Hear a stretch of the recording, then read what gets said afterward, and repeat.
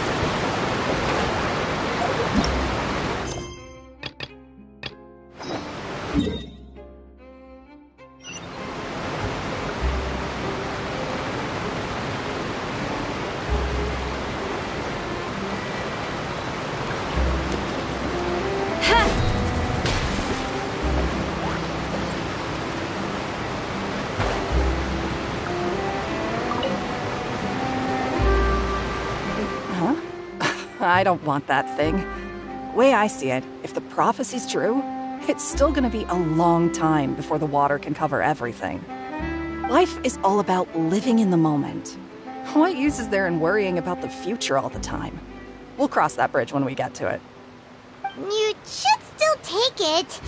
You never know when it'll come in handy. Oh, all right, fine. Thanks.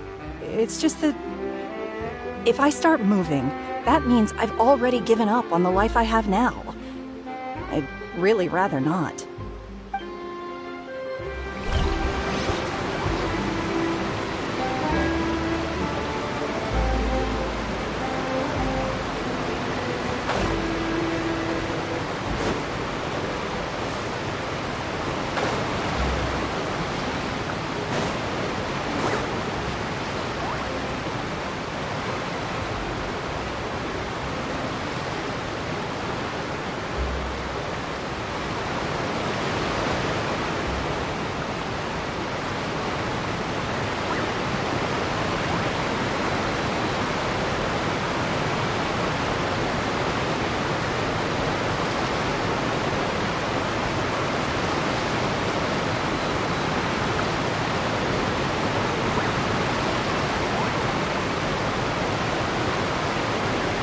You want to learn some Favonia's blade work?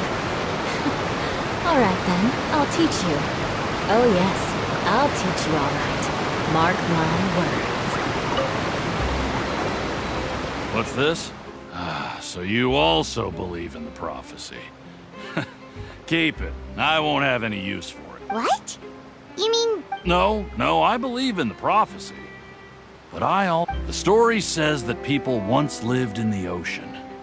They were one with the ocean and couldn't live apart from it. As time wore on, people desired to live on land and developed blood vessels, encapsulating the sea within their bodies.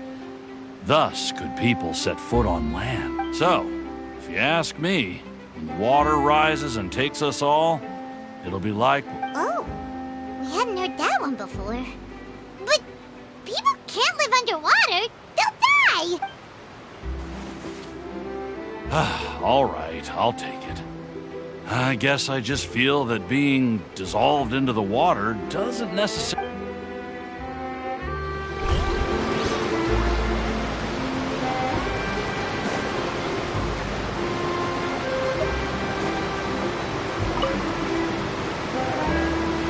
So you're the blonde traveler that everyone's been talking about.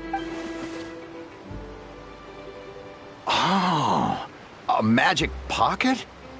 Seems you really thought of everything. I guess it's better... Thanks. Please, also thank the magician on my behalf when...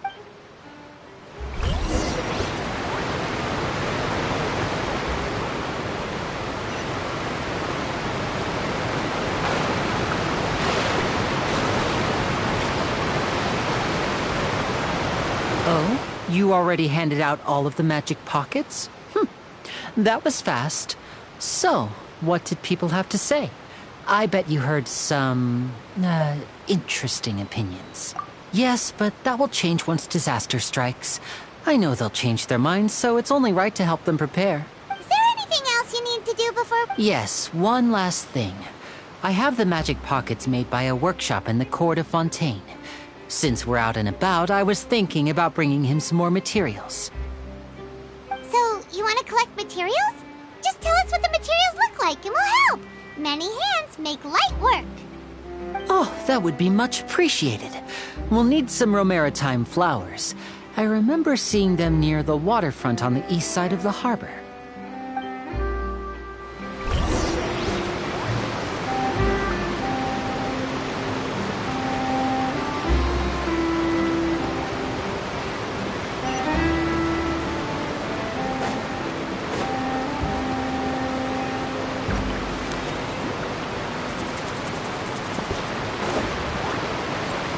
More speed. It seems we have to use Hydro to collect Romaritime flowers.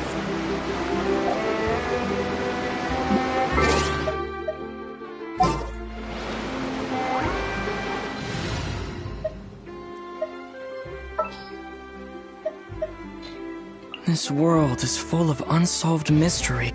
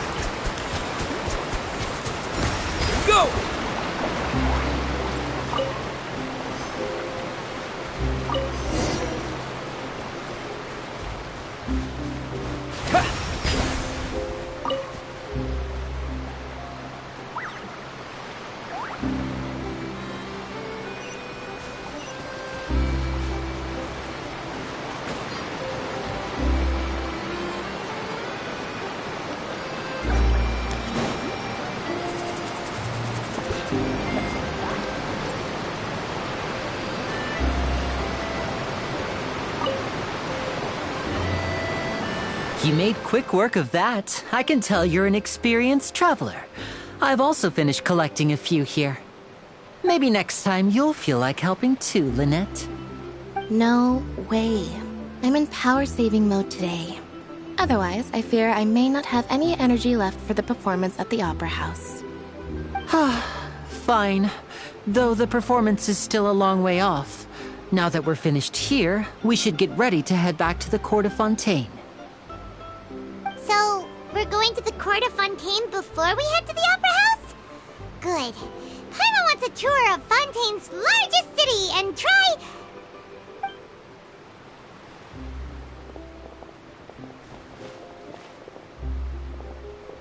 Wait, shh. Have you noticed that person over there? The young girl. Huh? What's wrong with her? Paimon didn't notice anything. She's obviously a thief. Magicians and thieves practice similar methods. We divert attention, and a distracted audience is one that won't discover what you're really doing. Watch her movements carefully.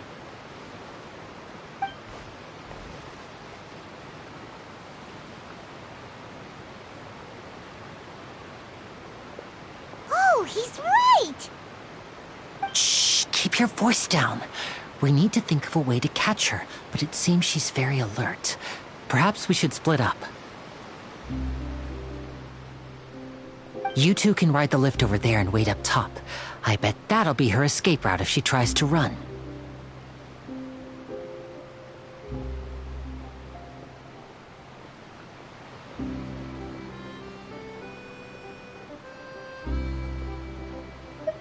All right, let's go.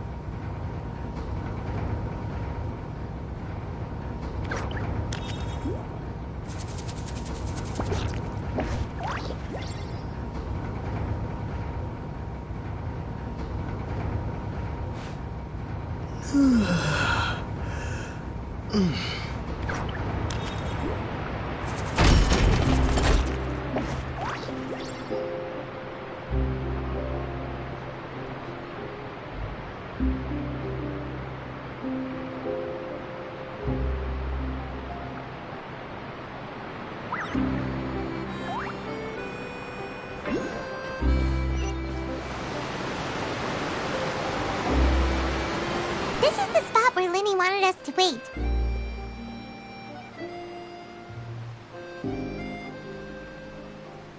Oh, look! Isn't that her?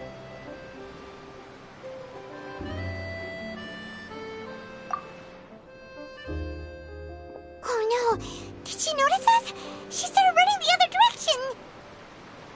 What should we do? Should we chase her?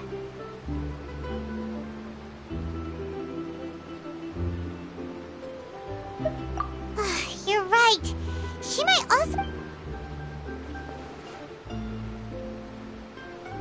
Nothing's happened for a while now. Paimon wonders if Linny caught the thief. Yeah.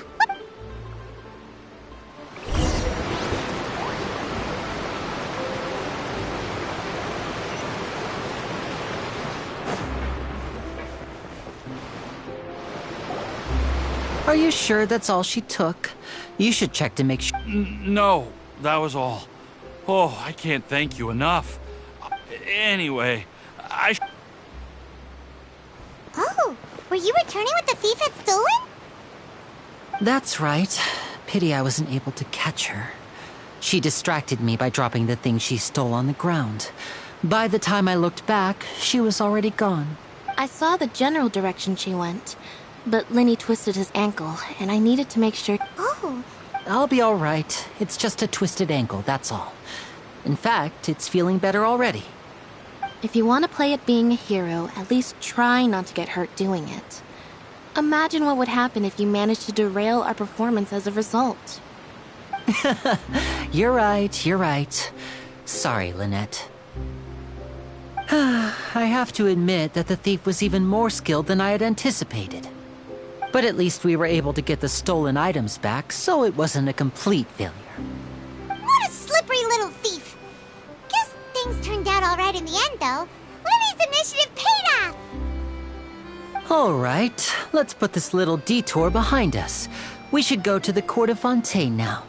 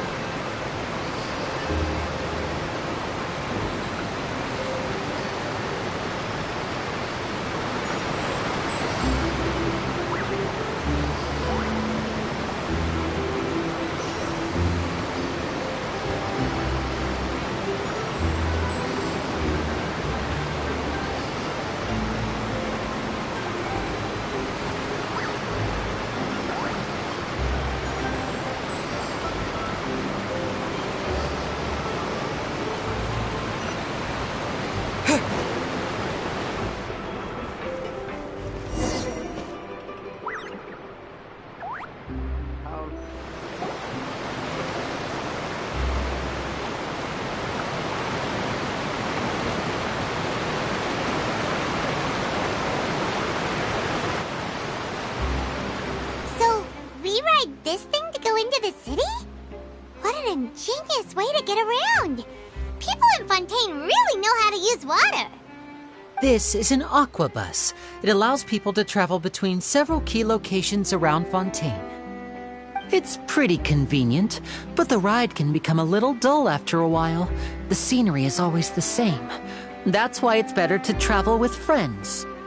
So you mean it's still boring even when I'm riding with you? No, that's not what I meant. It's just that, well, you don't really talk that much. Besides, it doesn't really feel like a real trip when it's just the two of us. It's the same as being at home. Whatever. Guess that's what it's like to be an older brother. It's about time for us to leave. Let's get on board.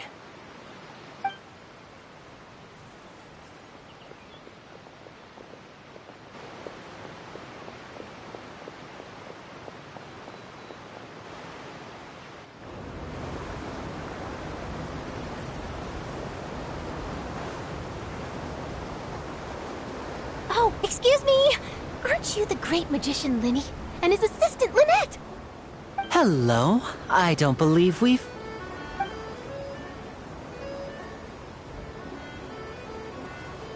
I'm Charlotte, a reporter for the Steambird. Nice to meet you. From the Steambird, huh? We've often relied on your paper to promote our performances. It's an honor to meet you. Wait, could that be the legendary traveler who's been making headline after headline in their journey across Tibet?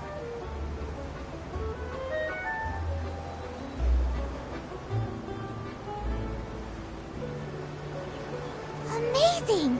You recognized everybody almost immediately! I wouldn't be much of a reporter if I didn't know who's who, would I? Wow, today must be my day! Who knew I would end up on the same boat as so many VIPs? Could my vision finally be showing me some favor? So, Charlotte, what do you usually report on? Well, when there isn't any breaking news, I mainly cover the trials at the Opera House. You can still manage to keep readers' attention as long as you tell things from a clever enough angle, even if it's the same old topics. For example, reporting on how a scammer once deceived vulnerable girls into relationships, or how a financial criminal was once so poor that they ate a single piece of bread for 5 days.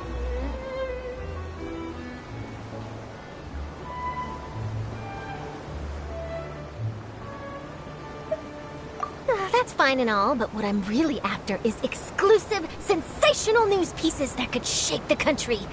These smaller stories are a waste of my talents. Oh, I just remembered. I've been following a case lately. Well, a series of cases, actually.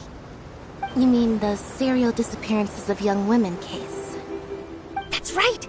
These stories are the talk of the town right now, and it's probably the most mysterious case we've ever seen. If I'm the first with a draft ready to publish when the case is finally cracked, and it's the headline story in the Steambird, Oh, when that happens, I bet all the other reporters will shed tears of envy. I've already gathered all kinds of materials. I just can't wait for the truth to be revealed.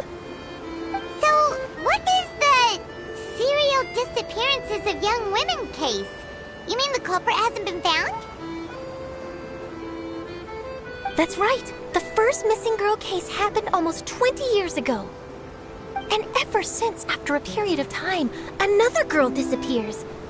What the cases have in common is that the girls are all of a similar age, and that they've all vanished without a trace. But the scariest part is that to this day, none of the girls have ever been found. Many suspects have been arrested over the years in connection with this case, but shortly after each arrest, another disappearance would always happen.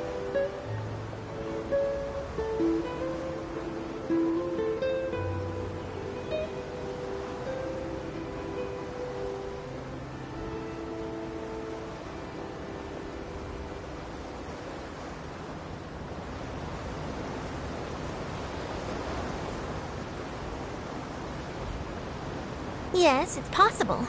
But either way, I believe that every case has some precise truth behind it, waiting to be exposed. Yes, I agree. And at the very least, the family of those missing girls deserves some sort of explanation. I just imagined for a second what I would do if Lynette were to suddenly disappear.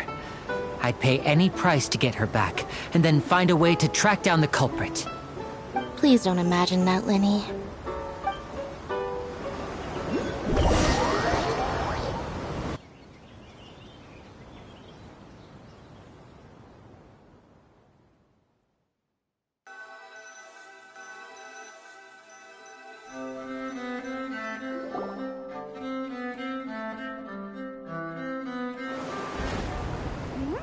Hey, we're almost there! Look!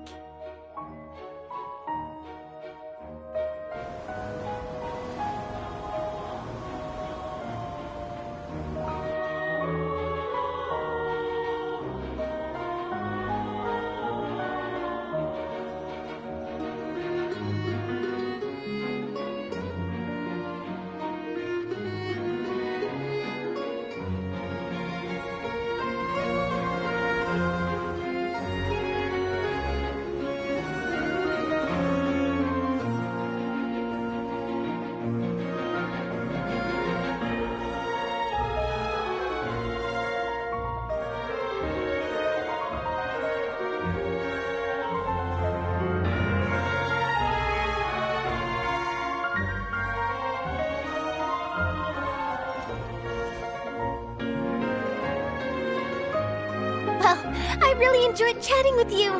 Life should be full of pleasant little surprises like this. Yeah, us as well. The ride went by too quickly. Ah, I have an interview to get to. I should get going before I'm late. Okay, Hyman hopes we can chat again soon, Charlotte. See ya! Bye now. Oh, be sure to stop by and see me at the Steambird when you have time. What a tough job. Always running around and interviewing everyone. Well, where should we go now? If you don't mind, how about we stop by my home first? Besides, I still have all the materials we collected. Sure, we wouldn't mind at all. This city is so huge, Paimon wouldn't know where to start anyway.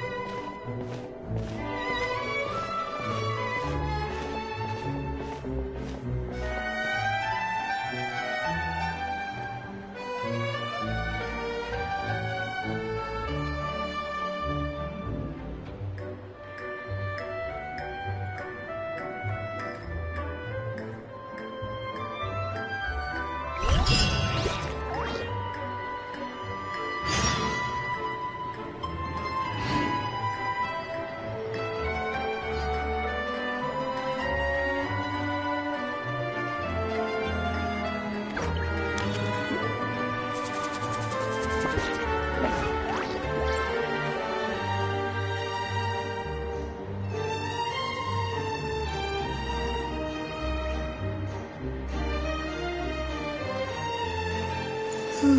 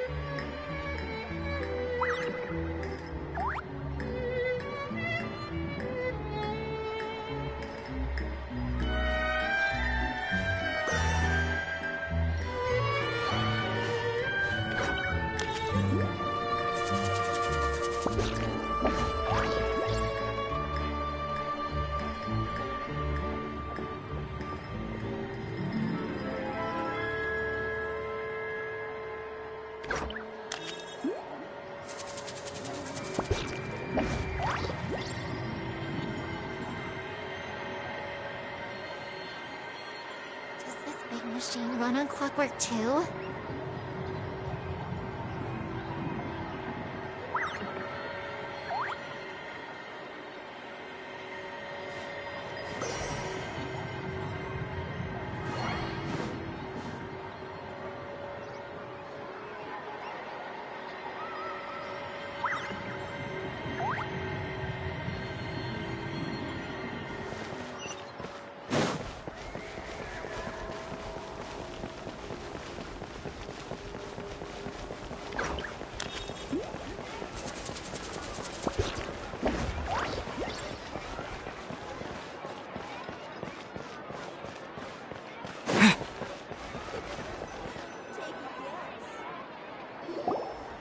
This is our current abode.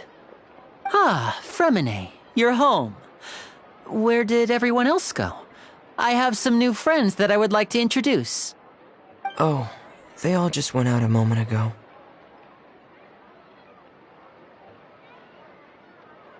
I see. Everyone is getting busier now that Father will be returning soon. I suppose that can't be helped. Allow me to introduce you to my little brother, Fremine. He is a phenomenal diver. Hello. Nice to meet you! Paimon is Paimon, and this is the Traveler! Oh, you sound very proud to have a diver as a brother, Linny.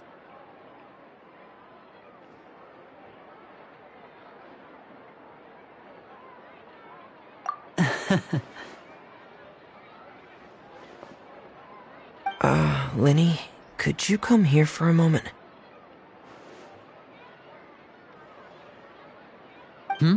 What is it, Fremine? Do you have something to tell me?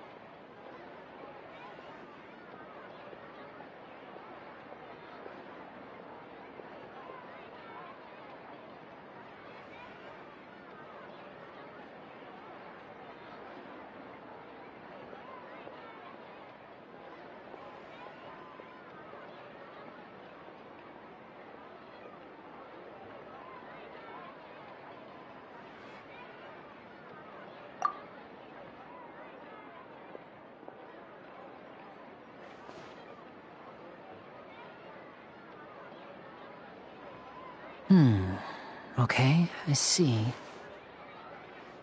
Is everything all right? Oh, it's nothing. We were just discussing a little housework. Sorry for the interruption. Oh, before I forget, the Traveler and I collected more materials to make magic pockets. Were you able to get any, Fremine? Yes, I went diving and gathered lots of materials. I was about to give them to you. That's our Fremine, always quick with the underwater work. All right, I'll take these to the workshop.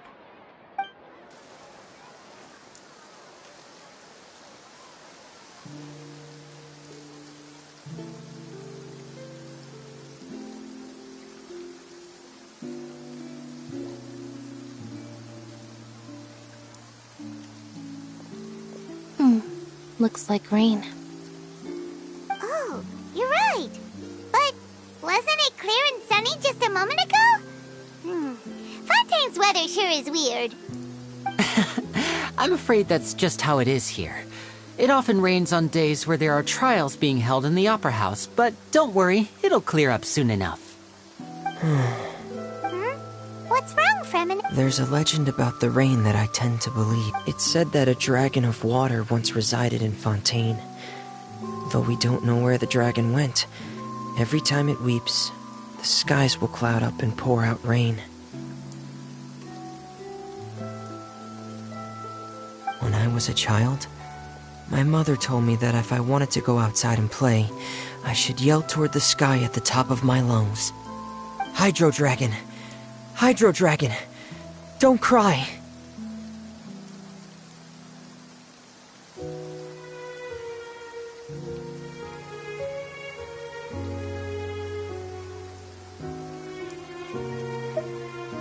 If it's an elemental dragon, then having the power to make it rain wouldn't be very unusual. Let Paimon try something. Hydro Dragon! Hydro Dragon! Don't cry!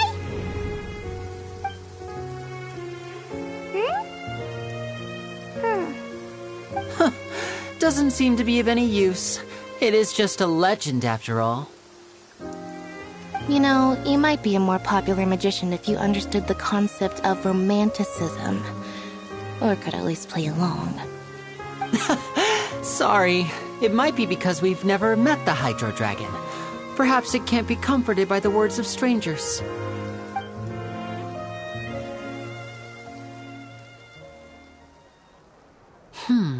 It rained for longer than I suspected. Oh, it's already getting late. Was there something you needed to do, Linny? Yeah, some preparations for the show at the Opera House. I need to find a way to catch the last aqua bus of the day. On the day of the performance, just ride the aqua bus to the island of Araneus. I'll have Lynette meet you at the fountain in front of the Opera House. Oh, are you leaving now? What is it, Fremine? I'm in a hurry. Oh, I get it. You feel nervous delivering the materials for the magic pockets, is that it? Perhaps we could trouble the Traveler to help us take these materials to the Beaumont workshop and deliver them to the owner there? I'm afraid that Fremine can be quite introverted, and the boss there tends to be pretty talkative. Fremine has always been a little afraid of her. No trouble at all! Don't worry, we're on the case! Sorry for the inconvenience. I'm quite useless when it comes to such tasks. I'll think of a way to make it up to you. Oh, no need! This will be a walk in the park for us!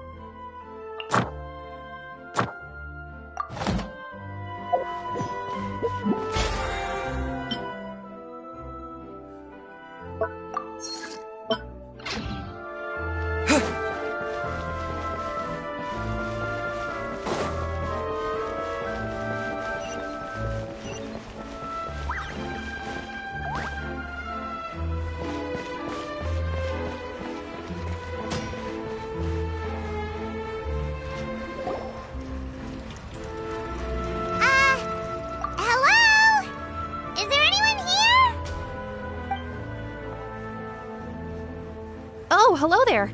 New customers? Looking to buy, or do you need something made? Or perhaps you're just looking for a chat with me. Oh no, we're just here to deliver some materials. Here they are. They're for making... what were they called again? Ah, these must be for magic pockets. I could tell right away. I've already made several orders worth now. No need. They've already prepaid several batches worth. When they told me what they'd be using them for, I even offered them a discount. But they insisted on paying the full amount, saying that I had a business to run. It seems both their hearts and their pockets are made of gold. Whoa. So, is Linny actually... I can't say for sure, but who knows? Maybe there's good money to be made being a magician in Fontaine. Hey! Is this machine what you use to make stuff here? It looks really advanced. Why use your hands when a machine can do the work? It would be a waste not to use the latest technology, and wasting is a kind of crime. But where does a big machine like that get its power from? Well, it's a little complicated, but basically, everything we usually use here in the city is powered by indemnitium. It's a type of energy that's produced from trials. Huh? How can trials produce that? Well, I'm not completely sure of all the details. When a trial is in session, the Oratrice Mécanique d'Analyse Cardinale harvests people's belief in justice and converts it into energy to be used all... So that's what its other function is? Paimon heard that the Oratrice was created by the art... But... Paimon still doesn't get it. How could something unreliable like people's beliefs be turned into a stable power source for these machines? Oh, yeah! So that means the Hydro Archon relies on the machine to take the energy created by belief and turn it into power for all of Fontaine, right? Even though I've never heard anyone really put it that way before, it sounds like it makes sense. Besides indemnitium, we have another type of energy called mumusia. It isn't produced by the power of the Archon, but it is unstable by nature. Even now, it still cannot be widely used by civilians. I thought I'd find you hard at work, but here you are chatting the day away. Since you're already talking, I'm You again? Didn't I already promise you that I'd have the more I owe to Confrérie of Cabriere by next month? Why are... Yeah, but how do we know that you won't go running off by the end of this month? I want 50... Huh? Seems business isn't so great for the workshop. We've already finished... Hey, hold on! Before you go around trying to collect payments, why don't you settle your own debt? If Confrérie of Cabriere wants to poach clients from Northland Bank, that's fine. But I'm afraid you still owe the bank a hefty sum of mora. So why don't we work things out between us first, before you get back to your little... You're from Northland Bank. But we said we'll... Traveler, Paimon! I didn't think I'd run into you here in Fontaine. What are the chances? We're surprised to see you too! What are you doing here in Fontaine? You didn't want to stay in Snezhnaya? Long story short, I've already been in Fontaine for some time now, and honestly, things have been pretty boring. But it seems that fate brought our paths together today. Not only will I have some good friends here now, but ones who always seem to find trouble. Either way you look at it, it seems things are going to get a lot more interesting now. Pretty sure we'd want to avoid anything that you'd find interesting. Besides, our trip here has gone pretty well so far. Right, Traveler? Hey, you, Northland Bank boy. Don't interrupt. It's not often I run into the Traveler like this. Why don't you wait for me over... You kidding? Aren't you the one looking for us? You really expect us to sit and twiddle our Listen to me, boy. If you want your... Hey, I just said not to interrupt. Oh, by the way, Traveler. Hey! That's way over the line! All right! Can you at least let me finish one sentence? Fine. Though the bank told me not, you're the ones who started it. This is an act of self-defense. You two will have to be my witnesses, okay? I'm sure this won't take long.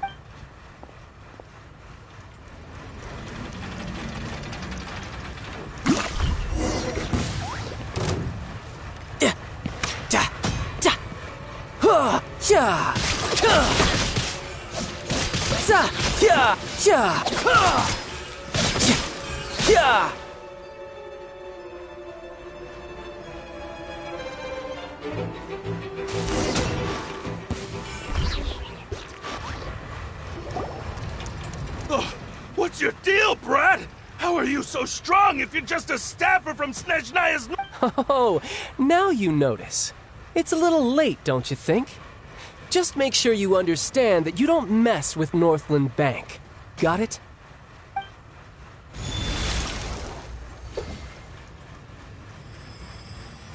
Huh? Now's my chance!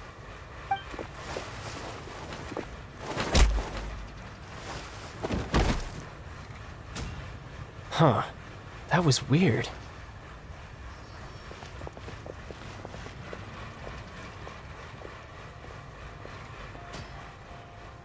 I'm not sure. It's as if I suddenly lost control of my hydro powers when I needed them. Maybe there's something wrong with my vision? Strange. How could that happen? First time Paimon's ever heard of someone losing control of their vision. Never mind. It doesn't matter. If I want to stay sharp, I shouldn't be relying too much on my vision anyway. Besides, I always have my delusion in case I need it. So what are you doing in Fontaine, child? And don't say it's work for Northland Bank. Well, I guess it's because I've been in a bad mood lately. Huh? What kind of reason is that? Wait, since when do you feel down about anything? I don't know. Maybe I still have a lot to learn about myself. But recently, there seems to be some sort of restless power stirring inside of me. And I don't know why, but every now and then I feel like I'm in a terrible mood. Maybe you losing control of your vision just now is connected with that power you're feeling inside. That is a possibility. I can't remember if I ever mentioned it before, but when I was 14, I fell into some unknown abyss. It was during that time I learned nearly all of my abilities. The one who took me under her wing and taught me was named Skirk. She was always quiet and very mysterious. Nobody knew where she came from or what she had been through, and she was always very strict when teaching me combat techniques. One time, I asked her why she was willing to take me on as an apprentice. From what I could make of her answer, it was because I had awakened it, and traces of it remained on me. She said that all my combat training would be useful in the future. But what is it? What did you awaken? She never explained that, but my guess is that it's related to a dream I saw when I had just fallen into that abyss. In my dream, I was in the deepest depths of the sea, and the boundless seabed was all around me. But in front of me appeared a whale that was so massive, I felt like I couldn't breathe. A whale? Oh, that sounds familiar! When we fought against you before, you summoned a huge whale that seemed to leap at us. Is that the one? That's just an abstract form of a whale that I create using my elemental powers. It takes that shape because the scene I dreamt of the whale has always been stuck in my mind. I'll never forget it. So you used the whale as inspiration for one of your moves? Huh. Seems a little twisted to Paimon.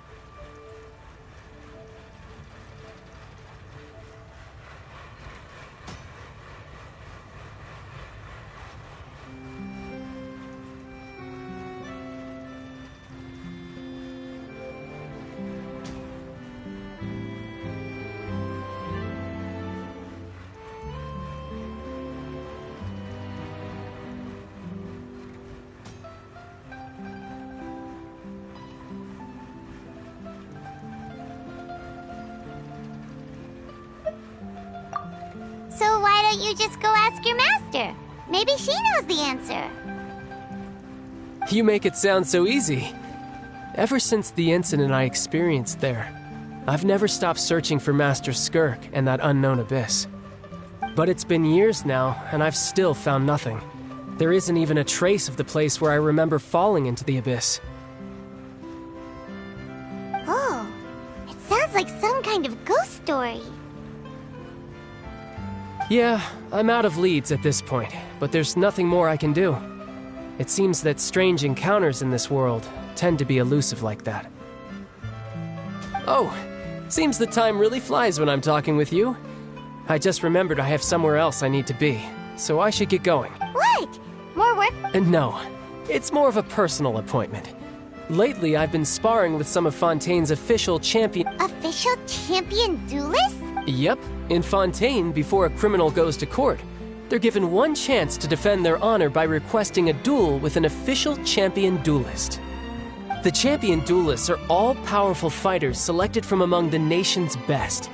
And the duel itself is a no-holds-barred fight with no specified stopping point. So engaging in such a duel is regarded as a symbol of defending your honor. If a criminal manages to win the duel, they'll be acquitted. But if they lose, they'll have no choice but to stand trial. And the worst-case scenario is that you're simply killed in the duel. Though it's rumored that Fontaine has a death penalty, from what I can tell, no one has ever been officially sentenced to death. So really, the only people who opt to duel are those who have suffered a grave injustice in being accused, or those who greatly value their honor. Otherwise, why gamble with your life?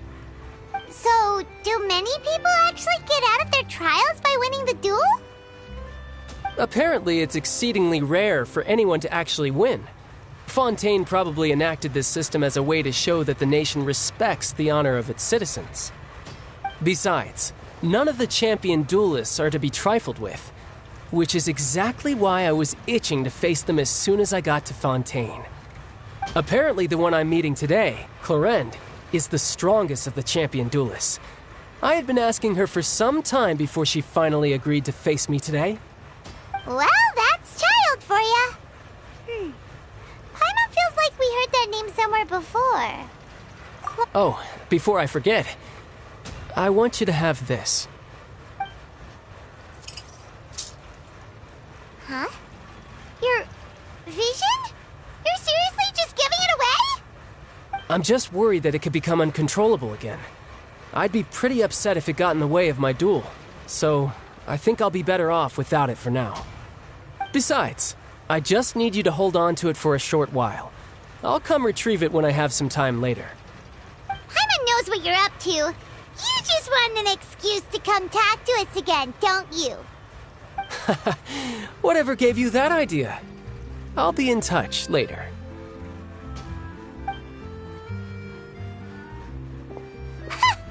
That sneaky guy.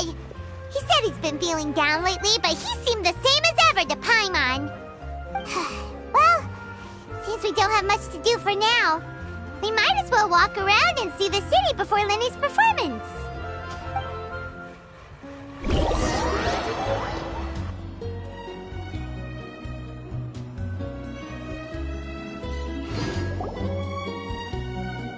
Wow! Who could have seen that coming? The reporter who was barely around for most of the story was the murderer all along!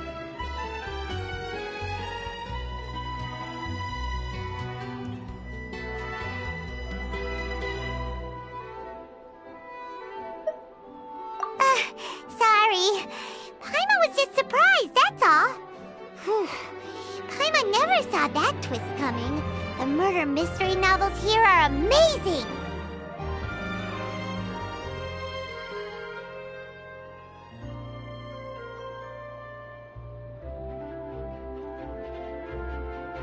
The whodunits here in Fontaine are a lot different than the light novels you see from Yai Publishing House. Both have their merits, but Paimon thinks this style of novels are more, well, novel. It's so exciting to reach the moment when the mystery is uncovered, especially in the one Paimon was just reading. You should buy a copy and read it too.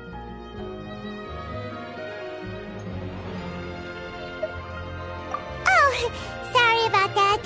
Paimon will be more careful next time. Hey. Shouldn't we be heading to the Opera House to see Linny's performance soon? It's almost time for the show to start, so we should get going. Linny said that the Opera House is on Aeneas, so let's go ride the Aquabus!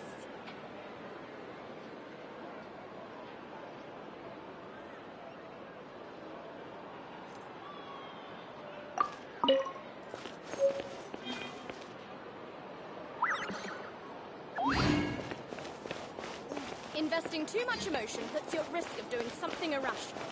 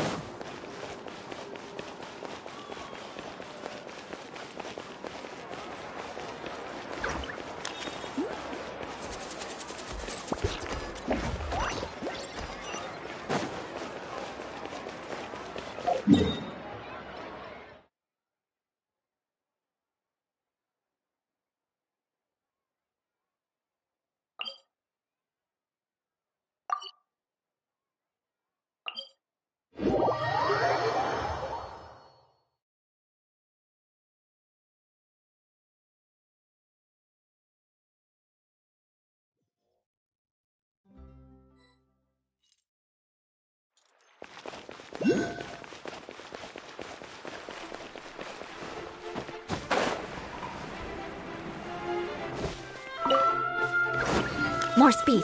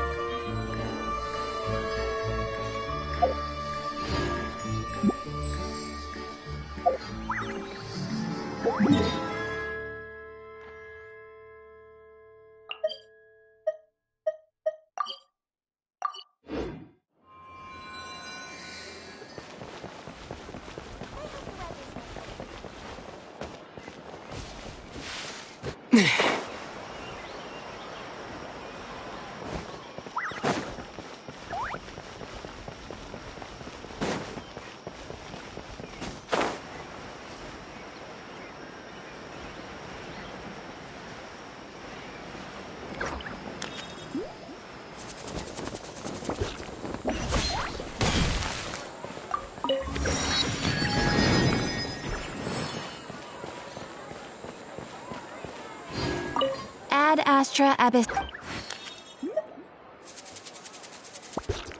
Thank you for completing. Ad Astra Abyssosk. Welcome to the Adventurers Guild.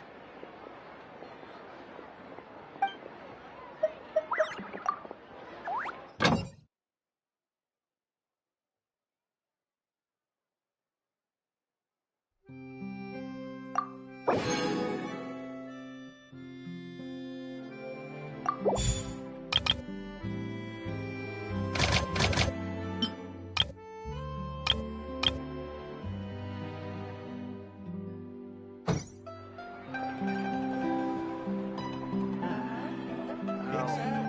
be an extra fee for that.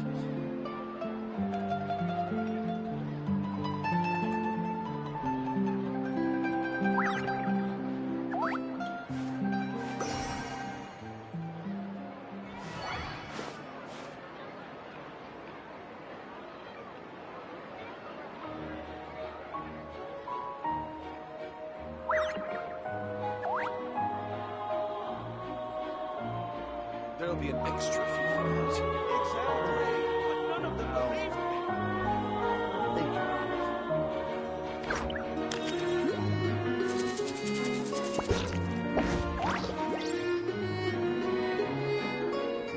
you. Rebooting.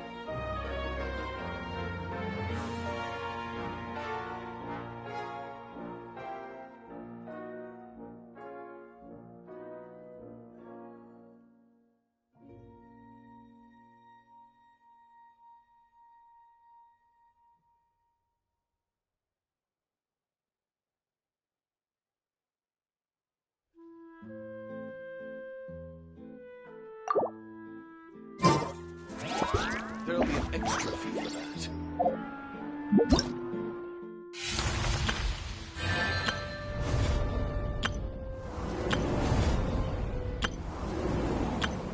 Whoa! I can join the team?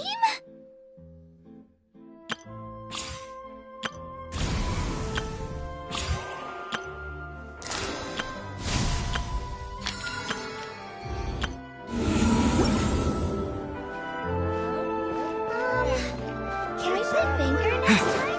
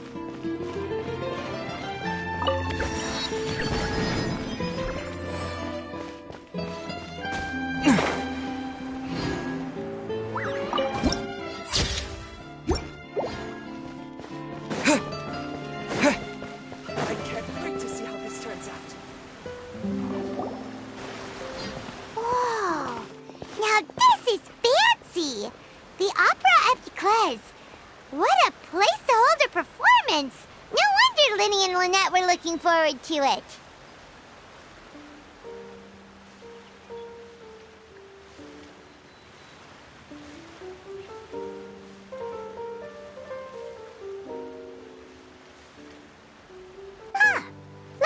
there's a lot of people standing around the fountain up ahead. Oh, Archon, please bless us with a bright and healthy child. We pray. I don't know why you always feel the need to ask so much. I'll be happy as long as our child is healthy and lives a peaceful life. I guess if they're our kid, then there's no doubt they'll turn out smart. Maybe this is one of the customs in Fontaine. There sure are a lot of couples here.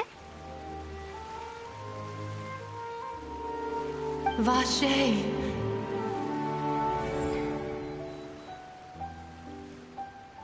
What's wrong? Vache. Vache.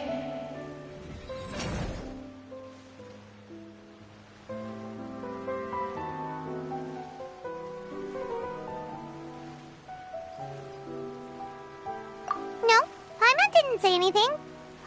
Are you hearing things?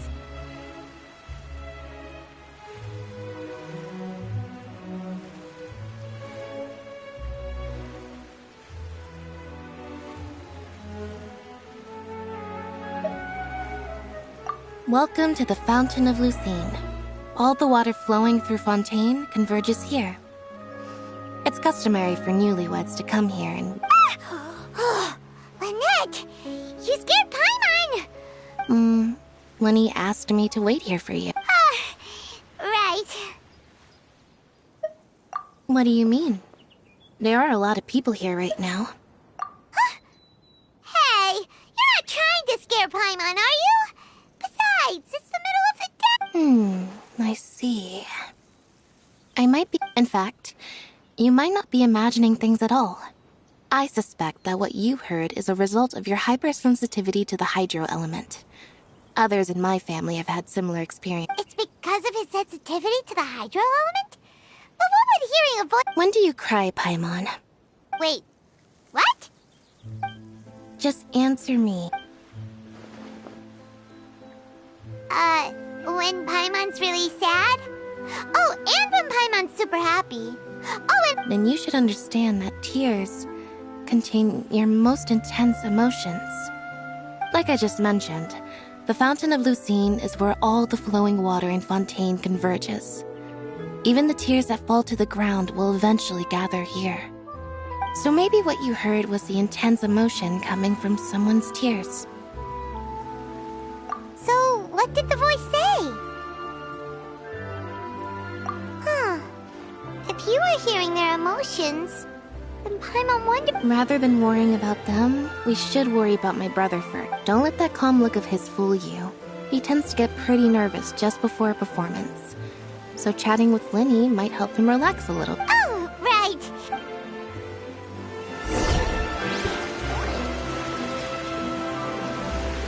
Where humans come from?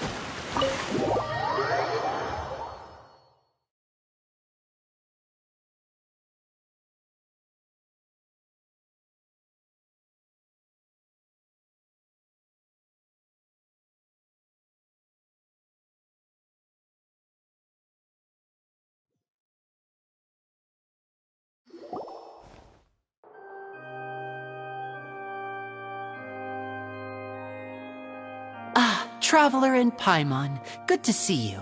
I knew you two would come. Are you kidding? We wouldn't miss it for the world! We've been looking forward to it!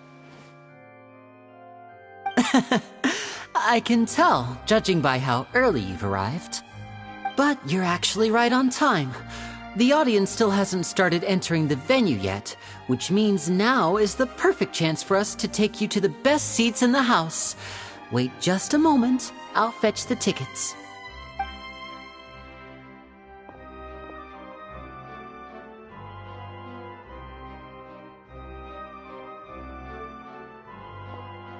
The Opera House has assigned seating, so you always have to make reservations. I've already reserved your seats, and here are your tickets. Ooh, front row seats! Thanks, Linny! Don't mention it. There's no need to keep thanking me. Hey, Linny! Could you come over here and take a look at this? Oh, I'll be right there. Seems there's an issue with the stage props over there. That's Cal, my assistant, calling me. I'll go lend him a hand.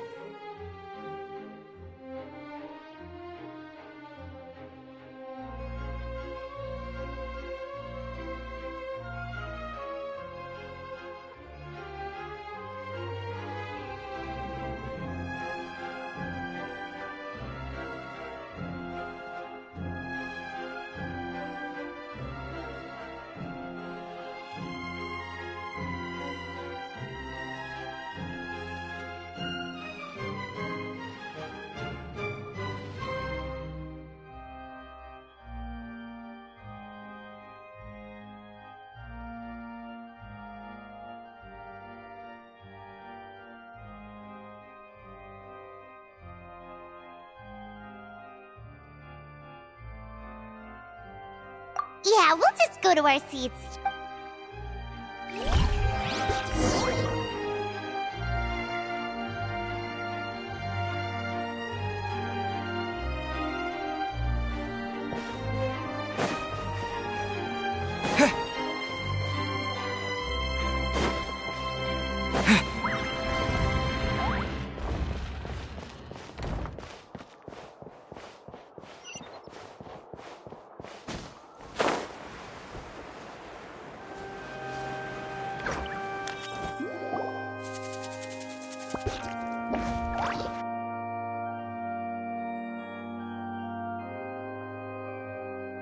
Oh, these should be our seats. Come on, let's sit down.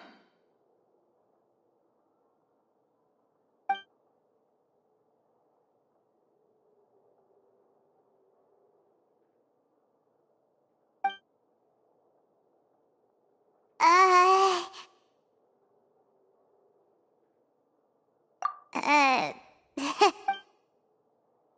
Hey, Traveler. Maybe we should strike up a conversation with the person next to us. Since we're sitting together and the rest of the place is practically empty still, it's kinda awkward if we don't say anything. Ah, you little... Of course you put this on Paimon. Excuse me, I did not realize you felt awkward. I am terribly sorry. I would be perfectly happy to chat with you if... So you heard all of that? Wait, that's not it. Paimon's... Sorry. Paimon's the one who was being Oh, Paimon's got it. You're also here early and sitting in the front. Are you a friend of Linny's too? A friend, you say? Well, if Mr. Linny would like to be my friend, I would be more than happy to reciprocate. Oh, so you're not friends with Linny then? Oh, this is getting more awkward by the second. Paimon nearly forgot to make her introduction. Nice to meet you. Paimon is Paimon, and this is the Traveler. We just arrived in Vaudain. It is an honor to meet you two. I have heard of your deeds across Tevat. And as required by proper etiquette, I will also introduce myself. I am... Oh, Monsieur Nervillet, what an honor it is to have you here to see my show. Ah, Mr. Linny. I should say it is in fact an honor for me to see your performance in person. Wait, Nervillet? Could he be... I saw you all chatting just now, but it seems you still don't know who allow me to introduce you to Fontaine's Chief Justice. That seat is always reserved for him. It wouldn't be too much to say that he's the symbol of justice and honesty. Ooh, sorry for being so rude just now. Paimon had no idea. No offense taken. Being Chief Justice is merely what I do for work. Nearly every person has their usual reserved seat, so I'm not so... And by the way, I should probably let you know, even though I would prefer... There's someone sitting up there in the VIP seats that has been striking a pose for quite... I believe she is trying to give you a most elegant and impressive first So I think you should take notice of her sooner rather than later. Otherwise she may become... flustered.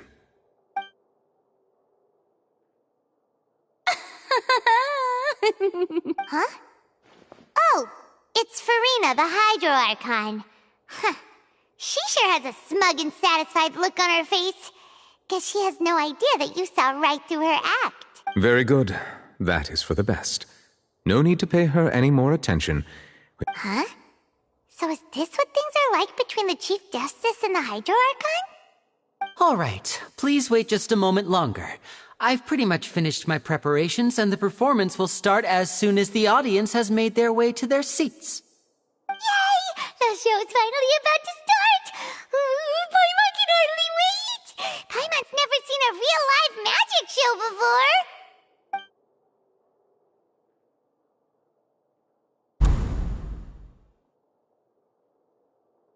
Ooh! They're dimming the lights! The show must be starting!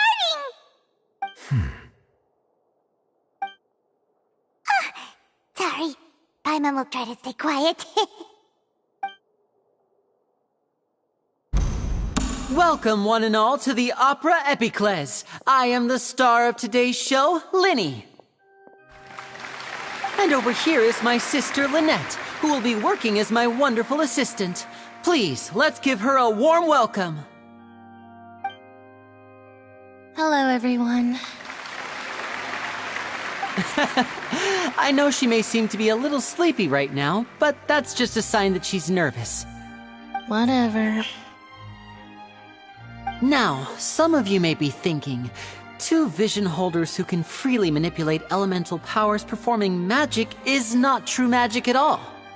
So, I would like to take a moment to assure you that elemental powers will have nothing to do with what you will witness on the stage today.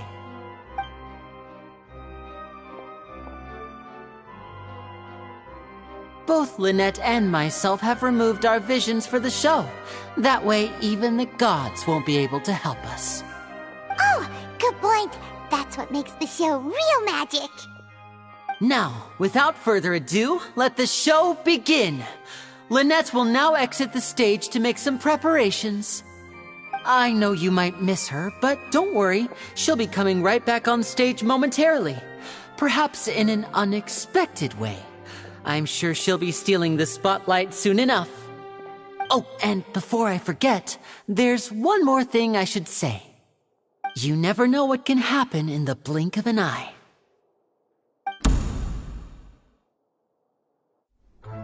A magician's greatest skill is making things disappear or appear. The possibilities are endless.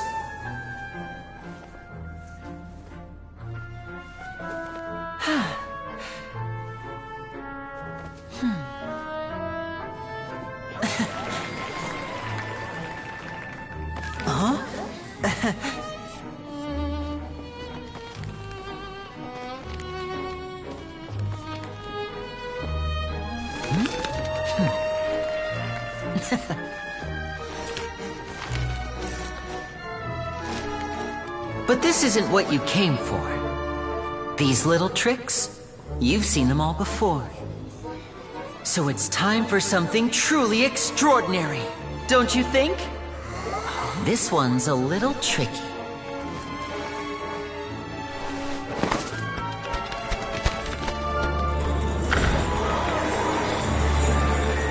Using this water tank, I shall make my sister vanish completely, right before your very eyes.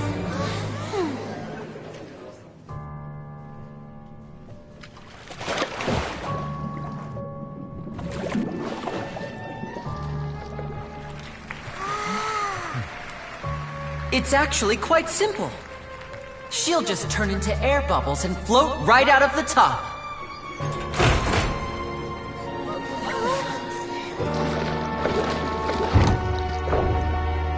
Oh no! I told them to check all the props carefully. With the lid on, even air can't escape. An amateur magician would be getting very nervous right around now. Luckily, it's me on stage, so let me show you what a true virtuoso can do.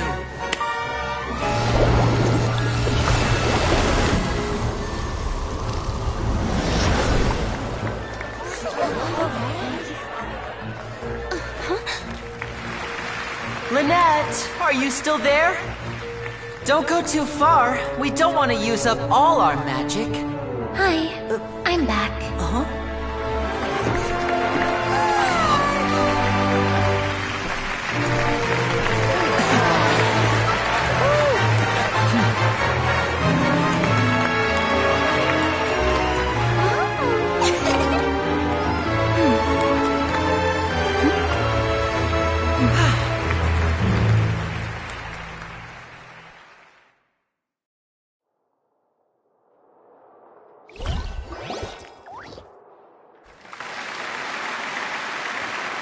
Whoa!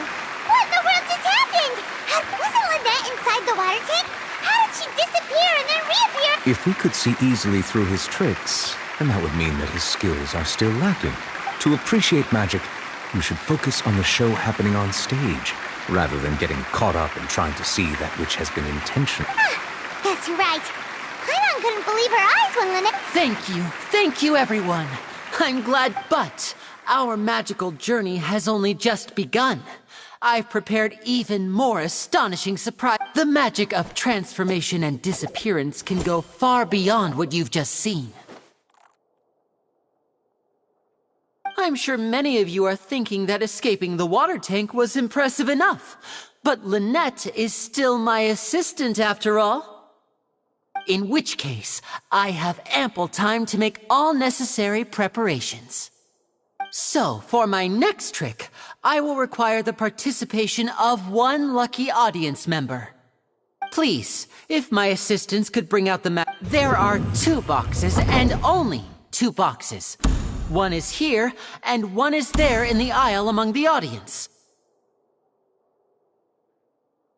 I'm sure many of our clever audience members have already guessed our lucky audience member and I will each enter a magic box. After 1 minute, we will each emerge from the opposite box. Now please, everyone pay very close attention to the box you see here. Don't give me any chance to make a move. Wow! How's he gonna do this? Hey, do you think this is all magic tricks, or does Lenny have actual superpowers?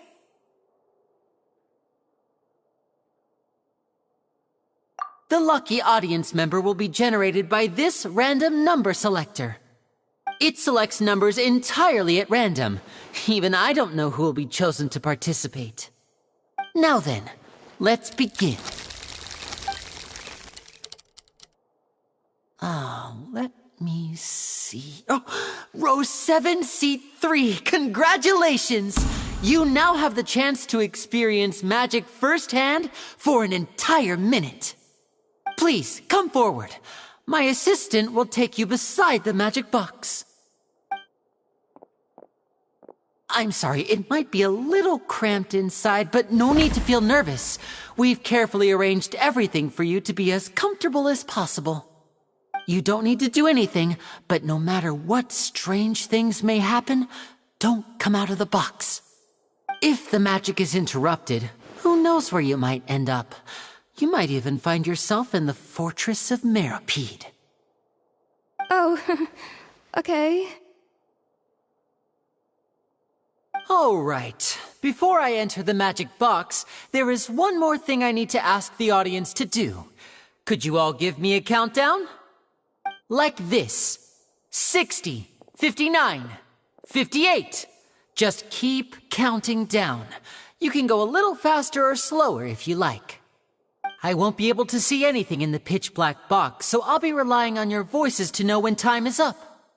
Oh, and no tricks now. If you quickly count from 60 in just 30 seconds, then I'll be in a tough spot. Ooh! Paimon kinda wants to count faster after hearing him say that! No, that won't do. I can see it in your eyes. You still can't be trusted.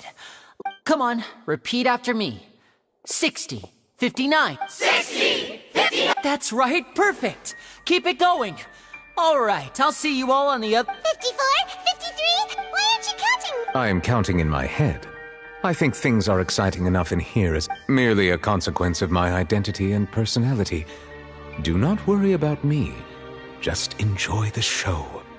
Oh, alright.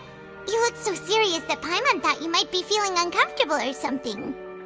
40! 39! 38! Mr. Linney, are you all right in there? Is everything ready? Yes, I'm fine. I'm just double-checking the direction of the magic. It would be a disaster if we get sent to the wrong places. For example, mid-air right above the audience. Even though he's saying that, Lenny doesn't seem nervous at all.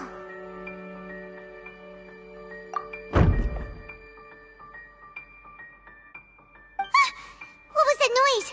Did you hear it too?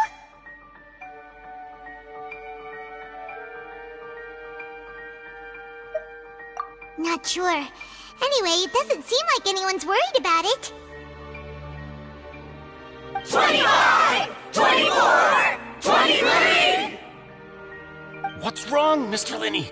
I can still hear you moving in there. I seem to have accidentally knocked over a decoration. I'm trying to fix it, but it's pitch black in here. I can't tell left from right. Never mind the decorations. There's no time for that. The show is what's important.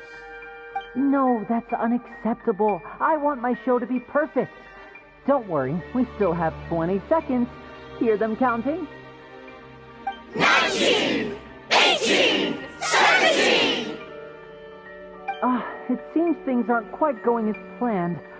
It feels like you're all starting to count faster, but that's all right. I know it can be tough. 10 seconds and change is still... 10! Almost there now. Whew. Swapping two people is harder work than you might think. Even a master magician like me can't guarantee I'll get it right the first time. Hey, wait! Is this the back one? I can't tell. They both look the same inside. Huh? No, that's not it. I'll try again. 7! Hey, slow down! Honestly! 5! 4! 3! Whoops! That doesn't count! 0!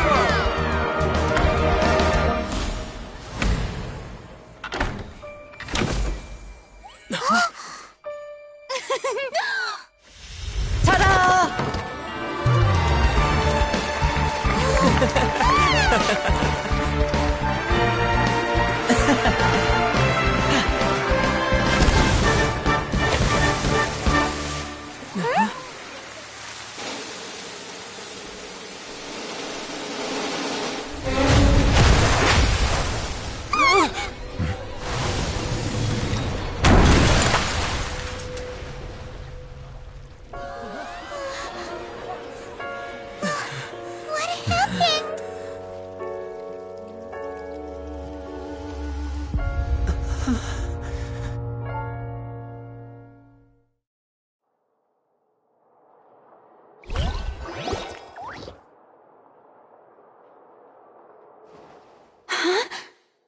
Is this part of the show? Mr. Linney, you're going to use magic to fix the stage now, right? What happened? Oh no. Maybe this isn't part of the show. The girl was still in that box, right? This performance is over. Medical staff with me. Guards, secure the scene and detain all the performers. Seal the exits. No one is allowed in or out at this time. Yes, that's right. If this was just an accident, then we must investigate the cause. But if this was all part of some scheme, then those accountable will not escape the judgment of the God of Justice! No need to be alarmed, you two. We'll get to the bottom of this soon enough.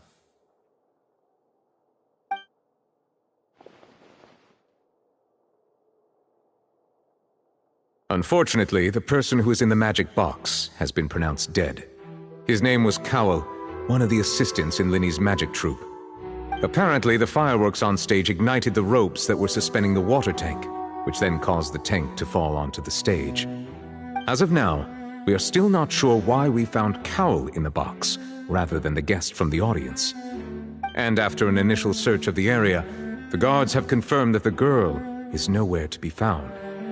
It appears that this incident was not merely some mishap with the performance. And there are many indications that it is connected with the case of the serial disappearances of young women. The serial disappearances case? That's the case that Charlotte mentioned before! I know the truth. I can see through the whole thing. Really, using such a shallow and obvious mystery as his finale, did he really underestimate us that badly? I say that our powerful magician, Mr. Linney, is now the prime suspect for the serial disappearances case. Huh? Why me? This whole thing was an accident. Oh, this all occurred during your magic show, did it not? The missing girl disappeared after being chosen, did she not? The deceased is one of your assistants, is he not? Now that I think about it, that whole speech about magicians making things disappear was nothing more than a provocation, a bald-faced challenge. That can't be right! How can Linny do this? He was in the box on the stage the entire time! We can even hear his voice! Besides, before the show, he told us that he would like to catch the criminal behind the disappearances! He couldn't possibly mean catching himself! Save discussion for a later time, please. Lady Farina, may I assume that your comments just now constitute an accusation against Mr. Linney and his associates, and that you are... I just think that I think it might be a little early to talk about formally pressing charges.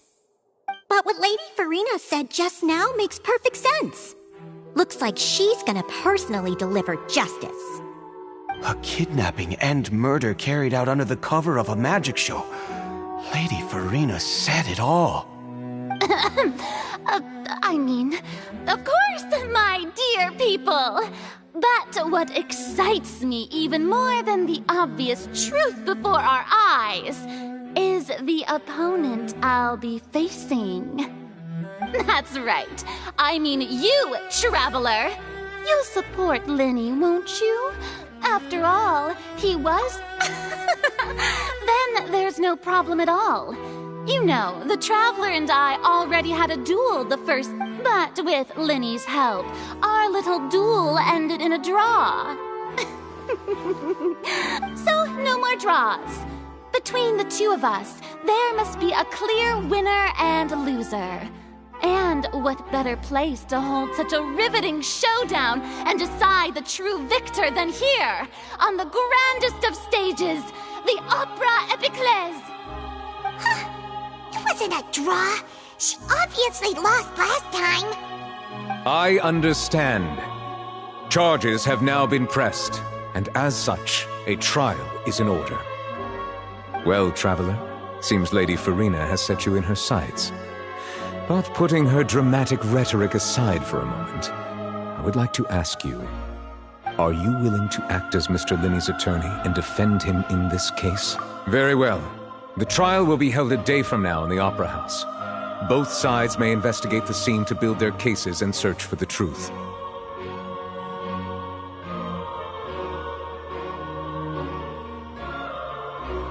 Linney and his troupe are all potential suspects and shall remain within the Opera House.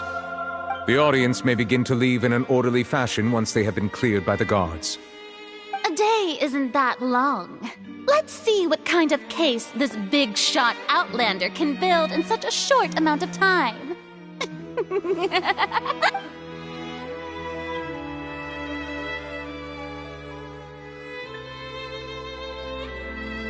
Lenny! Sorry about everything that happened just now. Of course!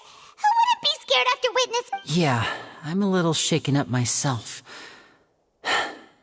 How could this happen? I know you already claimed that you would defend me, but now it's just us talking. Tell me, do you think I could possibly be the murderer? Good to hear. Thank you so much for trusting me. I'm sure everyone sees me as the biggest suspect at this point. But, if you ask me, the whole thing is mysteries layered upon mysteries, such that all that's left is confusion. I don't know whether what happened there on the stage was purely an accident or not. And I don't know why poor Cal was in the box. As for how that girl chosen from the audience could suddenly disappear, I'm afraid I don't have any answers either. If someone tampered with my performance, then we need to figure out what they did. Even a skilled and knowledgeable magician like myself couldn't pull all that off in just 1 minute. Which is precisely why we need to investigate! As this book says, the impossible could not have happened. Whatever happened must have been that which is possible. Paimon bought them when we were reading at the bookshop in the city earlier. Pretty cool, huh? Don't worry, Paimon used her own savings to buy them. It wasn't for... I think they look cute on you. You have good taste, Lynette! That's the right attitude. Feeling depressed isn't going to help me now. I need to get... But with the guards watching our every move, it's going to be especially difficult for Lynette and I to prove our... Good thing you agreed to be our attorneys. Yes, thank you so much. Yeah, just leave it to... since we're going to start investigating, Paimon has a question first. Ah, well... I'm afraid that would involve some of our... The secrets behind our magic are past saving, Linny. I suppose you're right. The truth behind our tricks is going to be important evidence that will be weighted during the 'Tis truly a pity. As a magician, our magic show is a work of art. We've poured... But if revealing our secrets will help you... We should go somewhere else if we're going to discuss our magic tricks. We'll go speak with the guards, and in the... Alright, let's go have a look while the investigation teams are still here.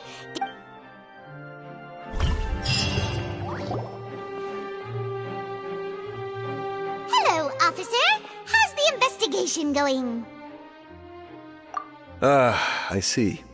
You must be the traveler that Lady Farina mentioned. Listen, I'll be perfectly honest with you. I'd avoid getting mixed. Huh? Come with me and you'll see. The deceased is one of Linny's assistants, named Cal. Even though he hadn't joined the troupe long, he was hardworking and everyone generally liked him.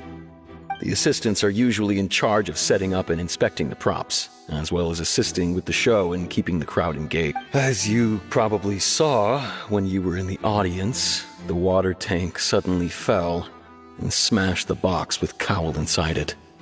This is the real mystery. We've already searched the scene and were unable to find any traces of the girl.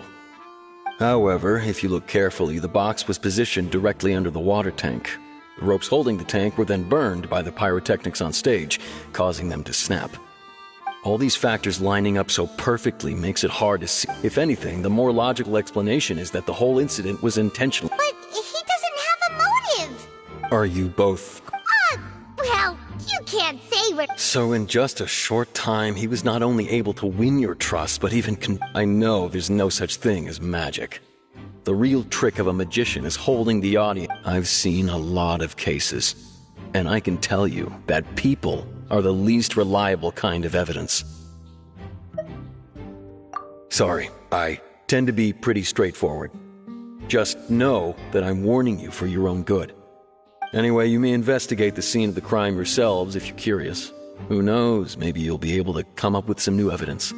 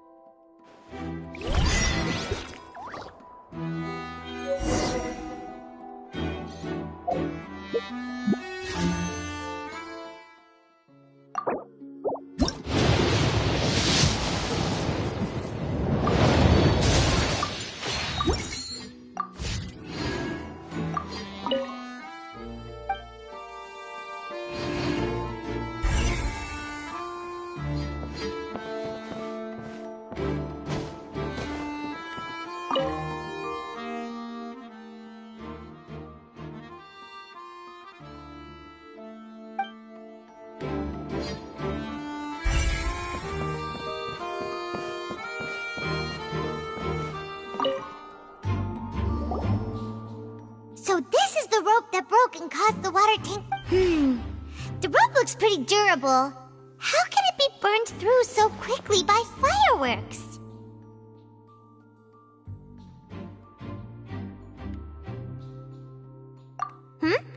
Why are you suddenly so serious, Traveler?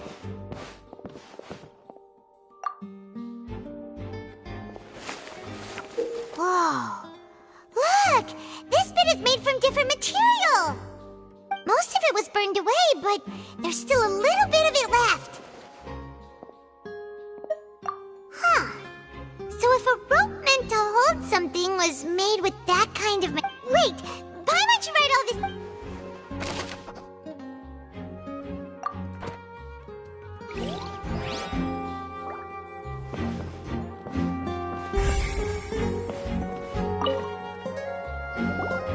Hello there. What are you investigating?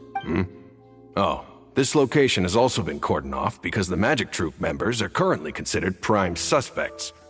The seats were all booked in advance, so we were able to deduce the missing woman's identity by checking the guest list. Sure, it's not like this is confidential information. We will publish it later anyway when we petition the public to help us find the missing person. Her name is Halsey. She's a painter from Fontaine who's made a bit of a name for herself. Apparently, she wasn't a regular at the Opera House, but she'd been feeling some pressure with her work lately, which made her decide to come see the magic show. The Magic Troupe members all claim not to know her. We have looked into her social connections. It seems that she has no personal grievances or conflicts of interest. Simply put, she wasn't related to the Magic Troupe at all, which matches the features of the previous serial disappearance. Were the victims of previous cases? That's how it seems to us, in any case. Apart from the fact that they were all young women of around the same age range, there really weren't any other connections between them. Okay then.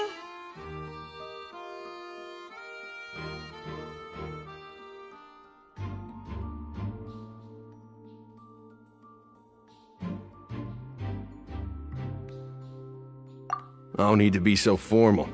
If you do happen to see the missing girl, please be sure to contact us. It is of utmost importance that we get to the bottom of these disappearances.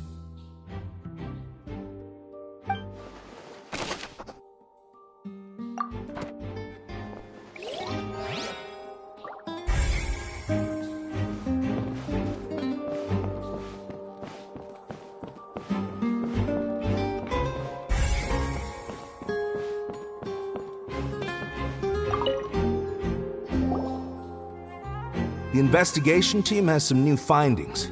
Turns out there's an issue with the random number selector after all. See, I told you. What if the machine picked some big guy's seat? You think the murderer would have still made his move then? Sorry to interrupt, but we're helping Linny and Lynette with their side of the investigation. What were you saying about the number selector? There's something wrong with it? You're trying to help them? That'll be a tall order. Linny used the machine to pick a random member of the audience during his performance, right? The lucky girl that later disappeared. Well, we thought there might be a serious problem with the machine, so we had it taken away for further inspection.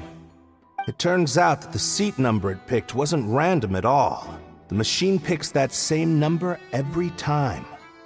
I'm sure you already know that you have to make a reservation in advance to get a seat, regardless of whether it's a trial or some performance.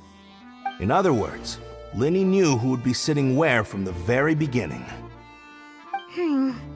That much checks out, Lenny reserved our seats for us too.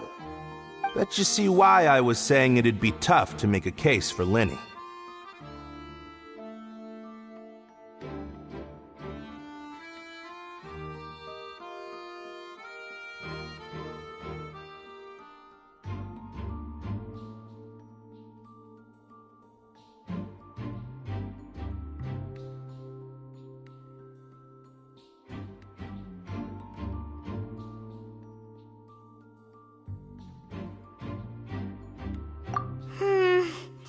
Even though it's bad for Lenny's case, Paimon had better write it down.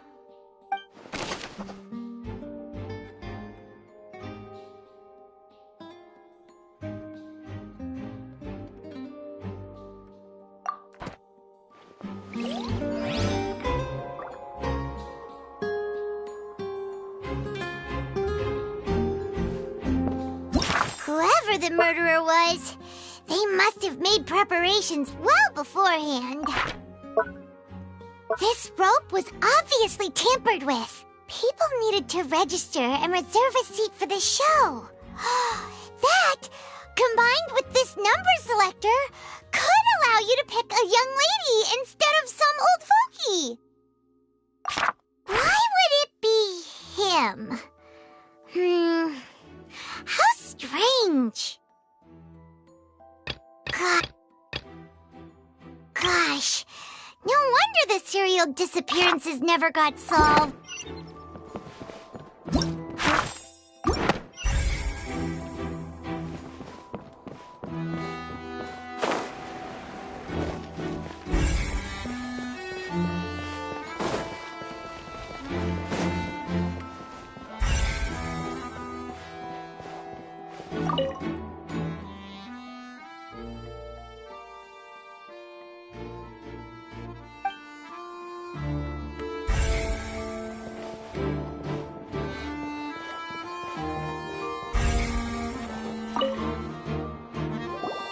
I see that you're investigating the area.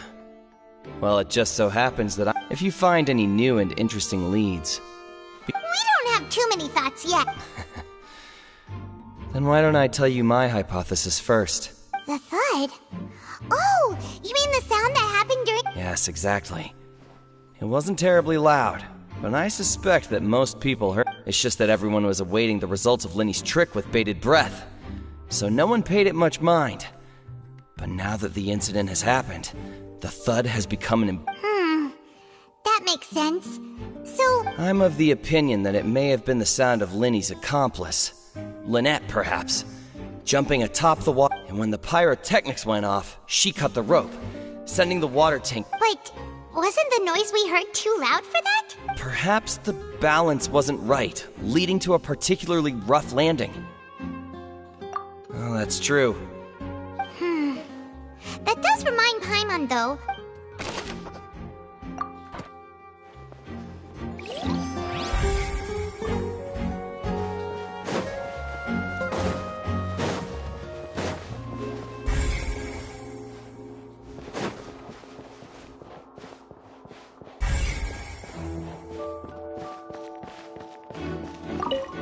Lenny's still talking to the guards. I think someone will be assigned to monitor. Lenny's still talking to the guard. I think someone will be...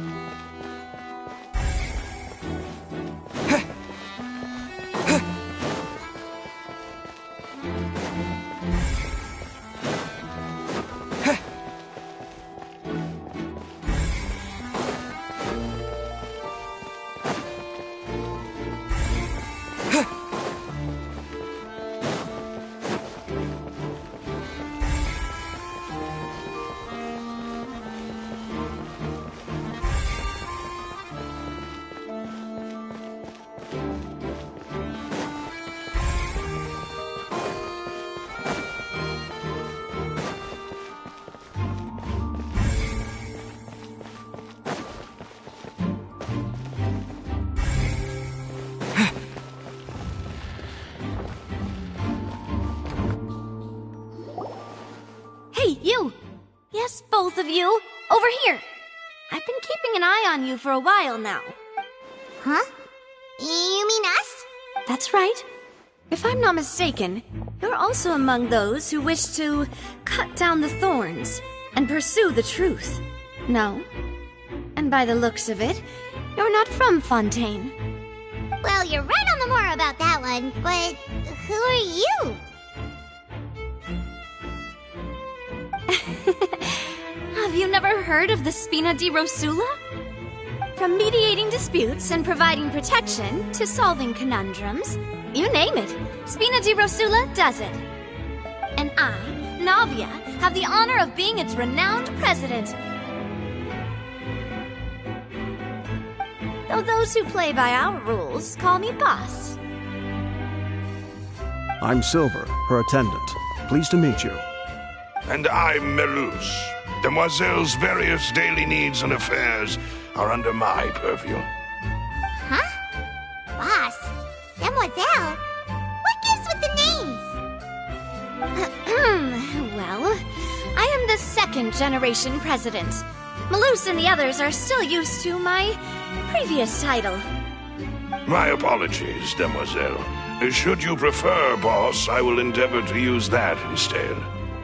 No, no need. You don't have to call me boss. Just Navia is fine. Okay, if you say so. Not that we're members of Spina di Rosula anyway. All merely trifling details. Never mind.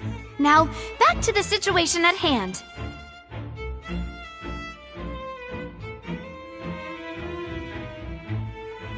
That's right. I've always kept an eye on the serial disappearance cases. My interest stems from a matter back from my father's time. Judging from the look of things, I find Linny an unlikely mastermind. Really? We think so too! That's why we're looking for clues now! But how did you come to that conclusion? Intuition, naturally. My unparalleled intuition.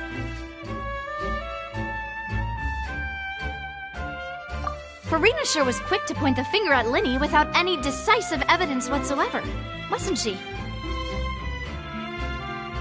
But that's not uncommon for her. If you remember, the Justice had to interrupt her and ask if she was pressing charges just to keep her from getting carried away.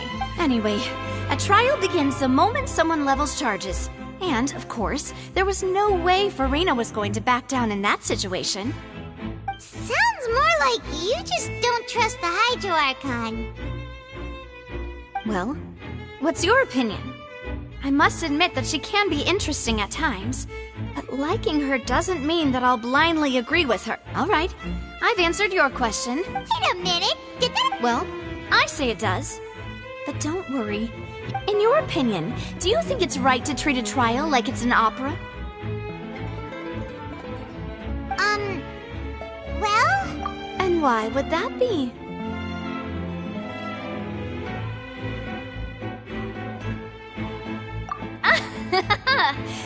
See, Silver and Malus? I told you they'd be different. Most astute of you, Demoiselle. I, too, think that the Traveler's response was most— No matter how wonderful the script or how fervent the audience's expectations may be, the trials that go on stage here must be— And if that can be done, boss, then— All right, that's quite enough, Malus. Anyway, now, I need to make some preparations, following which our joint investigation shall commence. Wait! Since when did we become as— Oh, well, I can be the assistant. Sure. Or your— That's more like it. Far be it from me to brag, but I believe that Demoiselle's intuition will be instrumental in uncovering the truth. You wish to save a friend from false accusations, and we wish to unravel the disappearances. In this sense, our goals are aligned. You have a point. Huh. You're quite the talker, aren't you, mister? And what about you over there? What do you think? You seem like you've got something on your mind. I have nothing to add. Oh, alrighty then. We'll be making some preparations first. Just be sure to let us know if they start revealing Linny's tricks. Thanks!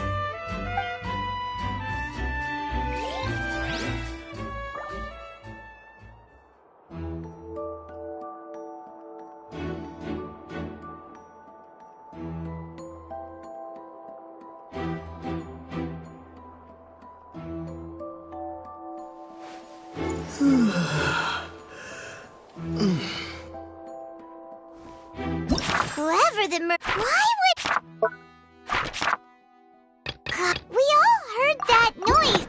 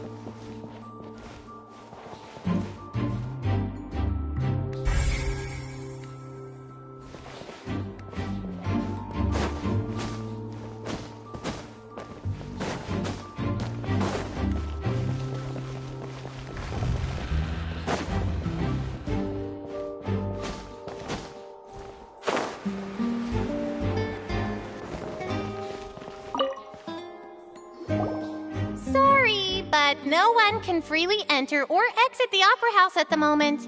If you wish to leave, you must register your identity. No, we're not leaving. We're representing Linny and Lynette as attorneys, so were you always guarding this entrance? Yes.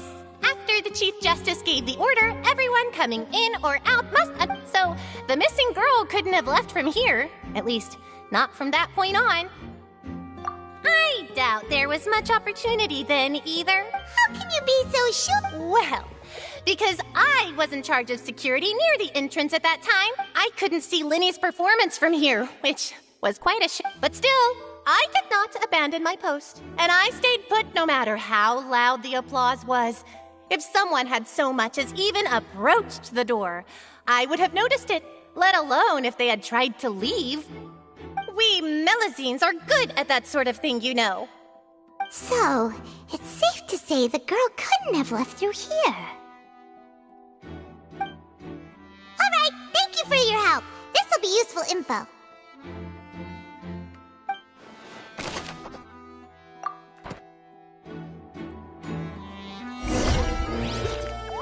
We've checked everything of note here at the performance venue. Paimon wonders how Linny's discussion with the guards is going. Let's go see, shall we? Ooh, things are getting interesting, huh? We're about to see how magic is made.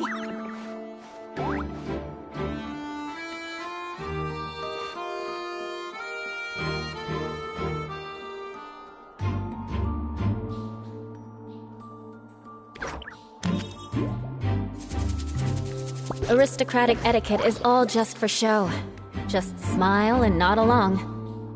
I was forced to learn all of the rules by heart, but even I don't take them that seriously.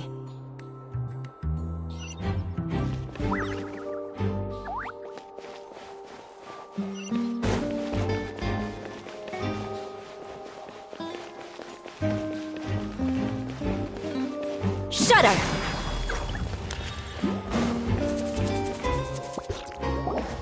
Understood.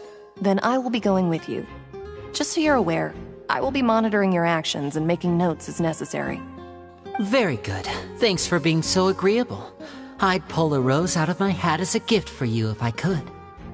You may spare the pleasantries. I'm just doing my job. You've arrived. Who's this? Me? I'm Spina di Rosula's guardian angel. If you've got a problem, I've got the firepower. Sorry, I got a little carried away there. Call me Navia. I'm a partner of theirs, and will be helping investigate this whole situation. And these are my companions. Would you mind if they join as well? Fine by me.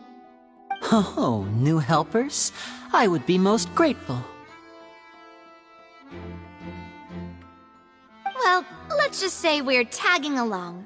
It's not every day you get to see the secrets behind magic performed on such a large scale. I appreciate your kind interest. Come with me. We'll be heading below stage. Huh? Below stage? Yes, a world of secrets is hidden beneath this magic box, prepared specifically for this switcheroo trick. But before I reveal everything, you should have a look first. Notice anything strange here?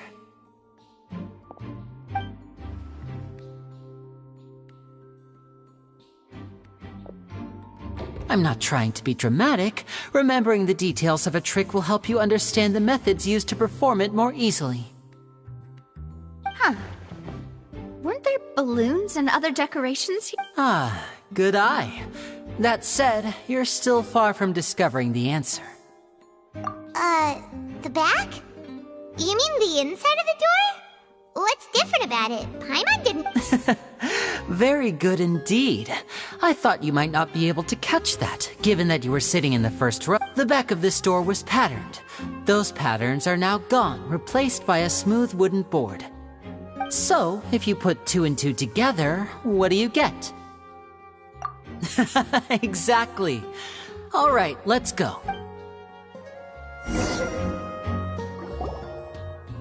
Oh, so there was a passageway under the magic box! I knew you'd figure out most of it as soon as you saw this. The 2 magic boxes are positioned right above the 2 entrances of the tunnel. See this flatbed trolley? The box with the lucky audience member in it would be shuttled over to the other side. This trolley can raise and lower and even rotate, ensuring that the box will face in the right direction. I see. So that's the purpose of the box. Precisely. The inner box would descend after the audience member was put inside and be moved along the trolley, all while the outer box would remain on stage as if nothing had ever changed. So that's how you did it! Once the box was lowered, the trolley would store some energy through this device here, with which it would complete the rest of the steps. The audience member would only be able to feel some slight movements in the dark, and by the time she walked out, she would already be back on stage.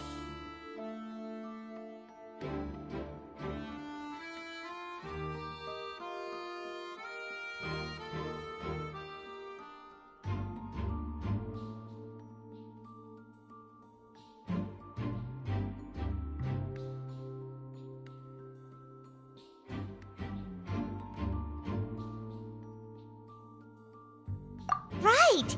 You were talking that whole time, and you even came out for a moment near the end! Ah, yes.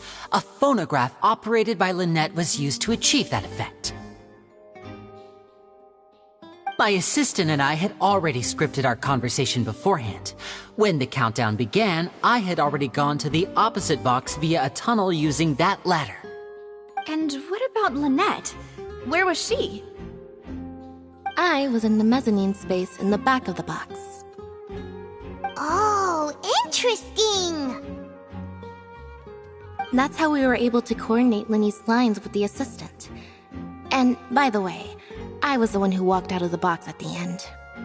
I mean, we are twins. All it takes is a change of clothes and no one can tell who's who. And that's my favorite part of this trick. Only Lynette and I can perform it. So that's how it all worked! Wow! Every detail you revealed was more amazing than the last! Lynette would briefly walk out of the box and then go back in, jumping into the tunnel and escaping before the box on the trolley could finish ascending. And then I walk out of the other box in the audience area, and the trick would be complete. But as you saw, Cal was in the box, not our audience member. She, on the other hand, mysteriously vanished. We really don't know how that happened. If not for that interlude, this would have been an astonishing trick. I probably never would have. And yet, to think that someone was able to use this magic trick. Could we have a look around? I think we can come up with some more leads. This is the scene of the crime. So Linny and Lynette are not permitted to stay here.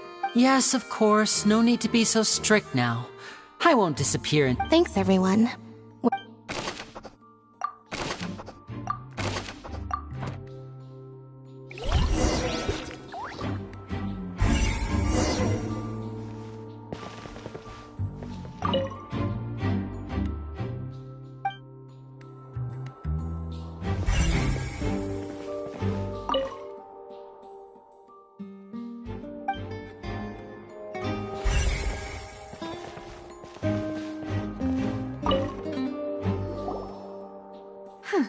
Looks like a hook tied to the end of a rope.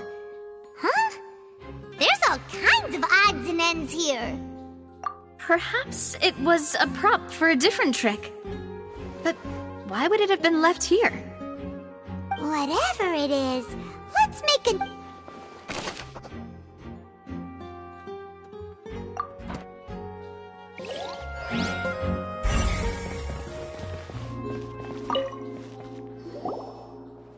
The floor is wet. Please be careful not to slip. Speaking of which, why would there be what? Oh! Paimon knows! It's one of those... And here's a broken vase! That can't be. The trolley moves along tracks from start to finish. It couldn't have hit the vase.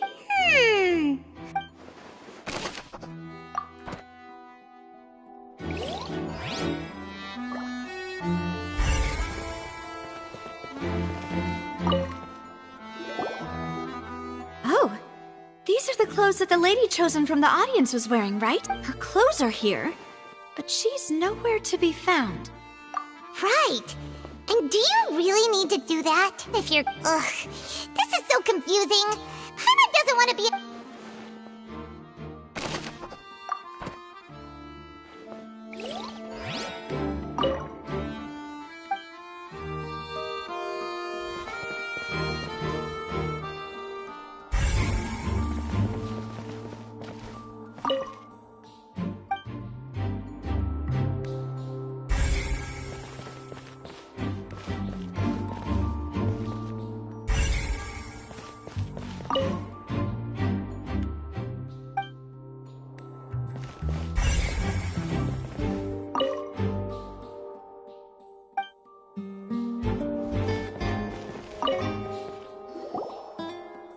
What is this place? It seems someone could fit through here. Huh. Could this have been the suspects? Alone, perhaps. But if they had to pull another person... But there are no other ways in or out of here.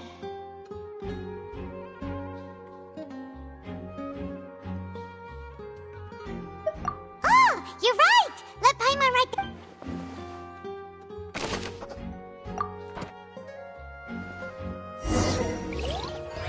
Seems we're just about done investigating down here. Yes, let's head back up.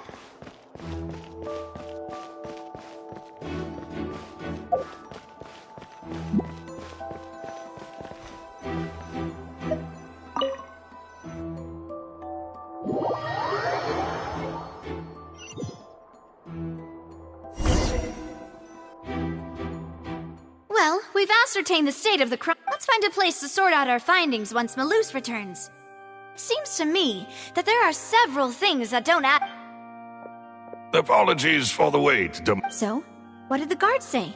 Did the criminal... They believe the odds of that are very low, since the vent leads to the opera. The guards have checked the area carefully. No one left through the basement during the performance or after the incident. So the tunnels become like a secret chamber then! You know, like the kind you usually see in The plot thickens. Halsey's disappearance? No wonder Farina was so confident in her accusation. All the In other words, the charges are very likely to be upheld unless... Charges and then trial. That's right. This is how a trial goes in the Opera House. During the proceedings, the Chief Justice and the Oratrice will hear statements from both sides.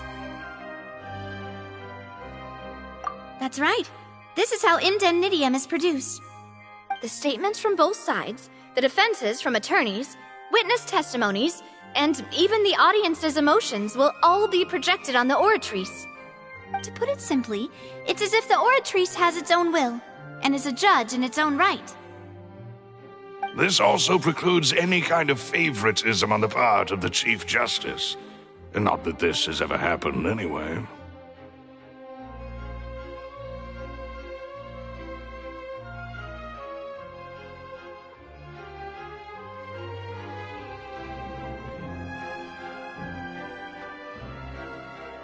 Once both sides have finished speaking, the Chief Justice will make his final decision.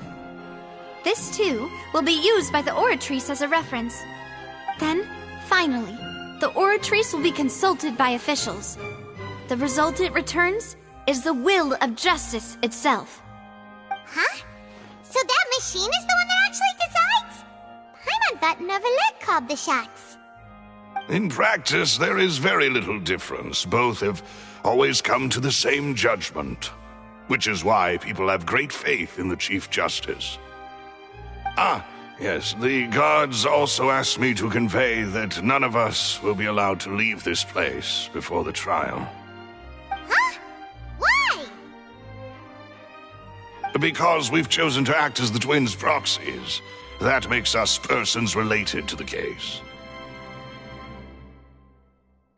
They're concerned that we might be colluding with outside parties, or that we might find outside help to disrupt the case. And even if that were not so, it could prove problematic if we happen to spread key information about the case ahead of time. I'm ready to break out at any time. Whoa! There's no need for that! Paimon thinks they have a point. That said, are they providing food?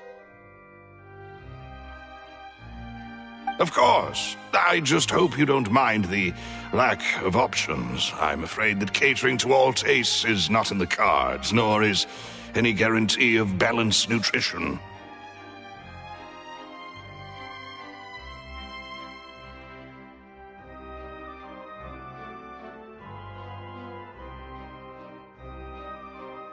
In that case, let's just sort out our findings together here. Pity.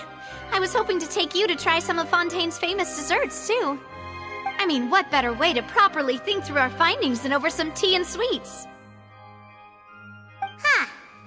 Breaking out suddenly doesn't seem like such a bad idea after all.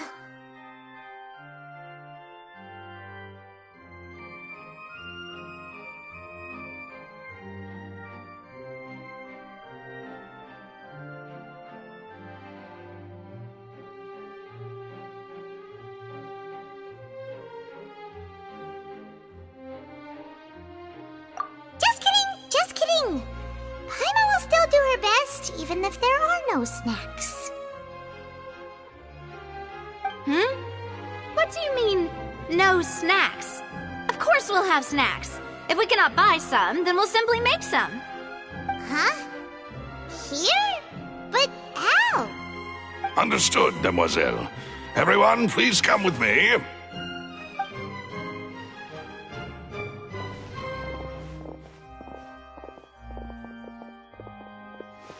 Wait, you're carrying a portable stove with you? Yes, I must be prepared to meet the Demoiselle's baking needs whenever the fancy strikes her. I have eggs, sugar, and almonds at the ready. Good work, you two. Then I'll get to it. Please sit tight for a moment. You'll get to taste my awesome snacks soon enough. These three are quite the interesting group.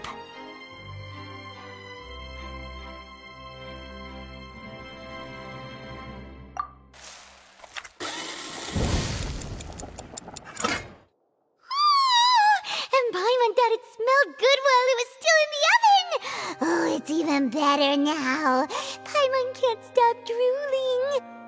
From the way you had these two guys carrying all that stuff around, Paimon thought you'd have them do more during the baking process. But you ended up doing the entire thing by yourself!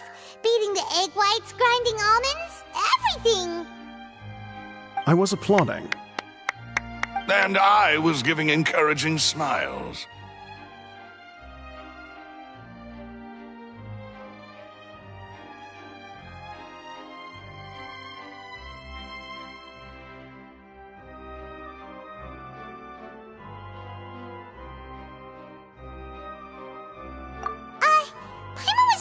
baking. Aren't you worried about getting your fancy dress dirty beating egg whites and baking like this? Well, I don't think it's carved in stone anywhere that fancy ladies can only read books, sip tea, ride horses, and play the piano. I just really enjoy making snacks. Don't underestimate beating egg whites, by the way. It's a real arm workout. You also need to beat them to just the right consistency, or your macarons will crack. Anyway, give these a try, fresh out of the oven. There's 3 for each of us. Only 3? Well, eating too many sweet treats might send all that sugar to your head. You wouldn't be able to think clearly about the case on a sugar rush, would you? Tea is ready to be served as well. This is Demoiselle's favorite, strong black tea with a floral fragrance that clears the mind and lifts the spirit.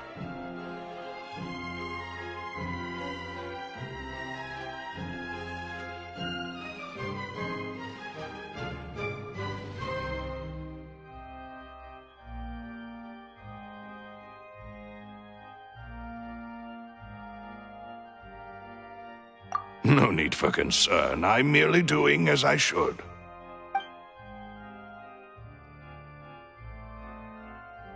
All right then. Down to business. As Paimon mentioned previously, the tunnel seems to be something of a secret chamber. However, we can assume that Linny and Lynette were not alone within it. Some criminal also occupied its sealed confines. The magician twins could have committed the crimes, of course, but they lack any logical motive. Exactly! Why would they do such a thing right when everyone was watching?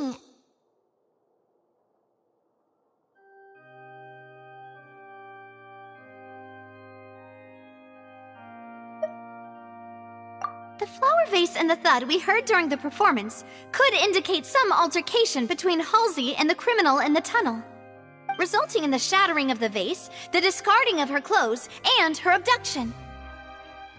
Perhaps the criminal thought that since she was chosen from the crowd, she would be too easy to identify if she was still wearing the same clothes. Paimon thinks that makes sense, but the real trouble is...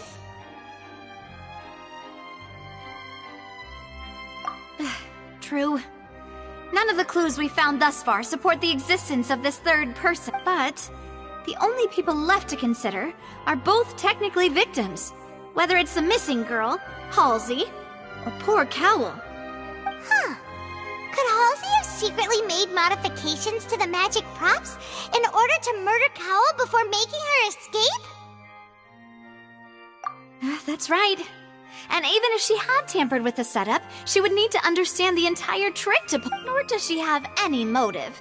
The guard said that she has never had any dealings with them. Were we not thorough enough in our... From the sound of things, this is turning into an impossible case. Your macarons are amazing, though, Navia. They smell great. They are my specialty, after all. And I see you've already had 5 of them. What? 5? Oh, that can't be right. Paimon only counted 3, honest. Please don't worry about it. At my age, a few less sweets might actually be a good thing. No. Being greedy is one thing, but Paimon knows how to count. Besides, Paimon knows that if she ate too many, then others wouldn't have enough.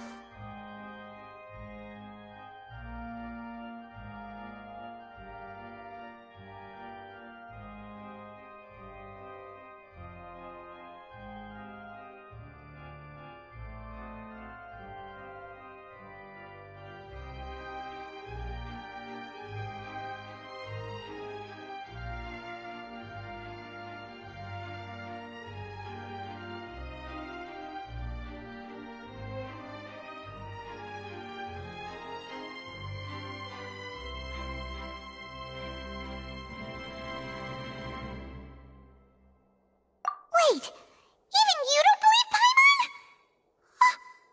How could you? If Paimon ate those 2 extra macarons, then may they turn into stone in her stomach! All right, we get it. Well, I suppose one of us might have gotten too engrossed in our chat and eaten them by mistake. No big deal. Malus, Set up the stove again, if you would. Huh? What are you doing? Making sure everyone gets 3 macarons, of course. Exactly. We don't want to... As you wish. And I have the egg, sugar, and almonds. Well, this...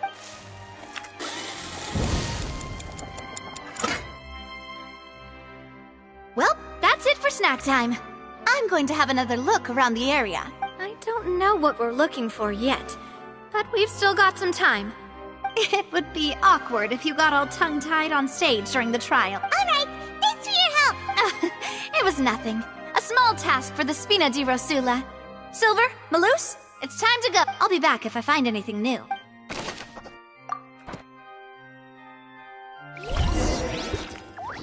right, it's time to put our heads together.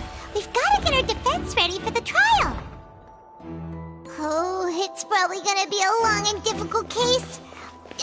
There's no point in worrying about that now. We just need to prepare. Here, take Paimon's notes. They should help you review the situation.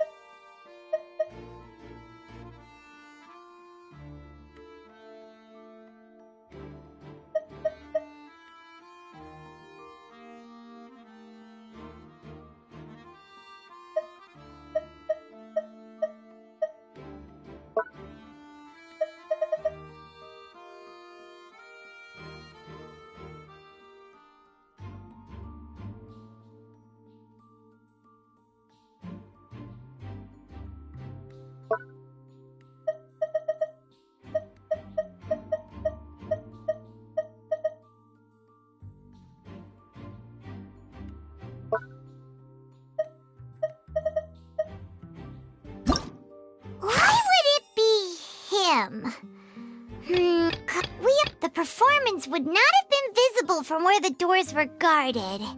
If Paimon were on duty, she would have snuck back into the audience seating. Well, there was no chance Paimon could have seen that the box had 2 layers. And that's why only the 2 of them can perform this trick. There was no third person. And Paimon didn't eat more than 3 macarons either. Digging a tunnel just for a magic trick? Whew, that must have been a lot of work. That size wouldn't have been a problem. Whoever the murderer was, this is probably a prop too. Oh, looks like it could hook onto a lot of things. Like the traveler... This flower vase... Paimon doesn't get this at all.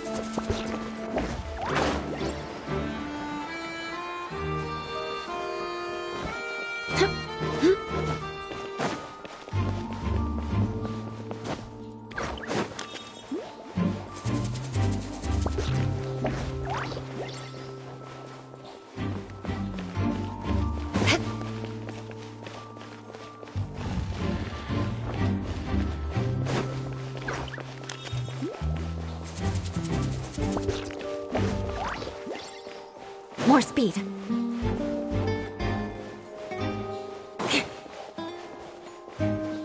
More speed.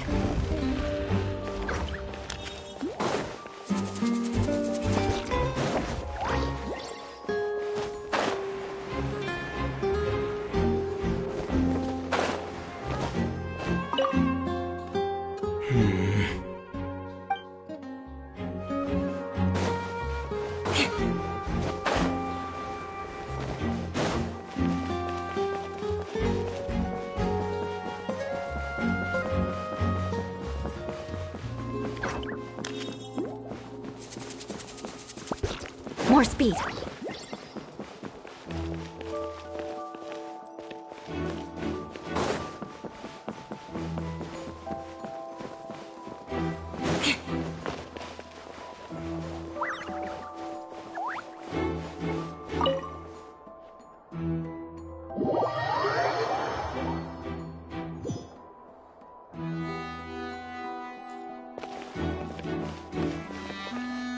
Crush!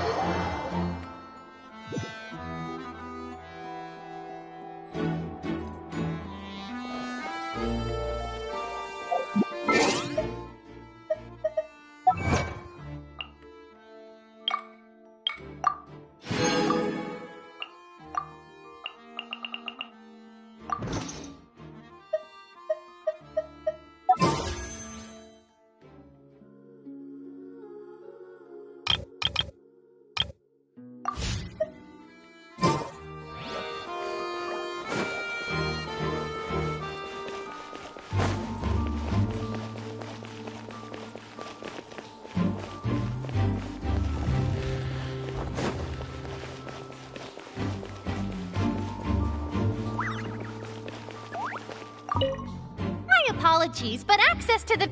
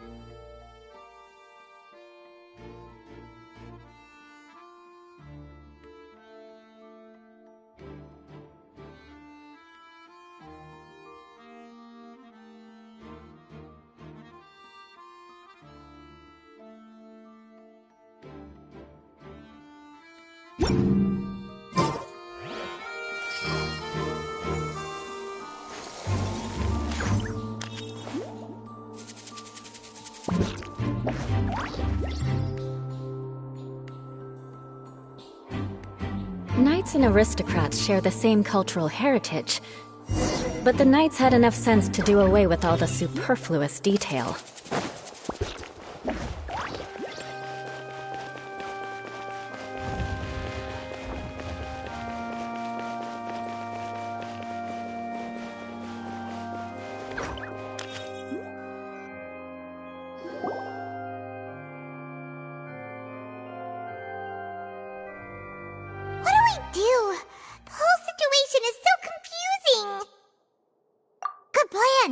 Impossible things don't just happen. We'll get to the truth one way or another. Just relax. Even if everyone else suspects Lenny and Lynette, at least we will be supporting them from the stands. Besides, I doubt Farina understands any more about what happened than we... Thanks, Navia. Well, we'll be going. Best of luck to you.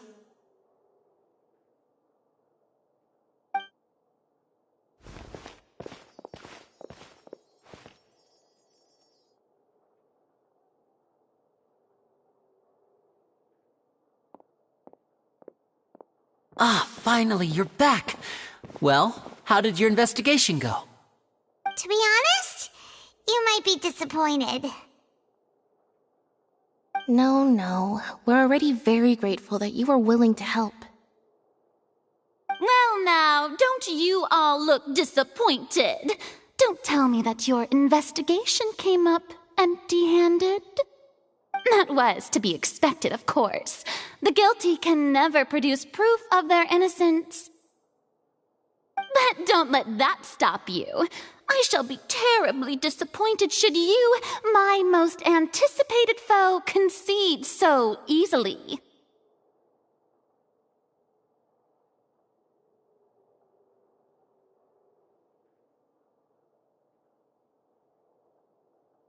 Since both parties are present, I declare that the trial regarding the magic show incident is now in session. Firstly, in order for the audience to understand the causes and results of the incident, could we please have Mr. Linney explain the trick? Yes, of course. I will explain while Lynette demonstrates on stage. All the necessary items have been prepared.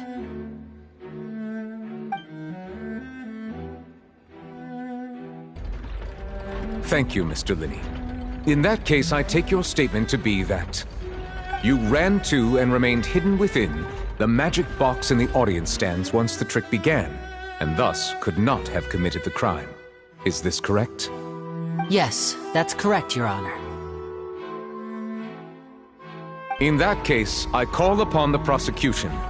Lady Farina, do you wish to refute his statement in any way? Why, of course I do. Allow me to take the first shot and break this case wide open. Mr. Linney is clearly lying. There is no way you could have been in the box the whole time if you were to abduct Halsey and murder Cowell. In fact, I'd say you were hardly in that tunnel at all. That is simply your hypothesis based on the presumption that I'm guilty. Oh, is that so?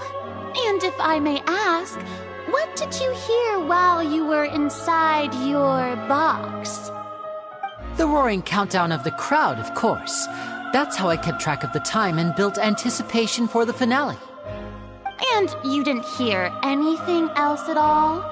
Nothing that might leave an impression of any kind? No, nothing. I see. But when the count reached 30 seconds or so, there was a thud. One so loud that I believe practically everyone heard it. Huh? Hey, hang on! Yeah, I'm sure he could have heard a noise that loud. I was right by the box and I definitely heard the thud. Look at those scales. Could those mean... Well then, ladies and gentlemen, allow me to use the words of the magician himself. You never know what can happen in the blink of an eye. Indeed, it seems his alibi can also collapse in the blink of an eye. Of course, I have armed myself to do far more than smash your alibi. Confidence cannot go unfounded, and my foundations are rock solid. Tell me, aren't you and Lynette actually from the House of the Hearth? The House of the Hearth?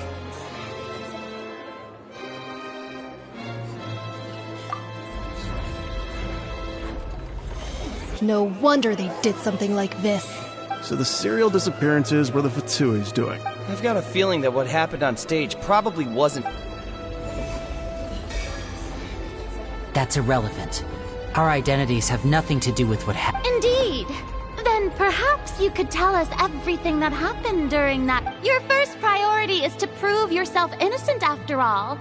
I'm sure there is little that needs to be kept secret now. Unless your script already...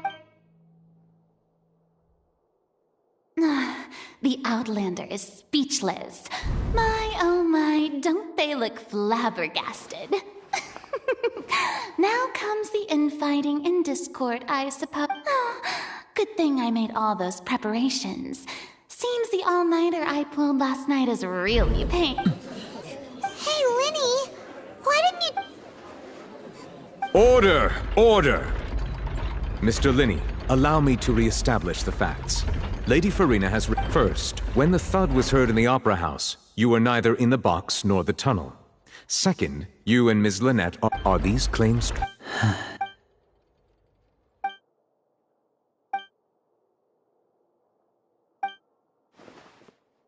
Please answer my... I'm sorry. Yes, they're... I knew it! Well, that's it. We might as well move on to the... What should we do now? Granted. In that case, what is your request? Is that really necessary? They're already as good as guilty. The defendant deceived their own attorneys. What is there left? Order! Order! Your request is reasonable, and we shall adjourn. So you would stick to Mr. Linney's defense even after knowing what you... In that case, my dear...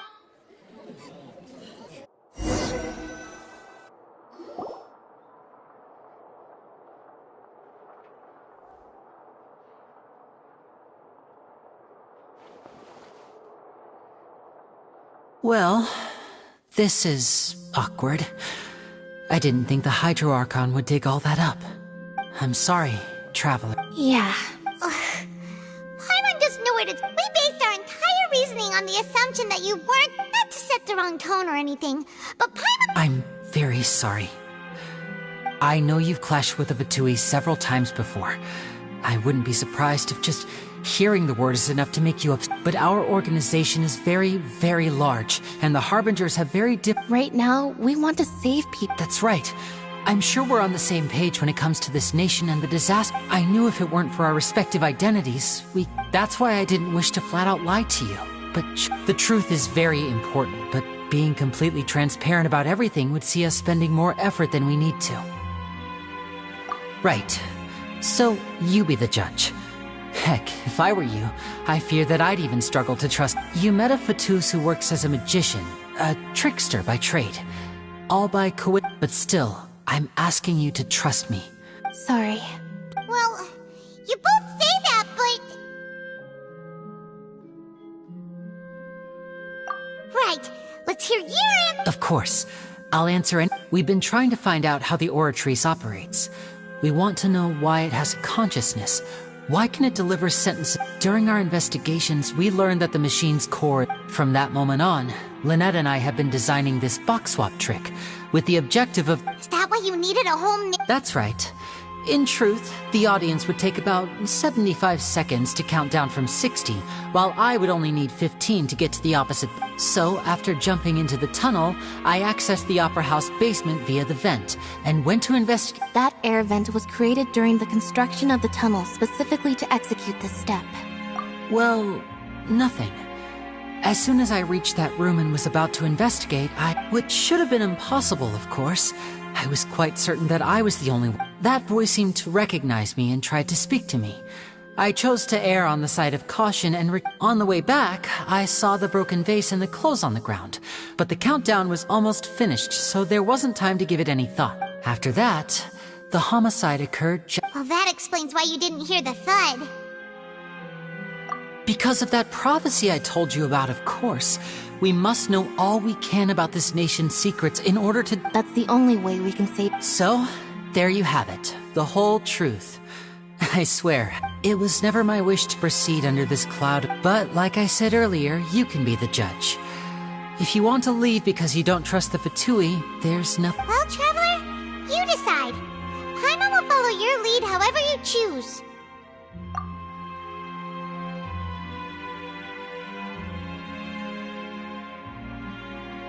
Okay.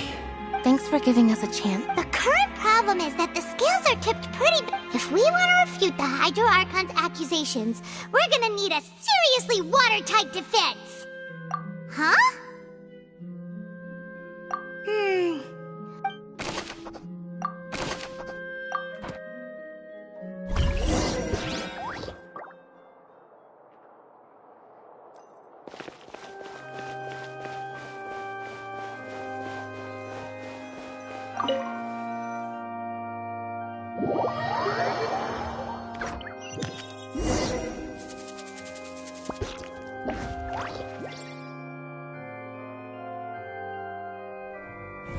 Both parties have returned to their positions.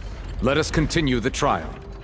When last we left off, Mr. Linney acknowledged the new evidence presented by Lady Farina as fact. Therefore, Lady Farina may continue stating her... That took at this stage. Let's revisit that scene from Linney's perspective.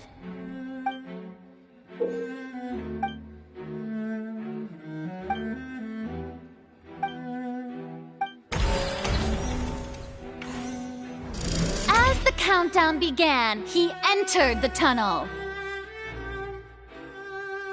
When the flatbed trolley passed, he opened the box and got into an... He did not realize that the sound could be heard by everyone in the opera house, which is why he claimed earlier that he could not hear the sound.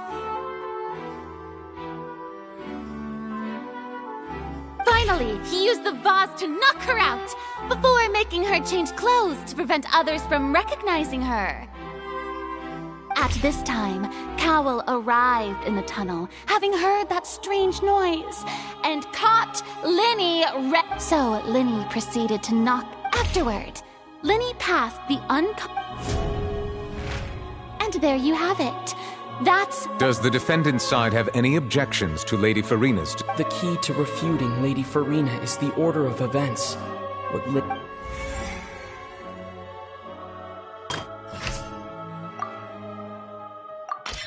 According to Linney, he left via the vent after entering the tunnel. He couldn't have had that altercation.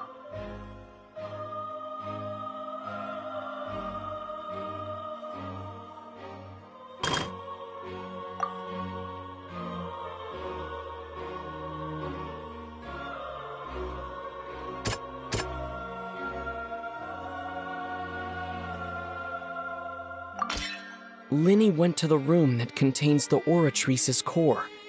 This is the actual truth.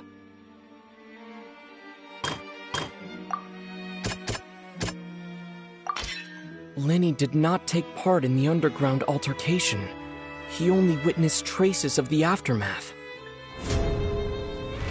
Attention! Ace Detective Paimon has something to say! When the countdown started, Linney did indeed go into the tunnel. But he immediately used a vent to access the Opera House basement. Once he reached that area, he heard a voice in what should have been an empty room. Since he felt something was amiss, he returned immediately.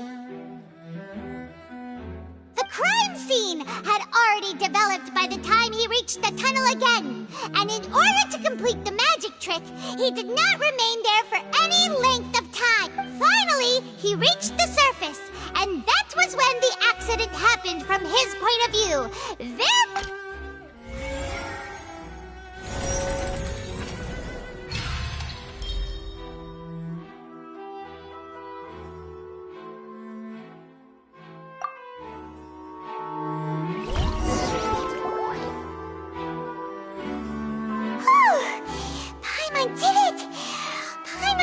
other words, you believe that he knew nothing. That's right!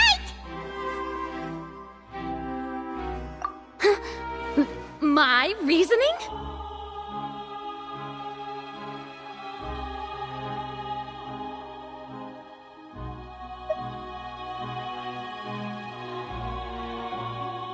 If that's the case, then if Cowell hadn't entered the tunnel, who was the entire setup meant to kill? Assuming that what you say is true, Lenny only needed to kidnap the young girl to cause a new disappearance case. What would the point of killing— Oh, they have a point. That's right, you tell him! And that's why they're partners of mine. Oh, well, your denial is very strident, I'll give you that. But what proof do you have to back your claims? Of course I do. If he had been in the magic box the whole time— You're saying that he wasn't?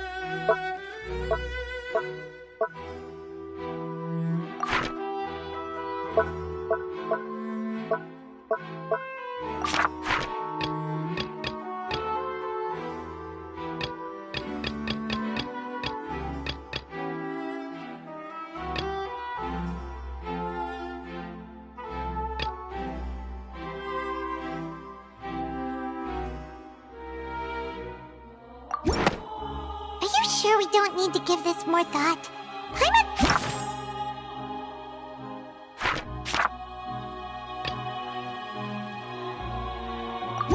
Are you sure we don't need to give this more— That's right! Lenny wasn't in the box or in the tunnel. This means that when the crime happened, Lenny had already entered the basement. The same clue you used to disprove his alibi has now become the best proof! To think you'd use such logic. Well then, if it wasn't Lenny who committed the crimes, then who was it?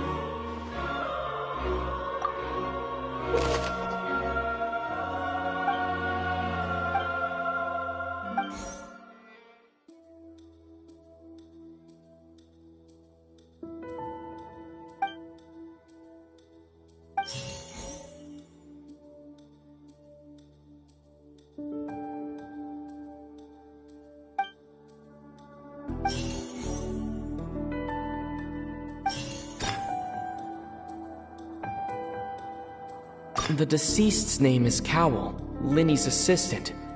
He would have been able to take...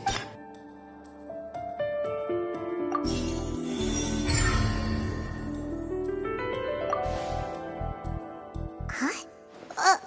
That can't be right. The kill— Oh, is that so? How interesting! Let's hear your reasoning then. What I must do next is recreate the truth. What Cowell did, and how he went from would-be... Lenny was not in the tunnel at that moment, which...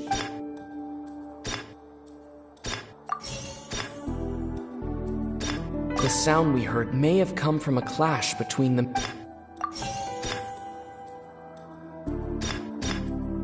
The deceased's name is Cowell. Linny's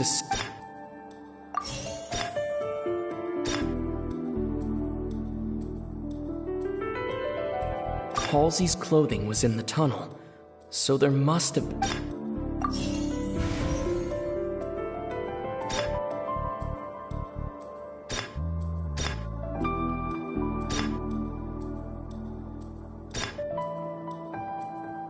No one entered or left the Opera House through its entrances. So where would the criminal have wanted to take Halsey?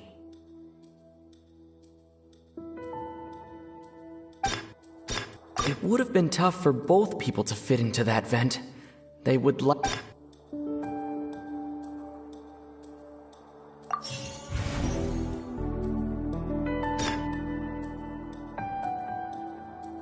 No one entered or left the Opera House through its entrances. So where would the criminal have wanted to take Halsey?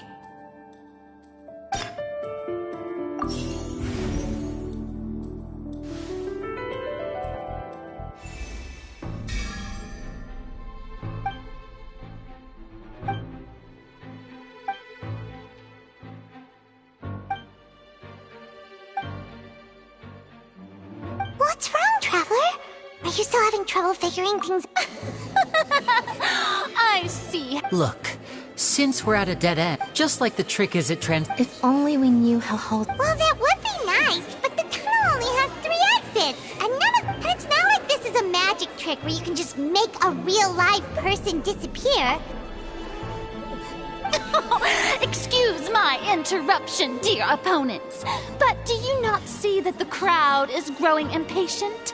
There is no greater...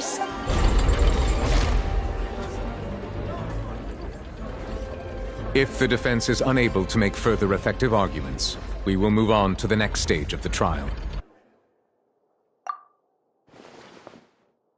Linny was not in the tunnel at that moment. The sound we heard may have come from a clash between the missing Halsey and the criminal. The deceased's name is Cowell. Linny's The vase was not broken by chance.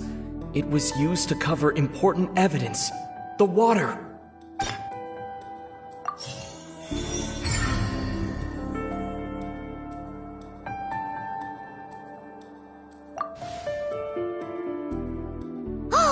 Paimon gets it! It all comes together if Halsey disappeared instead of being kidnapped. Lynette escaped from the water tank, vanishing gradually and leaving only clothes behind. If there's a similar method where a... Just a moment. How could a person ever be transformed into water? This is reality we're talking about here, not some magic trick. Must we really? I should think that of anyone. Your friend Linny. Magic tricks are ultimately just illusions and misdirection. But Halsey's disappearance is very real. Even so, I trust the Traveler. The truth must be out there somewhere. Perhaps some new line of reasoning may open if we try to gather all the folk. Since Cal was the deceased, we haven't placed much attention on him. But given that we aren't making much progress with the case, it wouldn't hurt to have a look at his belongings. People really do come up with all sorts of harebrained schemes when at the end of their rope. The way I see it, your suggestion that we broaden the scope of our investigation is nothing. Nevertheless, I believe that this is a reasonable request on the part of an attorney. Since the trial does indeed appear to be at an impasse, I believe that additional evidence may help us make more progress. Guards, please step into the lounge and examine the personally... We are still examining the items, but we have already made critical progress that we feel must be shared with everyone. We discovered several test tubes of fluid within Cowell's baggage, each labeled separately. The notebook in his backpack claims that these fluids are... water from the primordial sea. The primordial? The note's contents also indicate that Cowell belonged to an organization that sells illegal drugs and that he had an account. The notebook has many entries concerning safe usage of these fluids, in which the keyword dissolve. One of these tubes was labeled Opera Epiclese, along with yesterday's date. The notes also state that these dissolution properties work exclusively on people from Fontaine. It's likely that Halsey was chosen as such, we believe that the defense's hypothesis is, in fact, supported by sufficient evidence. You gotta be kidding! People dissolving... Could something so ridiculous actually... Wait a moment. This reminds me of a certain prophecy, but it's just a... If people can become water, does that mean that the water tank's real use was as a means to hide water stains? And if Cowl... Wait just a minute. Could that mean... You... Demoiselle, wait! What about your... Let's go. Order! Order!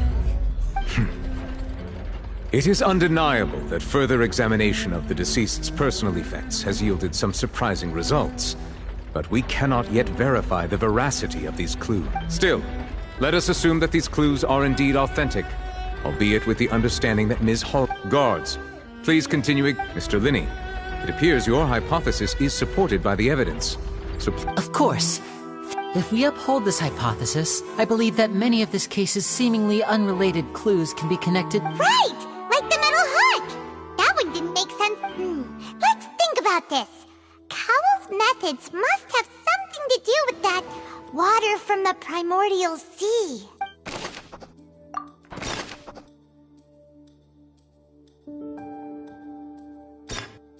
The deceased's name is Cowell, Linny's assistant. He would have been able to tamper with the equipment. Now it seems like the hook rope was not meant for another magic trick, but was instead some form of triggering mechanism.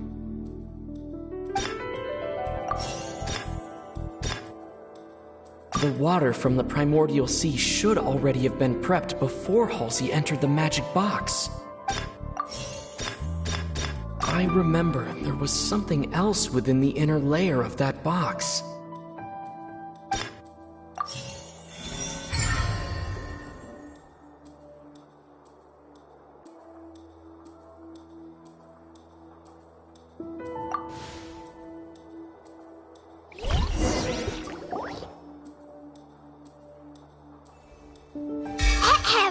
It's Ace Detective Paimon's turn! In the original plan, Cowell would tamper with the water tank rope and the number selector securing his target.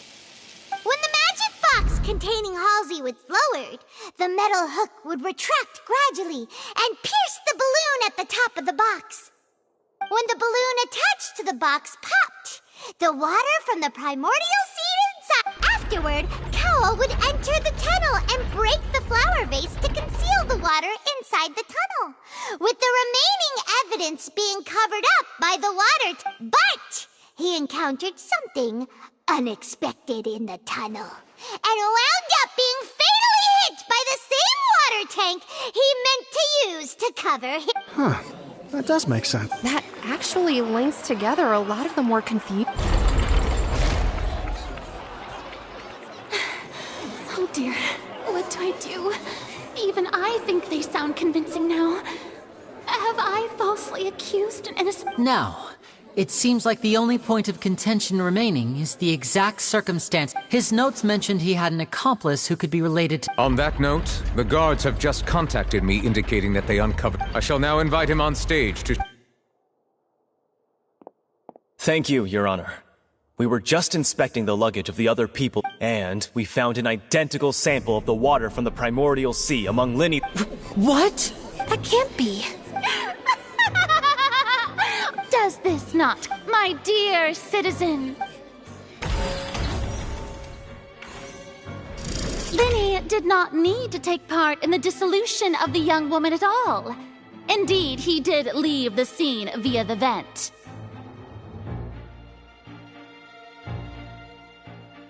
Having made modifications to the props beforehand, his accomplice Cowell then caused Halsey to vanish using the water. But upon his return, in cruel avarice, Linny desired sole credit and prepared to do away with his...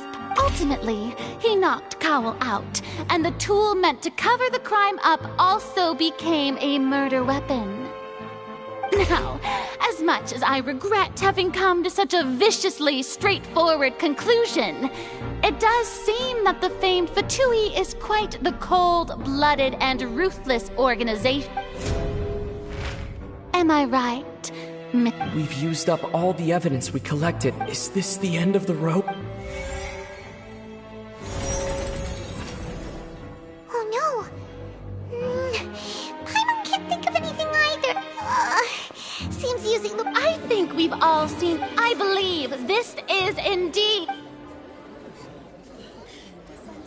Now then, my good...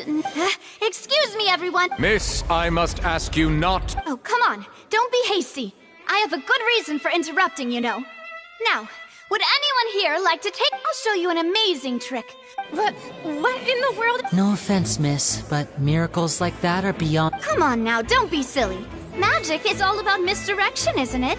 It often conceals the truth while presenting a fascinating illusion. But once everyone believes the illusion, can't magic reveal the truth to them once again? And wouldn't such a trick be the Come on, Lenny and Lynette. Give it another go. But, as the magic makers and stars of the show, I think I should leave the final I understand.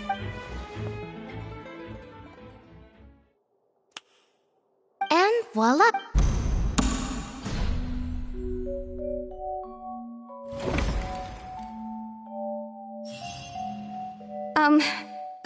Sorry. Wait, isn't that Halsey? So, the whole thing... To be clear, I'm only here because this person told me that if I testified, the merit of doing so would... I was hiding outside this room listening to the proceedings because I was afraid that I would be the one put... I was just feeling happy that no one had noticed me. And then, before I knew it... That'll teach you to underestimate us. Where should I begin? What? Firstly, my name isn't Halsey. It's Lillian. And I'm originally from... I heard that Linny's show was gonna be a real thriller, but that's how I make a living. I steal stuff here and there. And I'd never been... But I was noticed at the harbor a few days ago, and I barely got away. Linny was the one who caught me in the act. Hey! No wonder you look familiar! So you were the thief! Liddy even mentioned that you were pretty skilled! Well, and I thought that would have been the end of it, but then the number selector chose me. He even mentioned the Fortress of Meripede. That's a prison, isn't it? So you can imagine how shocked I was. I thought he was on to me for sure. So I played along with the show while looking for an opening to flee, but then I got water poured on me for no reason, and then someone jumped into the tunnel to nab me. I wasn't going to take that lying down, so I knocked him out and stuffed him into the box. There was nowhere to run from there, though, so I had to change my clothes and hide in a box containing performance costumes. I slipped out after the first guard arrived at the scene and continued hiding inside the opera house. Can a person even hide in there?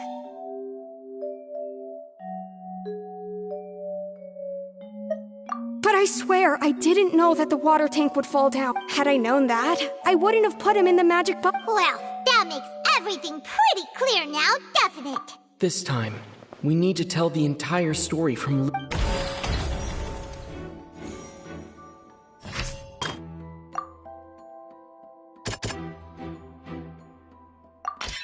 The strange sound wasn't from a fight.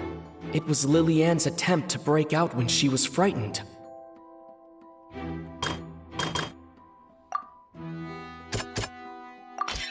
The flower vase was not broken to cover anything up, but was smashed during the struggle between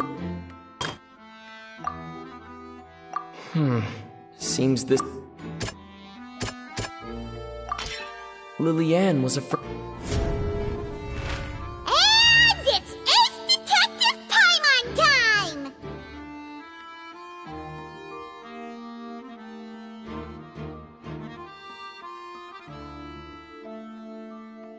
Having been selected out of the blue, Lillian panicked.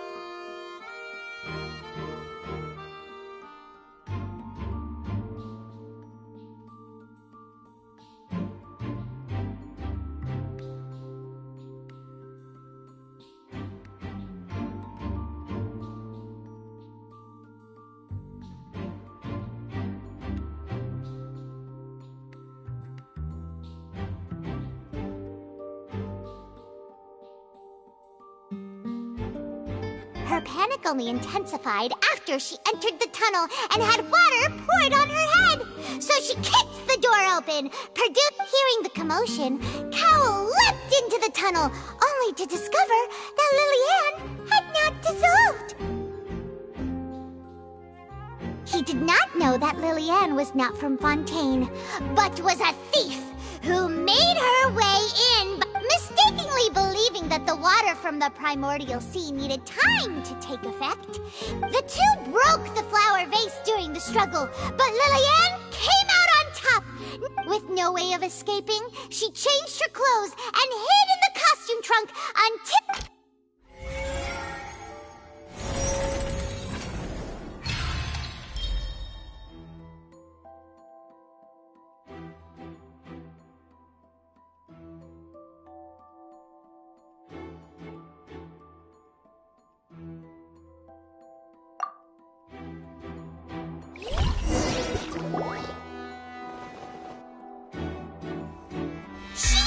that she would have to go through guard inspection if she tried to leave afterward. So, she has been trapped in the opera house. She had already become desperately hungry by the time we were chatting over macarons. So, she swiped 2 of them right under our noses. Talk about... At this point, all the events that happened in the tunnel have now... So bravo!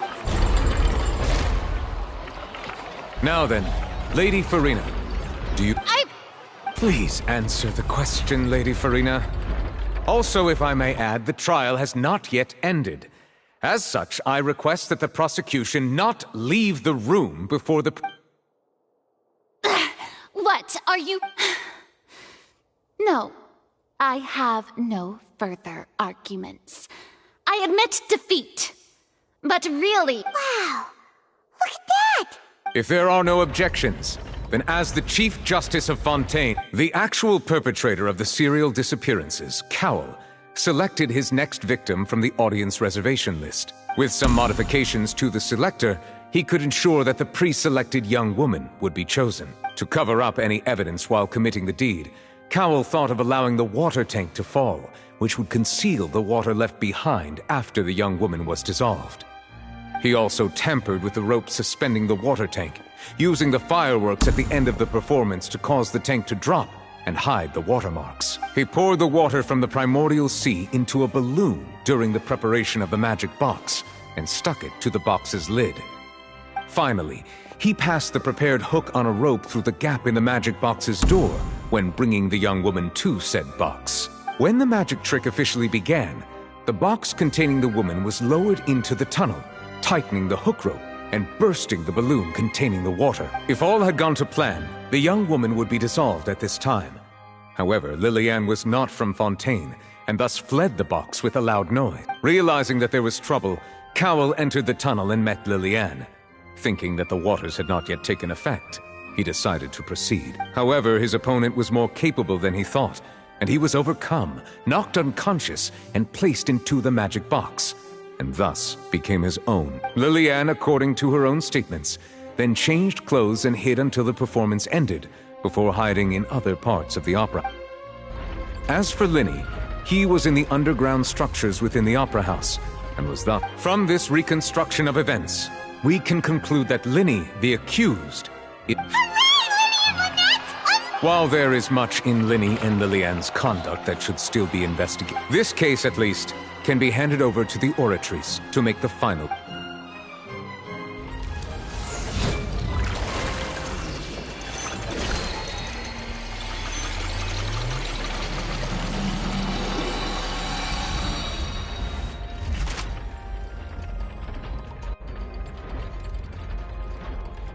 As such, Linny and Lynette are officially declared not guilty. Great work. Thank you all. Thank you so much. Next, I think we deserve an explanation. How did you find the water from the primordial sea? Right! Your discovery caused me to make a serious mistake, you know. Or was that not a discovery? I suspect that the accomplice mentioned in Cowell's notes was not Linny, but... I'm sure you know what you must do to lessen... Speak quickly! Unless you you want to earn yourself a one-way ticket to Coupon Town. We were supposed to place blame for the serial disappearances onto Linny, and thus cause suspicion to fall on the Fatui. The higher-ups said this was the best opportunity. And now that your plan has fallen through, and the secrets of the water have been revealed, you have become a liability. Therefore, you would be wise to tell everything you know. Yes! Our boss discovered that the water can cause people. It can also be made into a potion, which, when extremely diluted, can cause people to experience unforgettable exhilaration. We've been in this business for a while now, and have made decent more off it. The disappearances were also the boss's idea. I mean, this is the boss.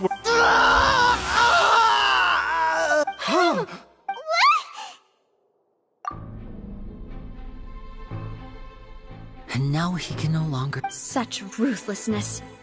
An outrageous. All present, please submit to inspection immediately.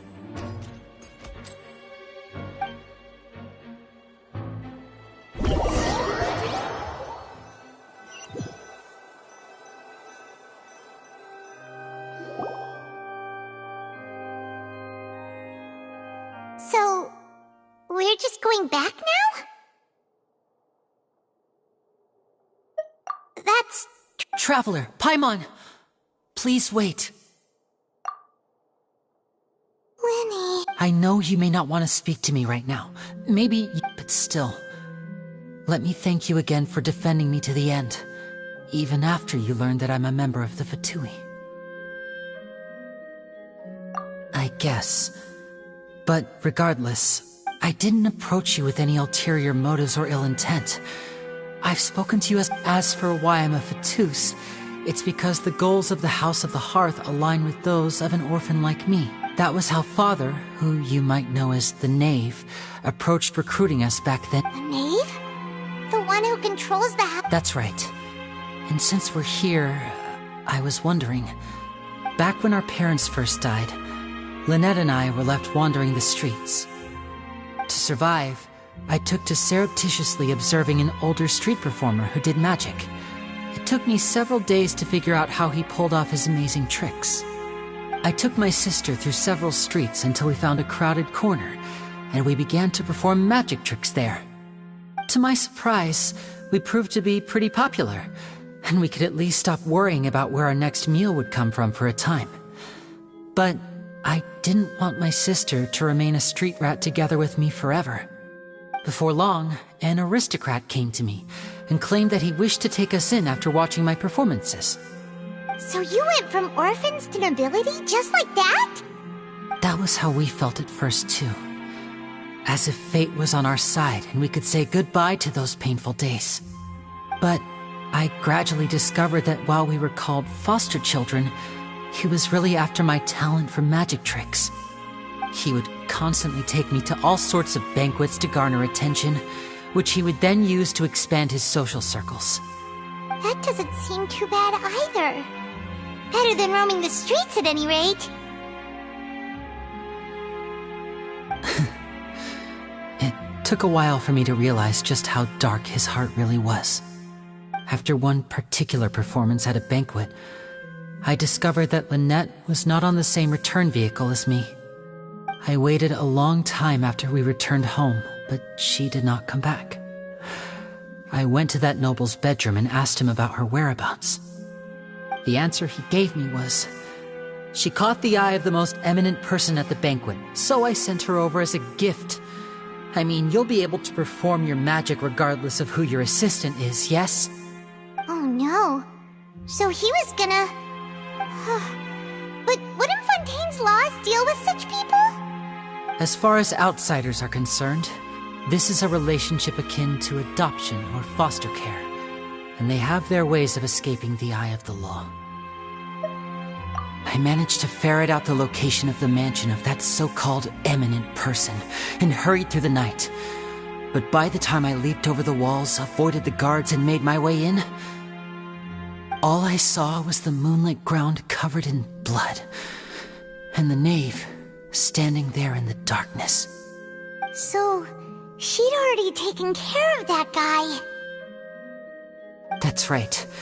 She had rescued my sister before she could come to any harm, and had even discovered several girls hidden in a basement, all of them orphans. Father, the knave, might have seen something in me, and so she made me an offer. The House of the Hearth welcomes you, for your interests align with ours. Here, none will ever betray you. Indeed, betrayal shall never be permitted here. I was hesitant to trust her. I had just been betrayed by nobles. But she was also quick to destroy the noble who had taken us in at first, giving us back our freedom. Oh, so that's how the two of you joined the House of the Hearth. She has gained permission from the Tsaritsa to first use the Gnosis' power when she obtains it. She plans to use it to find a way to break the prophecy. So, she believes that— That's right. The whole House of the Hearth is currently working to combat— Today's case has also proven that people from Fontaine can indeed dissolve into some sort of water, thus further support— Everyone at Hotel Bouffe d'été, including the knave, has their roots in Fontaine. And we will always, to us orphans, the only connection we have left to this world, apart from our family— So, from small deeds like distributing magic pockets to huge schemes like stealing a Gnosis, everything is aimed at dealing with that prophecy. It's all right. I understand. The only thing I can do is relate all this to you. I just hope you can understand that even as a member of the House, I have never stopped making my own decisions, and that I believe what I'm doing is right. If you should need anything at all in the future, feel free to find me.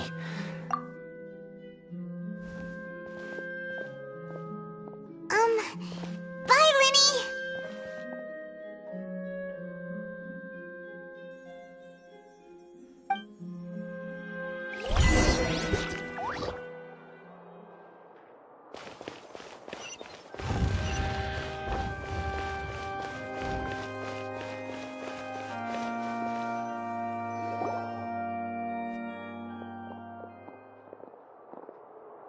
Hey there! What was with the disappearing act you pulled right as the trial ended? Were you looking for us, Navia? Well, this whole thing isn't exactly over, is it? I do feel that we're getting closer to solving the serial disappearances case, though. Don't you think so, too? Huh? What's wrong, my dear partner?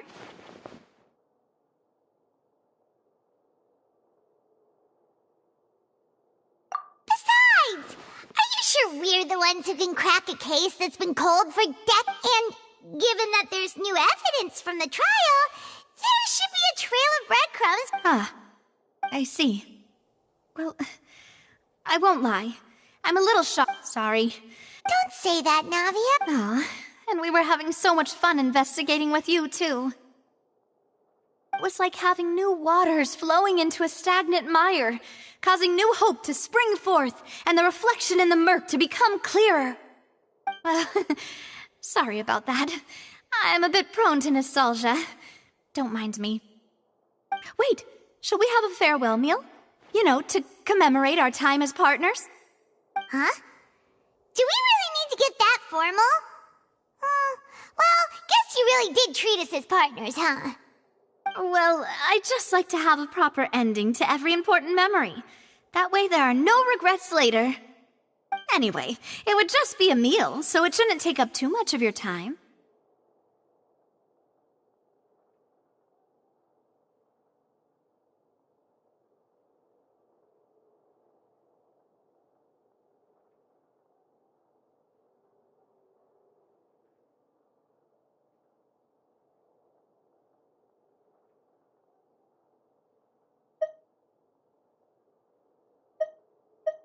You don't have to twist Paimon's arm. If Boss Navia's treating, count Paimon in! Oh, wonderful! In that case, why don't we return to the court of Fontaine and head to the Hotel de Boer? I believe we'll make it just in time for dinner. All right then, let's have our farewell meal!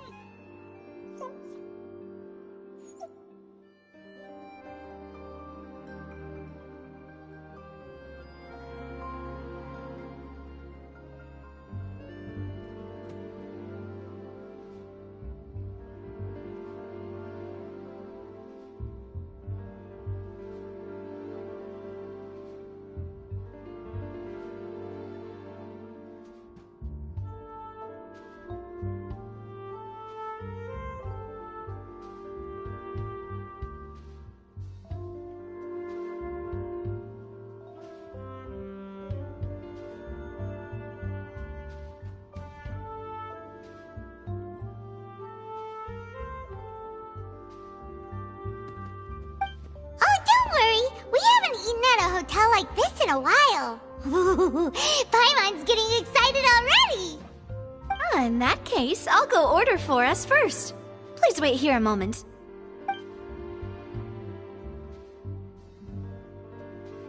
Ooh, everything looks so good! People in Fontaine sure know how to enjoy life! Why, of course. Go ahead, try whatever you like. If the food's good, I'll make a group reservation for the rest of Spina di Rosula next time. And if it's not? Well, then I'll still bring everyone. Albeit with only one dish per table. You, sure have your own way of doing things. Oh, we called this a farewell meal, but we could also treat it like a victory feast, right? We did just win that case after all.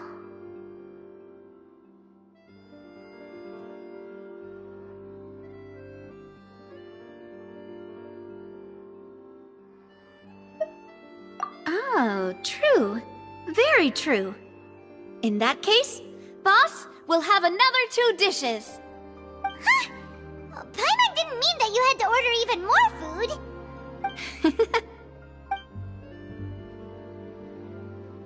Speaking of cases, do you think that the mastermind behind the serial disappearances will get caught soon now that this has all happened? Well, we've certainly taken a big step forward, but I feel that's about it. We know that there's an organization that means to dissolve these young women, but we still don't know what they are really after. If it hadn't happened right in front of us, Paimon wouldn't have ever believed that a person could be dissolved like that.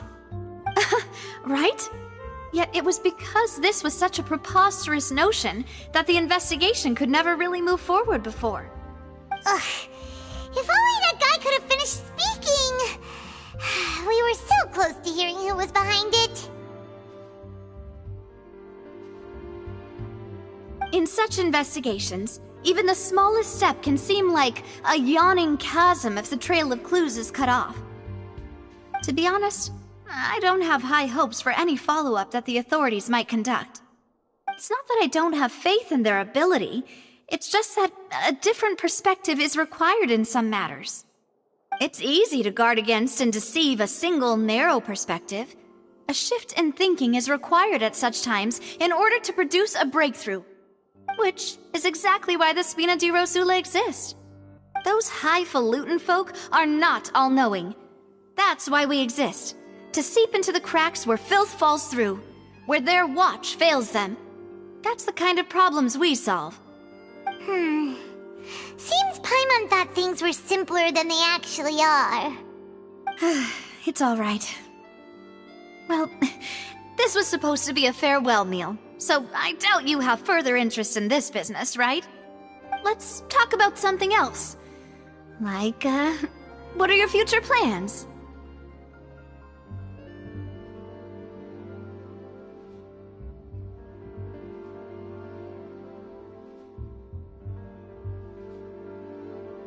That's true. We didn't have a chance to speak to her after the trial ended. It didn't really seem like the right time or place to do it anyway. I see. So, your primary objective, which has been foiled so far, was to have a chat with the Hydro Archon. I've heard that there's a long line of people waiting to meet Lady Farina. I suspect you'll be waiting for quite a while, considering that you missed your chance today. Yeah, we've heard that she's super popular here in Fontaine, and that it'll be tough getting any of her time. Well, would you consider some more, unique ways?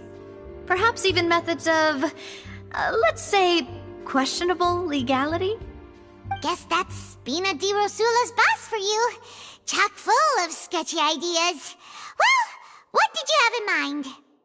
Well, one way would be to infiltrate a performance troupe at the Opera House, only to abandon your act at the play's climax and ask to speak to her after the performance. I'm sure Lady Farina would be eager to see the ending, and would agree in order to finish watching the play, don't you think? Could you suggest something a little more practical? This plan seems pretty hard to pull off. We'd have to go learn how to act, and acting's really hard. Alright, here's another. Find a way to conceal yourselves under her bed. Then wake her up in the dead of night and demand answers. Don't let her go back to sleep until she answers all your questions. I can personally testify that this one works. When I'm sleepy, I'll do anything as long as I can finally get some sleep. That might work, but that's not really the problem. The problem is we don't want to get ourselves arrested. Ah, valid point. I overlooked that part. I was just thinking about leveraging a person's desire for sleep.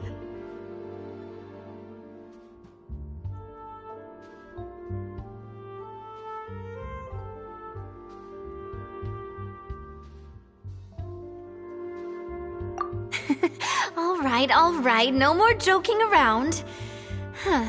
Perhaps you could... Oh, I don't know. Cut the line when she's on a break.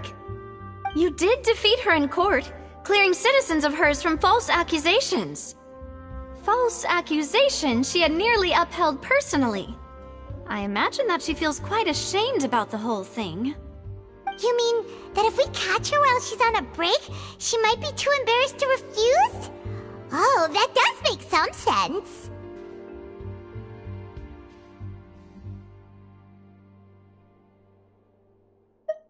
Why don't we give it a try after this meal? You know, strike while the iron is hot and all. Huh? Paimon, did you drink my Fanta? Was this your drink?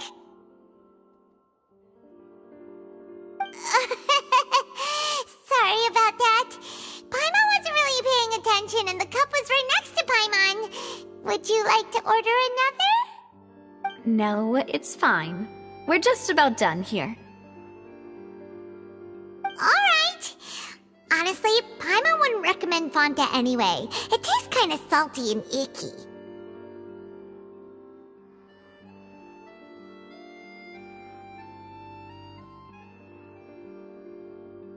Is that so? Huh. Well, in that case, we'll have to blacklist the Fanta here then. If we're all finished eating, then I'll go pay. Yeah, we're stuffed. Thanks for the treat, Navia.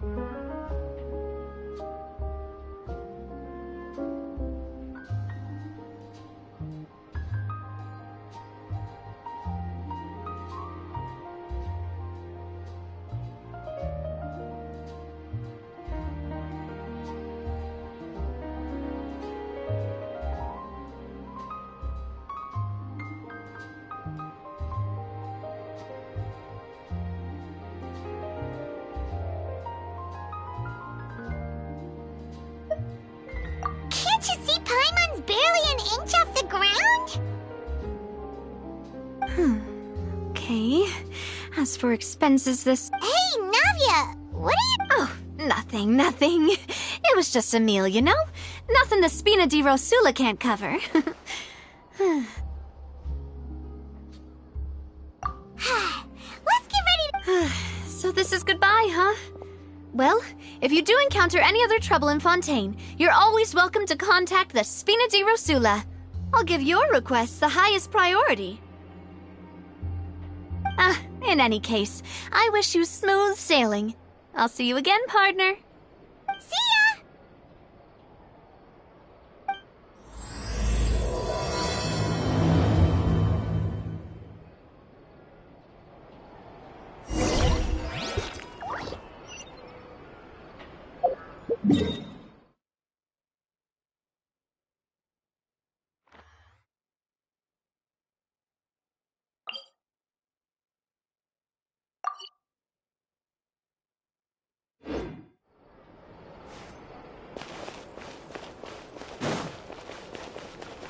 More speed.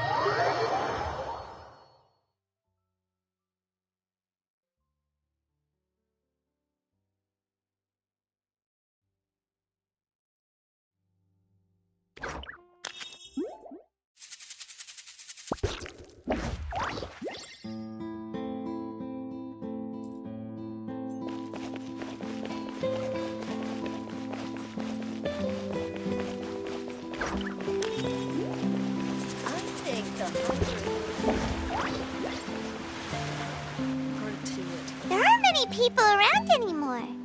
Looks like that boat we took to Araneas might have been the last one. Vache. Looks like we're back here again. Huh? Traveler? Are you hearing voices again? Ugh. That's kinda spooky. Are you... Vache? Vache. Hey, why are you still walking towards it? There might be something nasty in the water. Huh? Hang on. Paimon can kinda hear a... Hey, Traveler? Stop walking! Come on, wake up!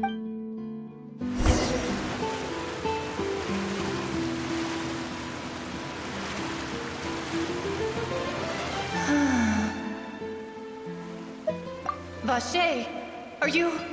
my dear Vache? No, wait. You seem to be someone else. Do you know Vache? Do you know where my love is? I'm...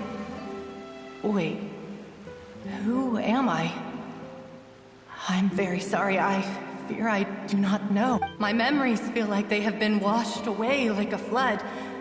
So many fragments dissolved amidst the tide, never to be recovered. How much have I lost? How many things that I once held dear while on land have I since forgotten? Yes, that is what I was once. But now, I am but the consciousness of one who has lost their form. I do not know how I came to be like this either. I only vaguely remember being covered in light blue water, and then all grew dim. I also remember going to many places. I loved adventure, loved exploring places of peril. No matter where I went, Vache would go with me.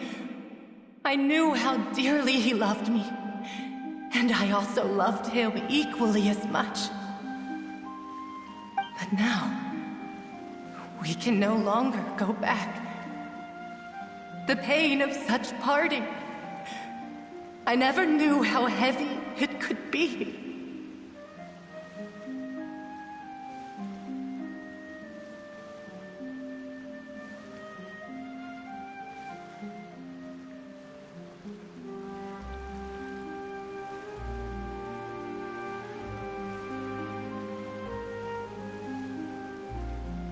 No! Our reunion no longer has any meaning. There is no way for us to create any new memories. The the thought of me gives him no succor. So let it lie forgotten beneath the water. If you meet Vacher, tell him not to look for me. Tell him to move on. That is the only thing I still remember. Perhaps that is so, as I was submerged in the waters, losing consciousness. If only I could have comforted him, told him that I did not suffer. Indeed, I had felt... Is that what you call it? Dissolving. It was a state of neither fear nor frenzy, with only an endless peace, like the water's still surface. I could also liken it to being a thirsty person who drinks water for the first time, and only then sees how they have lived for so long in a world of endless want and anxiety.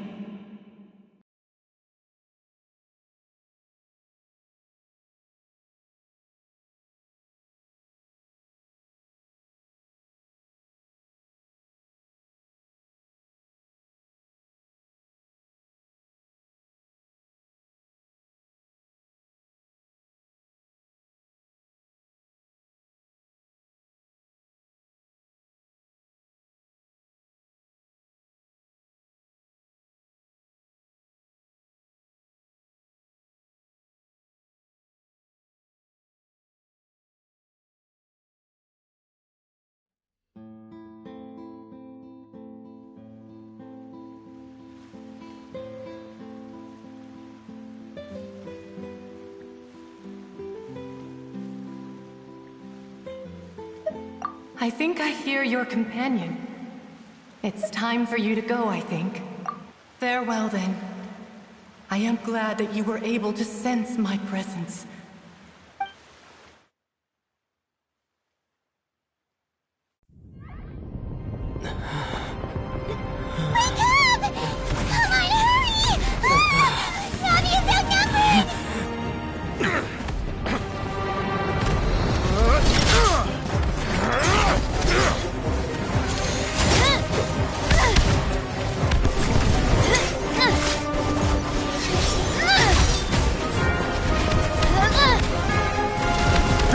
Look out!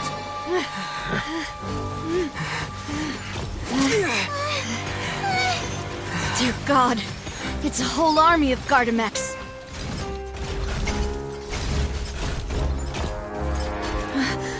Chlorand?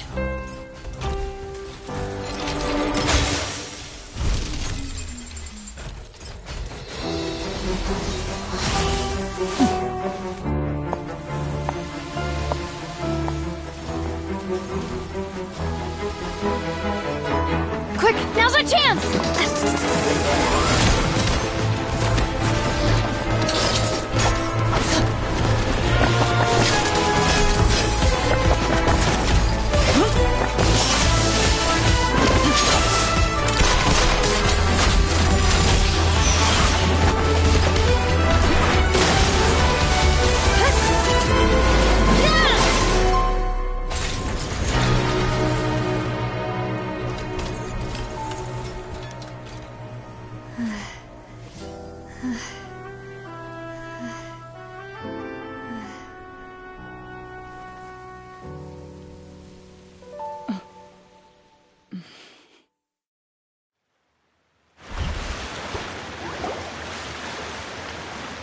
I should thank you for lending us your sword there, Chlorand.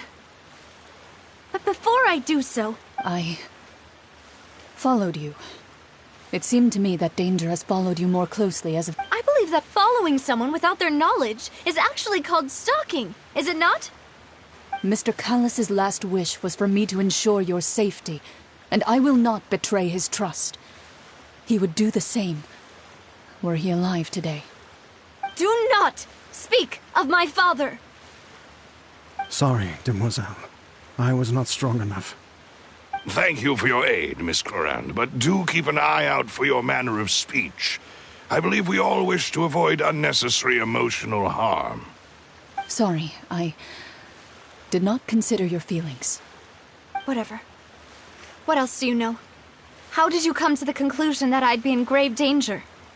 I doubt I know much more than you, but I believe that the mastermind behind the serial disappearances is very powerful. Your performance tonight will almost certainly attract their attention. I'm sure they've known about me. To be honest, I'm shocked it's taken them this long to act against me. And what about these Gardamex? I thought only those associated with the Maison Gardiennage could control them. None of these mecha have serial numbers. I was sure to check a moment ago. They are not the ones used by the authorities to enforce the law. I can only conclude that some powerful or wealthy party must have obtained them via illegal means, deploying them as a private force of sorts. What? Your point being that they're out of Spina di Rosula's league, then? Yes. Be careful, and do not act rashly. I will continue investigating no matter what. We will bring the truth to light. That's my father's true last wish. Regardless, thank you for your help today, Clarande. But if you get any ideas, tell me first. I don't much appreciate being followed. I do not think that they'll strike again anytime soon. So I shall stop following you. Good day, all.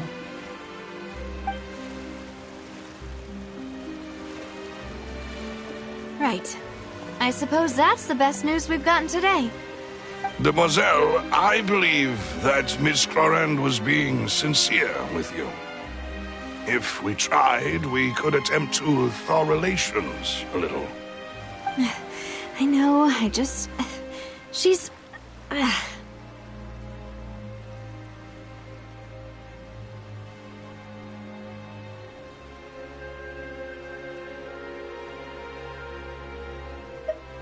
Oh, thank goodness!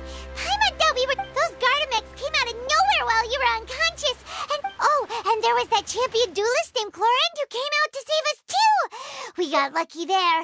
Paimon probably couldn't have fought them off otherwise. Oh, come now. Forget all that polite talk. That wasn't really a farewell meal we had back there. Not for me, anyway. In truth, I hope that every meal we have together shall be a victory feast. As such, we're still partners. There's no need... It will take 50 years for me to match Demoiselle's magnanimity. If it were me, I would have joined the Spina... All right, you Actually, Navia, how did you know that we were in danger? Well, to be honest, you're the one who tipped us off. Huh? Really? Paimon contributed somehow? Yes, all thanks to you grabbing my drink by... After we parted ways, I was on the way back to one of our bases when I suddenly... that the Fanta tasted kind of salty and icky. Fanta only comes in sweet flavors, so how could it have tasted salty? The color of the drink, if I recall. So the Fanta had been spiked with water from the primordial sea? Yes. So, if you hadn't drunk that... Spina di Rosula is preparing the grandest of awards for you as we speak. Huh. Really?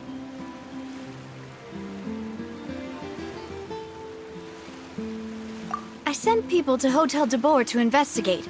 But whoever did this left me... That's when I figured out that you might be in danger, and hurried here as quickly... What?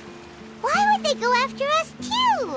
All we did was defend Linny in court and help clear his name. Ugh, now we're caught up in this... Well, you did foil a plan that they were probably pretty proud of, and almost got their name in the process. Speaking of which, did anything strange happen when you drank the primordial seawater? Well, it can't be a coincidence that the traveler fainted just now. He said, oh, and this time Paimon heard it too. But it was real faint. Does this situation does that mean the primordial seawater raises someone's sensitivity to hydro when it's used on people who are... That doesn't sound like too much of a bad thing, to be honest. New intel? Well, let's hear it, shall we?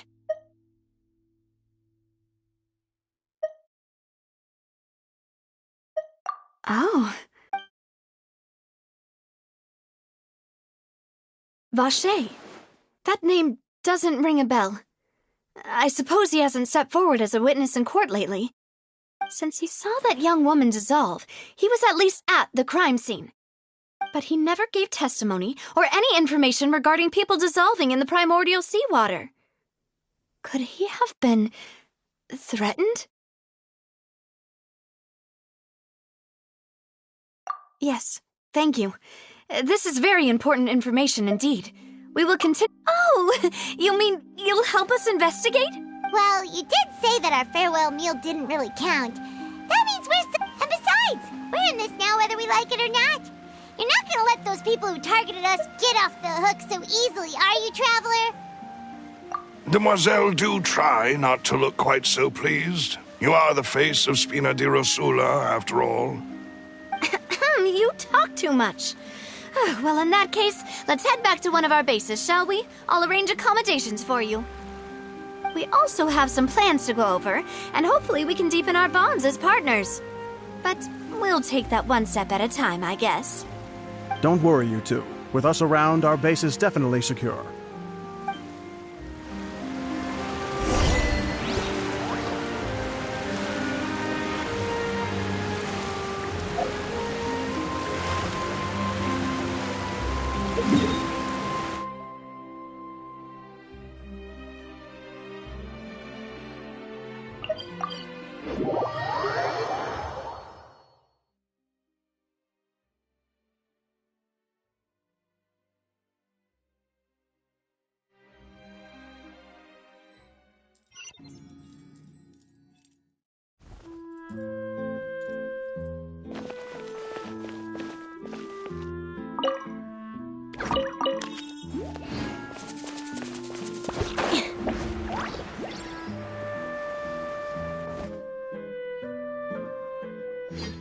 It's right up ahead, but let's make sure we weren't followed first. I've been keeping watch, Demoiselle. I haven't spotted anyone suspicious thus far. Very good. But let's not let our guard down for now. I shall find rooms for our respected guests. Thank you, Malus. Now, let's continue, Traveler.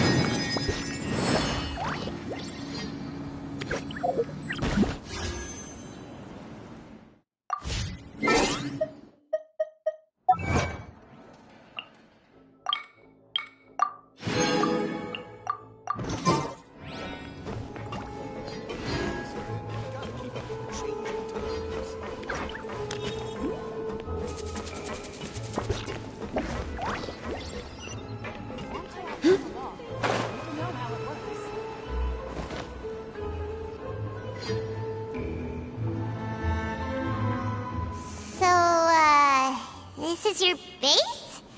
It's not quite what Paimon imagined. Your accommodations have been arranged. Under the present circumstances, I can confidently say it's the best we have. Well, our funds have been... After all, we don't allow illegal or unethical profiteering. In fact, our funds often come from citizenry who support us. Seems like it's tough times for everyone. But if you have the support of the people, that does sound like it's worth... To be honest, our financial situation was a lot better back when my father was in charge a few years ago. I'm afraid I'm not quite his equal. Your father... He was the previous boss of Spina di Rosula, right? How did he... Demoiselle, if you'll allow me to explain. No. I'll explain it myself. I suppose I couldn't run from this topic forever. And as partners, this is something I hope they can understand. My father's name is Callus. Yes, the same one they call Callus the Unfaithful in the streets. 3 years ago, he was accused of murdering his own friend. But he chose a duel to defend his honor instead of standing trial. He died in the duelist's ring. Oh no. But I do not believe my father was a murderer. I'm sure he was set up. At the time, I believed that if he only stood trial and was duly investigated, something amiss would crop up and prove his innocence. But strangely, he not only requested the duel himself, but rumor has it that even after being seriously injured, to the point where he could be deemed as having lost the duel, he refused to surrender, determined to die in the arena. 3 years later, I still don't understand why he did that. How could he protect his honor if he's dead? If anything, he gave up his chance to defend himself.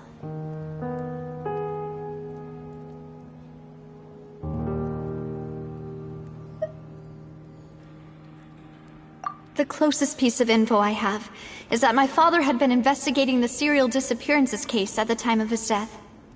Ah, so that's why you're so determined to get to the bottom of that case. That's right. I've also tried to investigate the murder my father was implicated in, but I haven't found a single new clue in my countless reviews of the investigation records.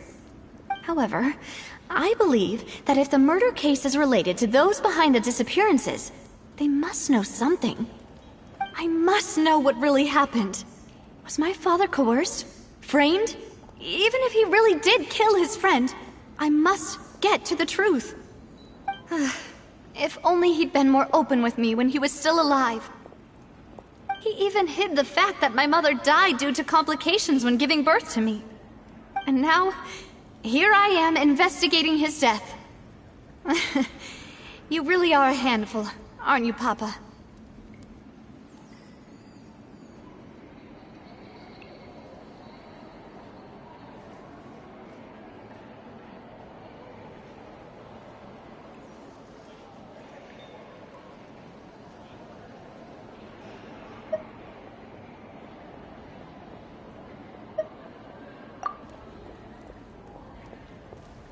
Demoiselle, please, if there is anything I can do, anything at all. I also will never believe that Master Callus murdered anyone. There are none whom I respect more than the two of you, Demoiselle. Master Callus did so much good in life, yet all it took was one murder case for him to be dubbed Callus the Unfaithful. Even our supporters decreased greatly due to that incident, hence our strained finances at present. Wait, if Callus was such a good man, wouldn't people at least be a little suspicious when he was accused? No. Perhaps people just revel in that kind of drama. It's not something exclusive to people from Fontaine, really. Everyone's like that. People love watching the evil turn over a new leaf, but they also enjoy watching good people fall into an abyss from one slip-up just as much. But how could... never mind. If Callus was really falsely accused, we have to find the truth. He didn't deserve to have that happen to him. There is one other thing. Master Callus's opponent in the duel was Ms. Clorand. Oh, her? Well, then, isn't that as good as saying that she was the one who killed him?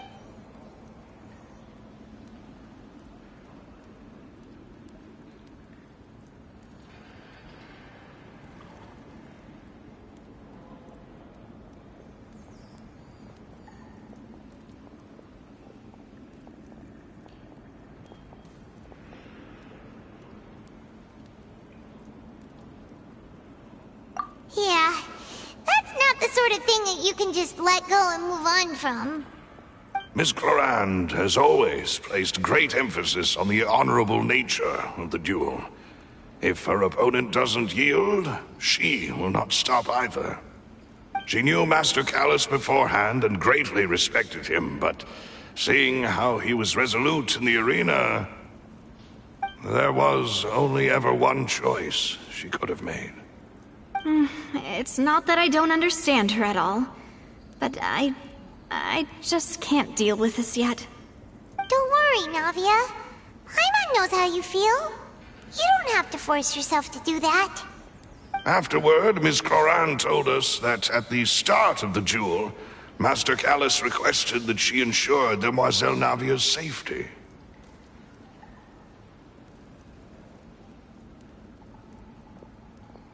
Yes, that is our understanding as well. Oh, Papa. What madness drove you to ask the person who killed you to take care of me? All right, anyway, that's the information I wanted to share with you. Even if it did sound like I was just complaining towards the end.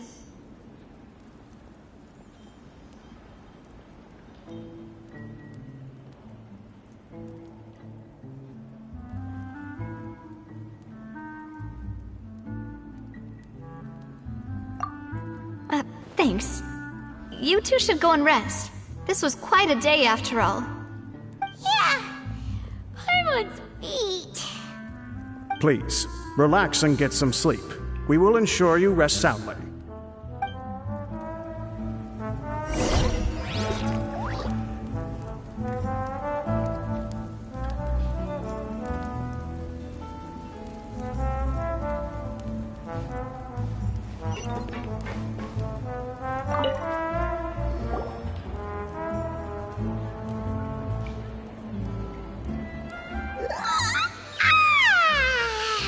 Paimon slept so well.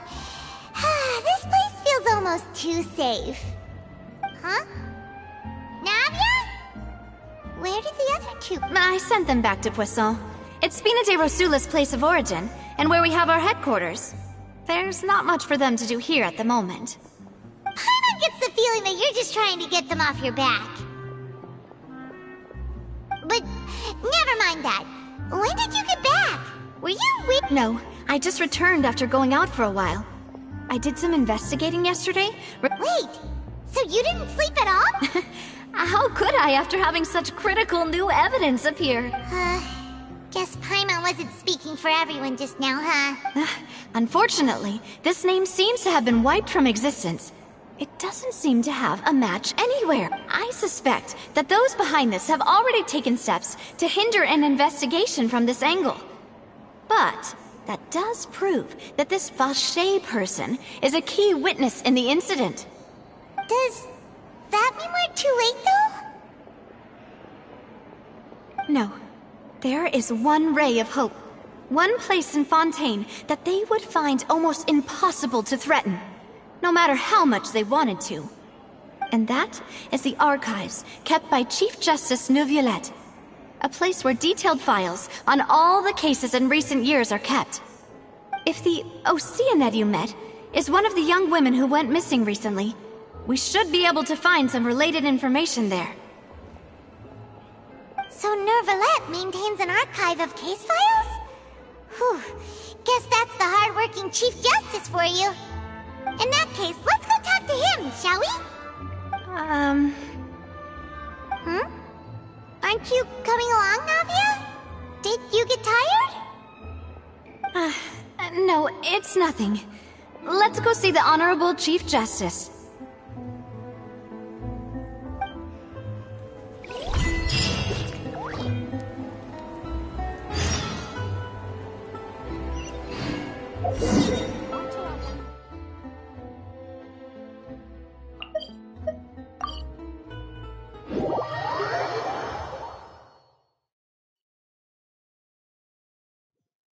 The palais is right up ahead. Come on.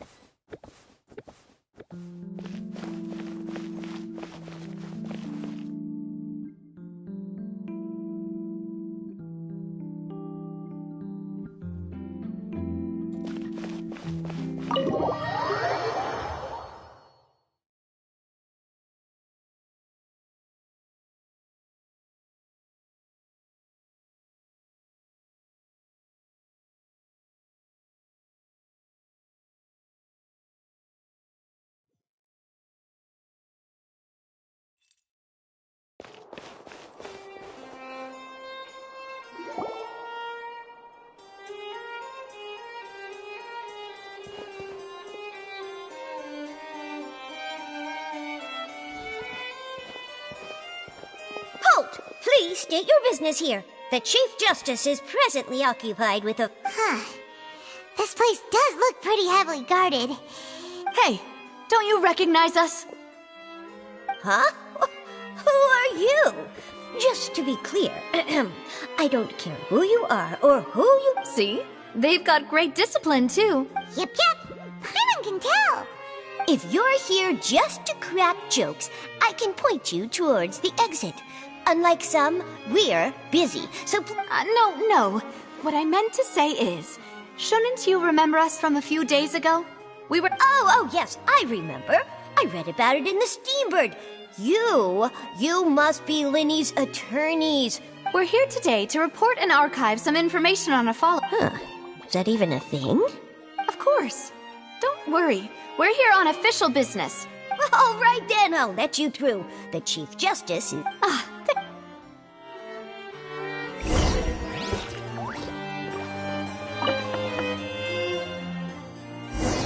Please come in.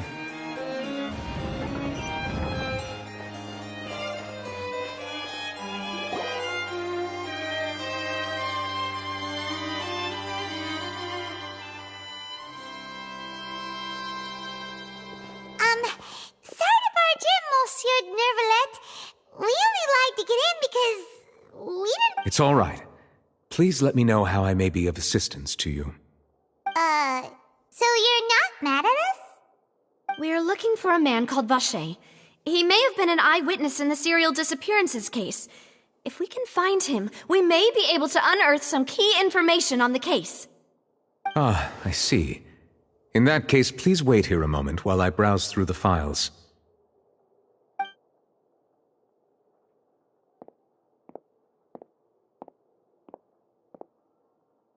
Who knew that Nervalet would be so easy to talk to?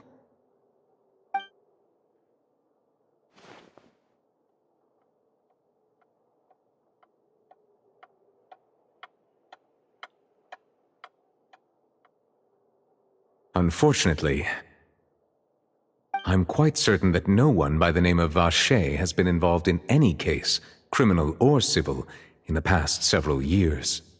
There are no records of him either in the files or in my memory.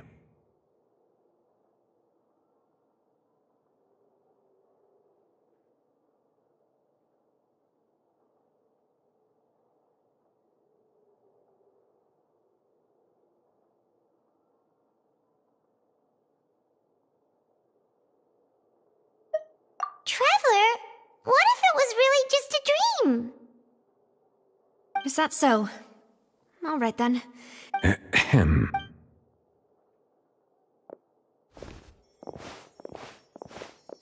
Miss Navia, I can understand how your father, Callus, was a truly exceptional man. And what are you trying to say, Monsieur Neuvillette? Are you trying to console me? Extend your sympathy? Or just express some tendril... No. You are not trying to do any of that. I can hear it in your voice. There's no emotion behind your words. you only said those things because you felt like you should. It's just like last time. After my father took his place in the duelist ring, I pushed through the guards to talk to you as a last... You even told me then that you thought there was something fishy with the case, yet you still allow... In your eyes, the value of a human life is nothing. Father's death. Then why didn't you call it? Why didn't you give me the power to stop him from throwing his life away?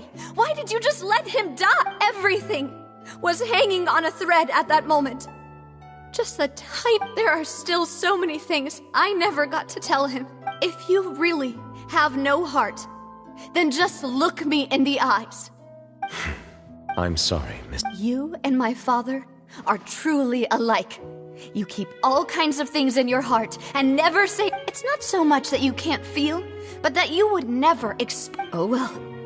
In any case, everyone already knows full well the apathy of the Chief... My apologies for taking my emotions out on you, Monsieur Chief Justice. Let's go, Traveler and Paimon.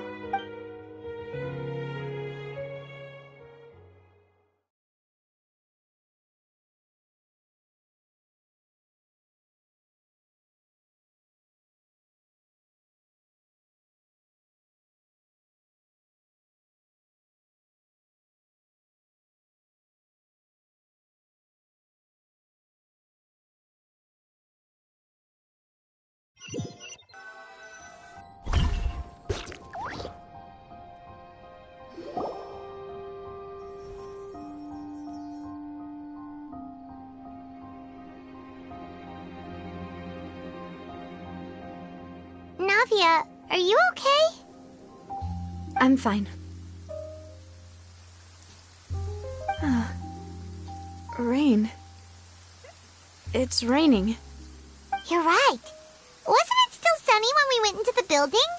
And there shouldn't be any active trials today. How strange. Now that I think of it, on the day my father was convicted of murder, it was also raining.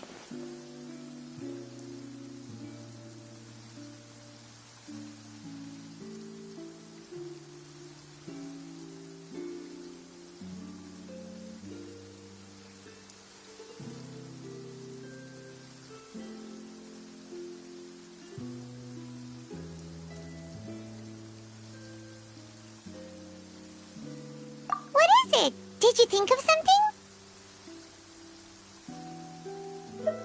Yeah, he was outside. It was uncovered and the rain could fall there. Why? That thought has occurred to us before. We've even expanded the search area to try to account for that, but didn't find anything of value. Oh? Wait. You don't mean... So you're saying that the true murderer could have been turned into water? And then got washed? Yeah!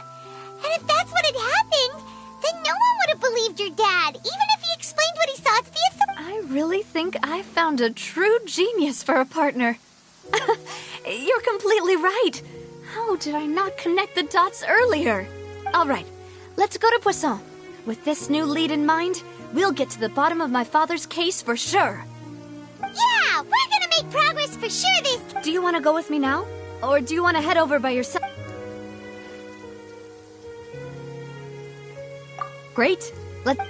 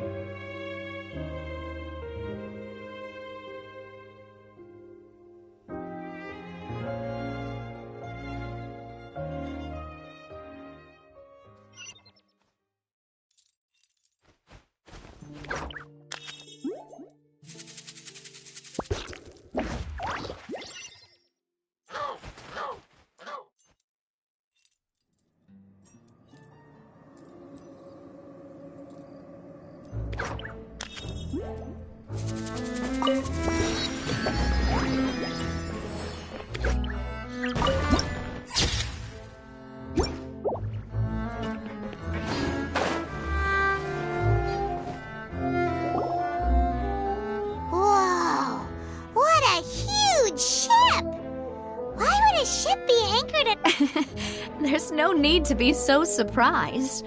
My father was the one who asked for it to be built like this. Perhaps our taste in exterior design is the only thing A gigantic and glamorous ship embodies discovery, opportunity, ambition, and conquest. It symbolizes Spina di Rosula's bright and limitless future. And Paimon thought you were bluffing when you said Spina di Rosula had a glorious past. Paimon was confused why a group with such a history would live in the sewers. But now that Paimon has seen this ship for herself, she's been convinced. Well, Poisson is where Spina di Rosula began, after all. It's our main base, our home.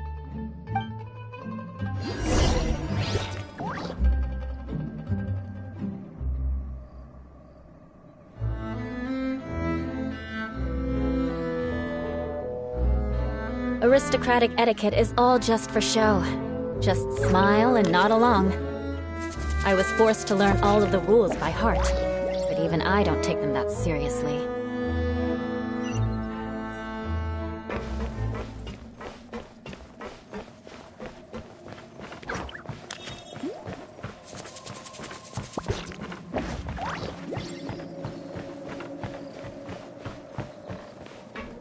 Intel is just like teachers. You gotta invest a lot before you get started.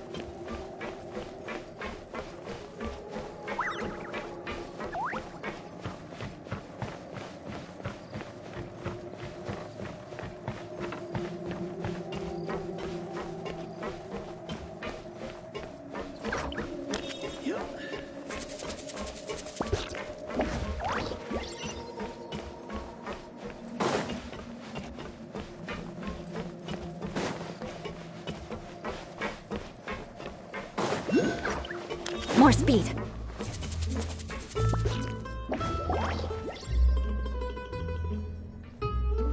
Melus, we're back! Apologies for the wait, demoiselle, and our most important partners. You said before that you still had some business at the court. What brings you back to Poisson so quickly? About that. It's because my partner here reminded me of something really important. You see, what if my father's case had something to do with water from the primordial sea? You still remember, right, Melus? On that night, it was raining? Yes, the case was quite similar to that of Mr. Linney's. Both were what you'd call impossible murders.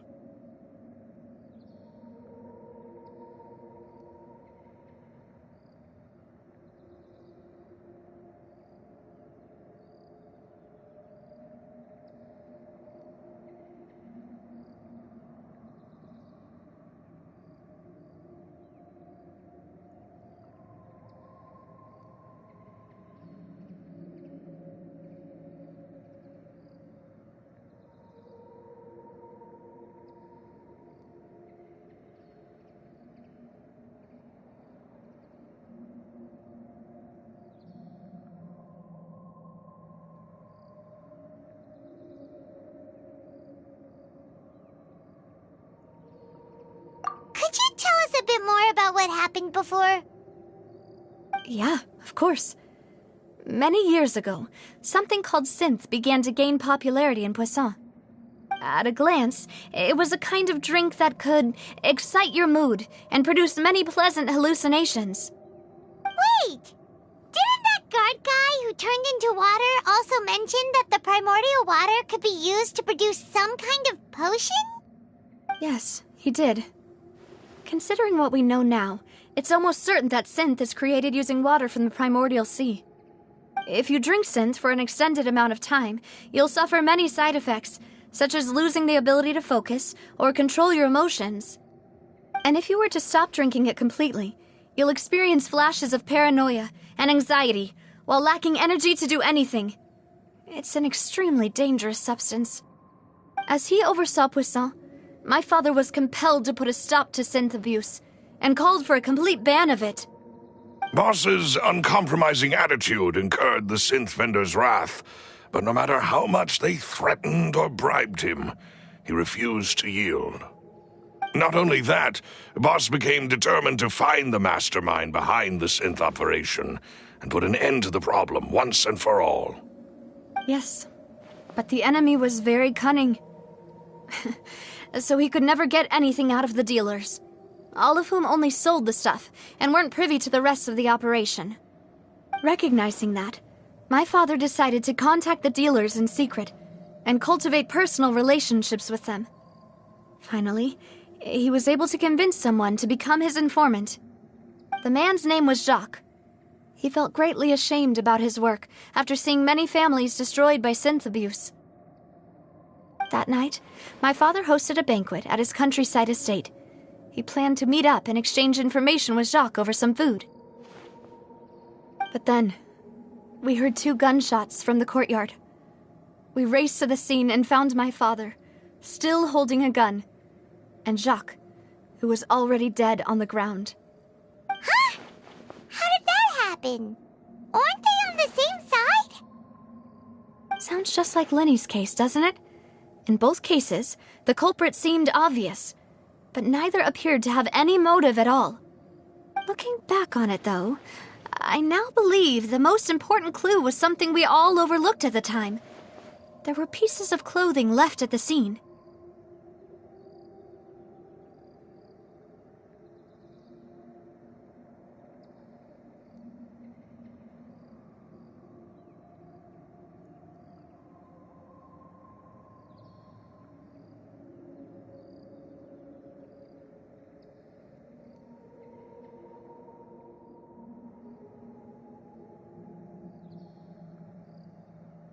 Precisely. It's all thanks to you that I made the connection now. Back then, we all just thought they were some costumes that Jacques used to disguise himself at the banquet. But, considering it now, it's almost certain that they belong to a third person at the scene. With one extra person, we'll also need to reconsider why the 2 shots were fired.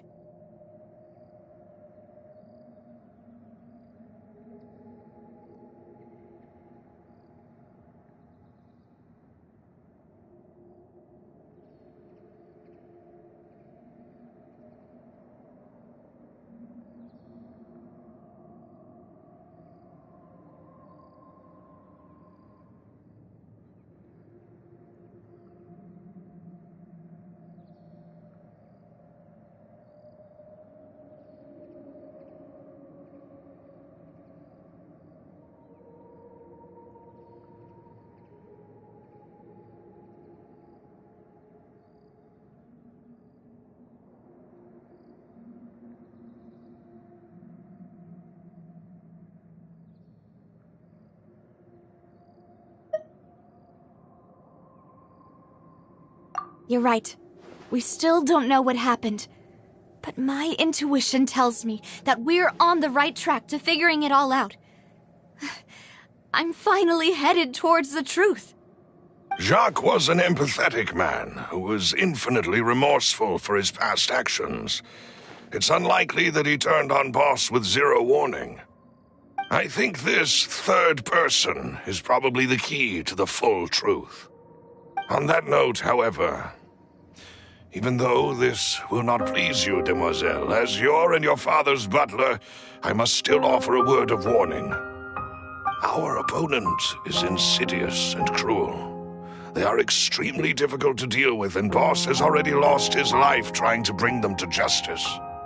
Even though Spina de Rosula has lost most of its former glory, Poisson has welcomed a new time of peace, and we have been allowed to live out our lives.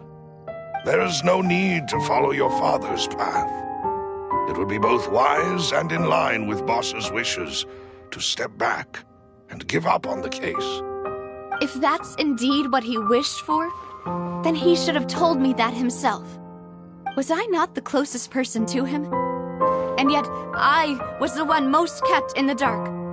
What was the point of him dying without sharing any of the secrets he knew? Did he manage to protect anything in the end? Synth is still here. Callus the Unfaithful is still his epithet. And Spina di Rosula is barely getting by. Nothing has changed. Did he think I'd just accept his meaningless death and live out my life just as meaninglessly? I've never accepted that. Ever. Not since that day, and certainly not now. I want to find out the real answer for everyone's sake. For the missing girls, for the victims, and for myself. Navia. This is indeed the best moment to act. Your partner appears to be quite reliable, and more importantly, Demoiselle, I think you're also ready to take this on. So you do know something else, Malus? Yes, I do. In fact, even before that banquet, Boss already knew of the connection between Synth and the serial disappearances case.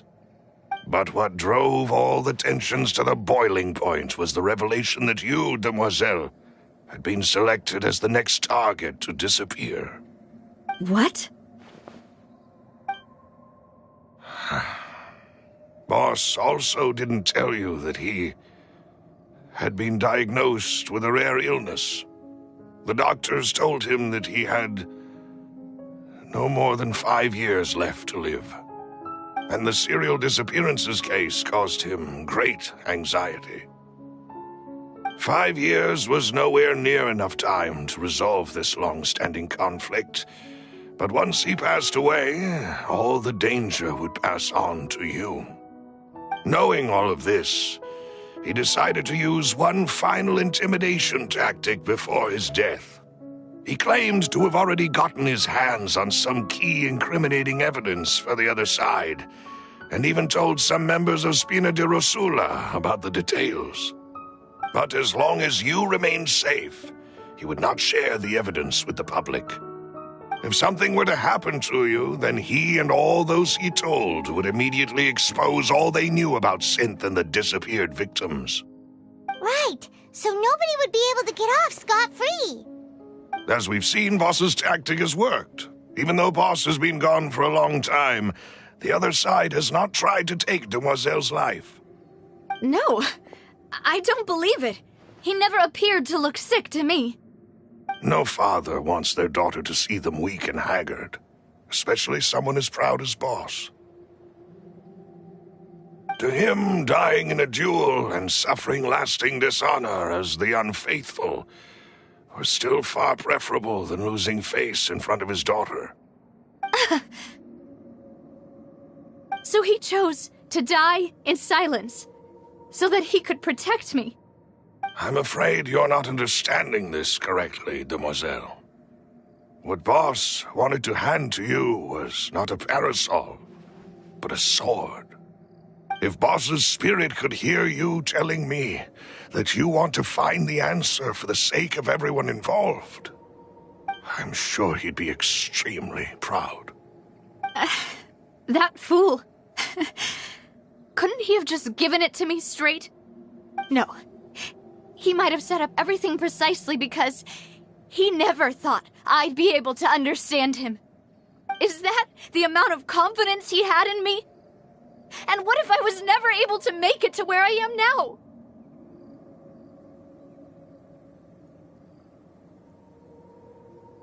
Yeah.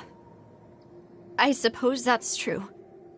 With the way he'd set things up, if I had wanted, I could have just lived out my life without a care in the world. But thankfully, he rarely talked to me about complex matters, and thus understood little of me as a person. In this case, he really didn't need to give me an easy way out. Malus, what was the key evidence that he shared with you? It's the location where Synth is produced. Essentially, it's the enemy's headquarters. When he was threatening the enemy, Boss didn't share the specifics of the incriminating evidence he found. But if you want to use it against the enemy, you'll still have to take several things into consideration. Why? If we know where the place is, can't we just go storming in? You mustn't forget that we're fighting against a mysterious and dangerous organization that's been in operation for decades. There's no telling what might be lying in wait at their headquarters. We also have no idea what kind of evidence we may be able to find inside, nor what people we may be able to capture. But a single visit to their headquarters would be tantamount to a formal declaration of war. The worst case would be that we leave empty-handed, but also open ourselves up to full retaliation. Then, in that case, why not work with the Fontaine authorities?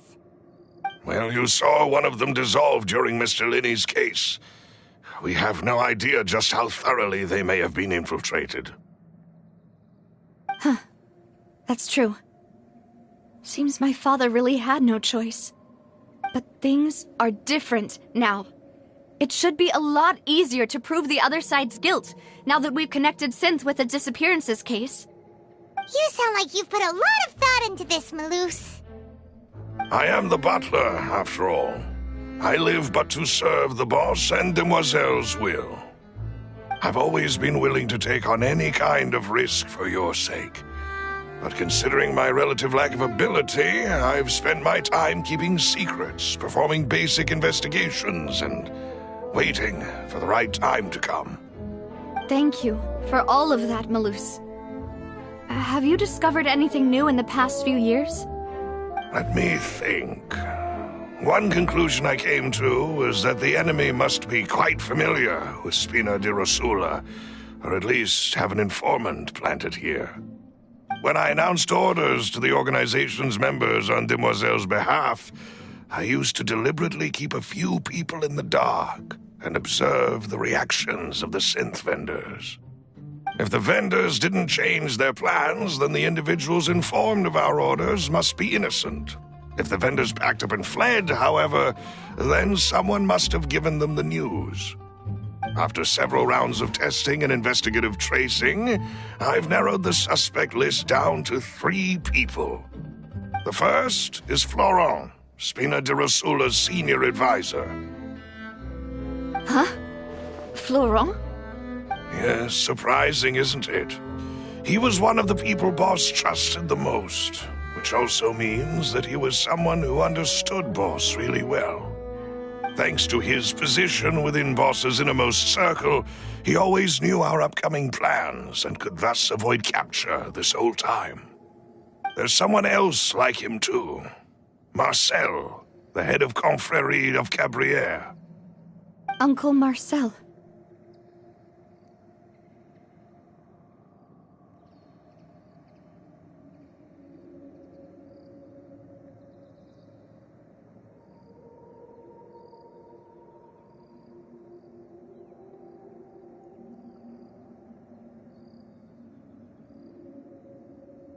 It's a guild in Poisson. Boss helped it to grow to its current size and prominence. In the beginning, they were only reselling some daily goods, but now they're one of the richest guilds around, with a lot of business connections in the city. So, they're like a sister organization of Spina di Rosula? Yes, you can say that. When we were fighting against the synth dealers, they provided us with plenty of support.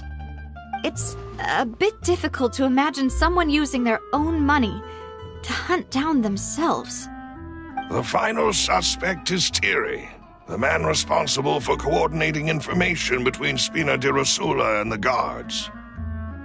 Although the guards mostly leave us to our own devices, there are still many activities we have to report to the local authorities. Since Thierry is always in the know about our current activities, he could theoretically always plan one step ahead. I see. These are all people who I communicate with quite regularly. To think that the enemy we've been fighting against has been right next to me all along, among those I trust the most. It's almost too hard to believe. If you want to investigate them, please take every precaution to not alert the quarry. Judging from our experience, the enemy is extremely cautious. Of course. And thank you, Malus. You've provided us with a lot of great information. You're too kind, my lady. I'm just doing my duty. And before I forget, proving Boss's innocence would also mean clearing him of blame in Jacques' death. After that incident, Jacques' wife and daughter were taken into the Spina's care. They still live in Poisson today. If it might help, you could also pay them a visit. I can make the necessary arrangements. Oh, thank you so much, Malus. You really are the best. A new case awaits, my dear partner.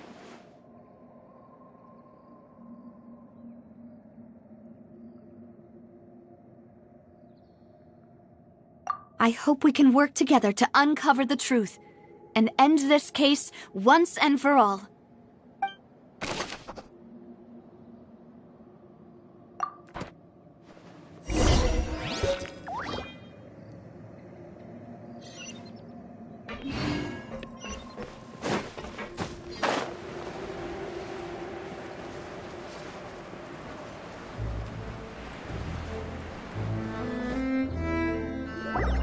It is settled, then. Please excuse me, and enjoy your conversation at your leisure. Thank you for arranging everything for us, Malus. Excuse me, miss. Do you need anything from us? Oh. Hey, Navia's all quiet. This isn't like her at all.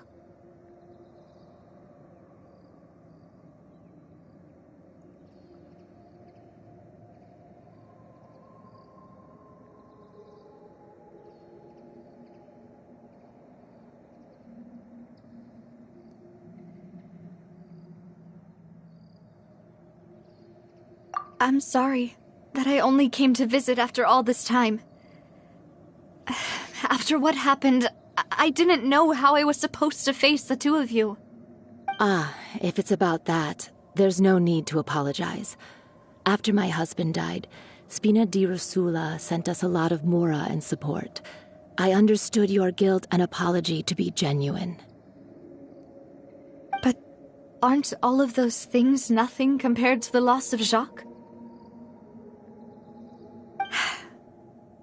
I can understand the kind of pain that comes with losing a father so needlessly. You don't understand at all. I didn't know how to face you, because I didn't know what I could possibly bring as a consolation gift. I know only the full truth could bring closure to you, and to all of us. Mm-hmm. I'm sorry. I appreciate the sentiment, but you don't have to carry all that guilt. On the matter regarding my husband, my daughter and I have more or less found our answer already. Would you mind sharing it with me? I really can't believe that my father could ever bring himself to shoot Jacques. I always knew that my husband's money was earned through others' suffering. He told me countless times that if he could turn back the clock, he would never go into the synth business again. He had many regrets, and felt that he took the idea of providing for his family too literally. For the longest time, he thought Mora was everything. So when Mr. Callis came to him with a proposal, he accepted it almost immediately. He tried to be as careful as he could, but even so, he was still found out by the higher-ups. They found out about his betrayal? Papa didn't say that exactly, but Papa did tell me that I should never be ungrateful. Before he left that day, he told me that he had no choice. It was only later that I realized it was his final farewell to the two of us.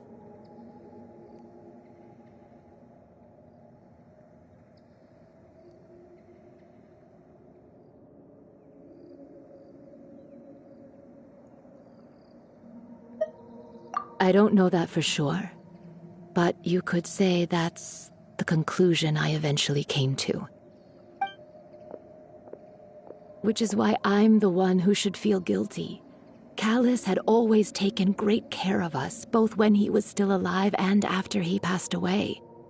Even if he fired the shot that killed my husband, it was likely in self-defense. It is impossible for me to hate him for what he had done. But Mama, why is Papa still the bad guy if he did the right thing? Papa always wanted to be a good man, so why did he have to do a bad thing in the end? Well, things aren't always as they seem. You still feel like your Papa was a good man, right? Yeah, Papa was a really good man. The best in the whole world. Then you should hold on to that. If a good man had to do a bad thing, then he must have had his reasons. Regardless of whether he left you a parasol or a sword. He must have done so to give you a better life. Oh. Thank you for everything you've told me. I will definitely find the truth. The current state of things is not something I'm willing to just sit back and accept. Thank you. I'm very grateful to hear this from you. Even though your personality is quite different from your father's, your determination when you speak is really similar. You really think so? That's the first time anyone said that to me.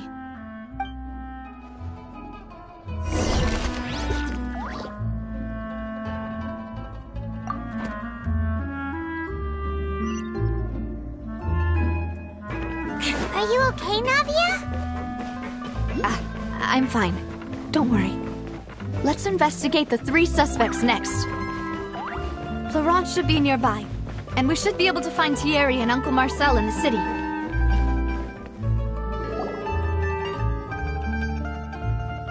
Greetings, boss. How may I be of assistance today? I'm sure you've heard about what happened at the Opera House. Someone got turned into water right in front of us. Yeah, I've heard. With something that dramatic, I'm sure journalists will milk it for all it's worth. And it'll be all the talk for the next several weeks. It also reminded me, on the day that the incident happened with my father, it was raining outside, and we found some clothes left at the scene. After my partner here put the dots together for me, I feel like we should try to reopen his case. Can you do me a favor and try to recall what happened that night? Let me think.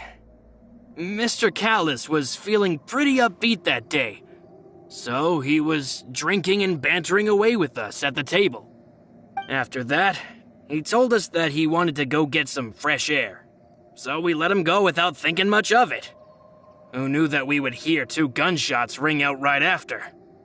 My first reaction was that Mr. Callis's life was in danger, so I grabbed my holster and made a mad dash toward the scene. But when I got there, it was already too late. Mr. Callis was standing over a dead body with a gun in his hands. All we could do was look back and forth at each other, not knowing what to say. So you also remember 2 gunshots then? Indeed. The guard said that the first shot didn't hit anyone, while the second killed Jacques. But I've never really bought that explanation. Reason being, Mr. Callis had left his gun on the table. I even made sure to confirm that before running to the scene. But according to the guards, that doesn't mean he couldn't have had other guns on his person. About the clothes left at the scene that you mentioned, do you think there was a 3rd person there who was turned into water?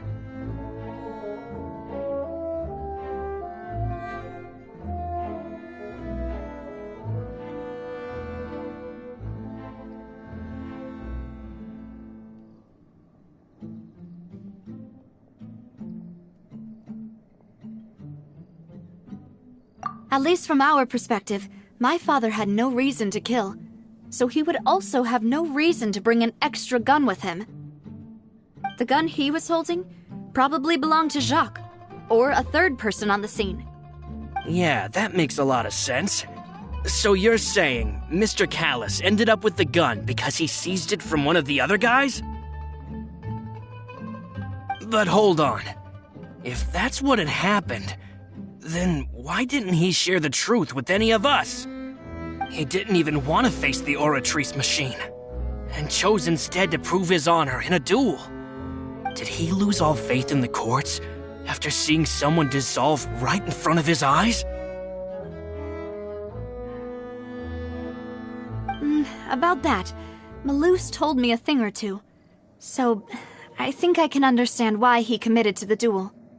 I'll tell you everything once the whole truth has been revealed. I understand. Then I'll leave Mr. Callis's honor in your hands, boss. And if I may just say one more thing. The whole Callis the Unfaithful epithet has been a thorn in my side since the day it was invented.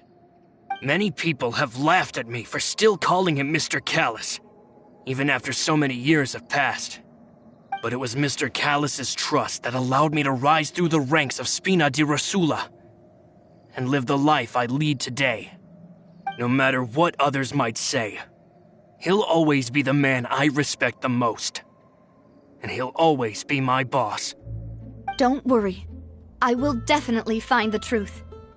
You and all our other comrades at the Spina deserve to know the truth as well.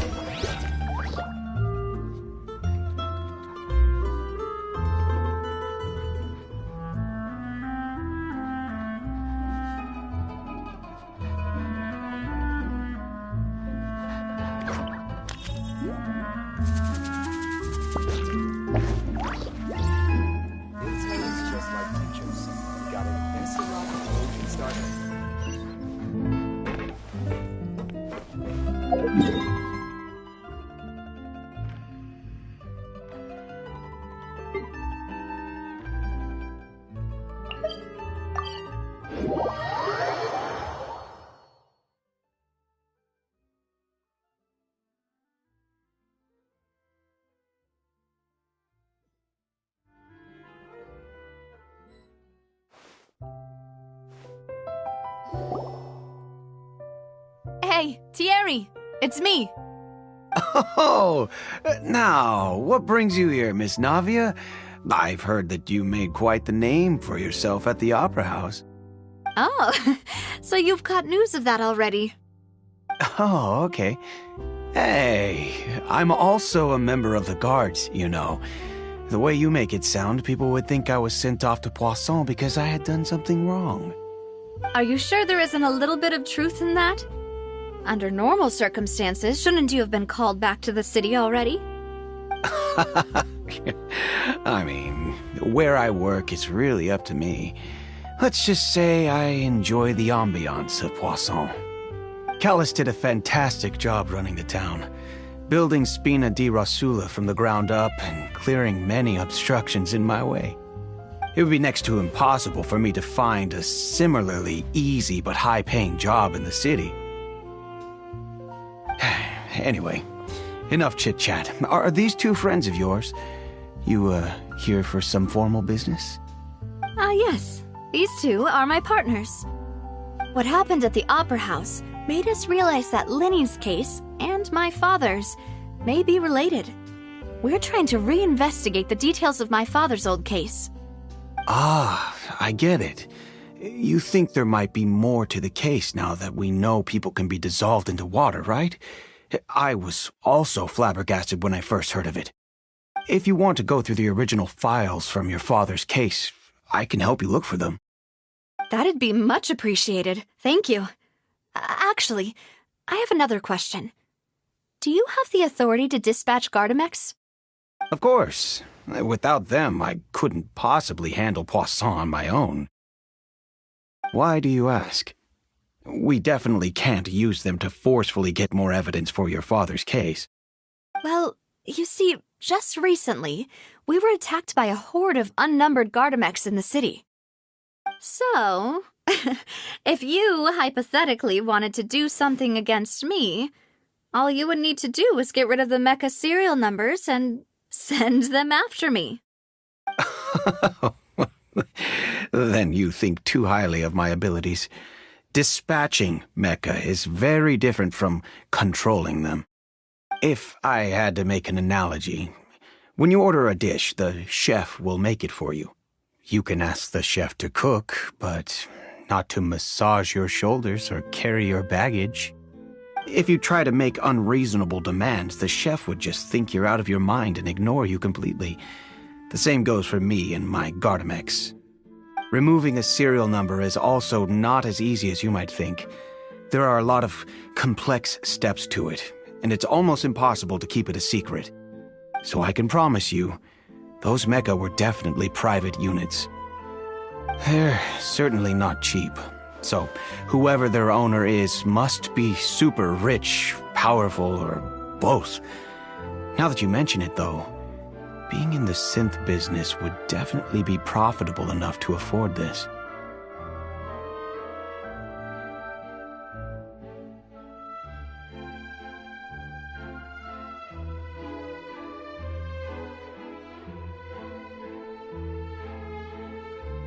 Oh, then you're officially in the clear, Thierry.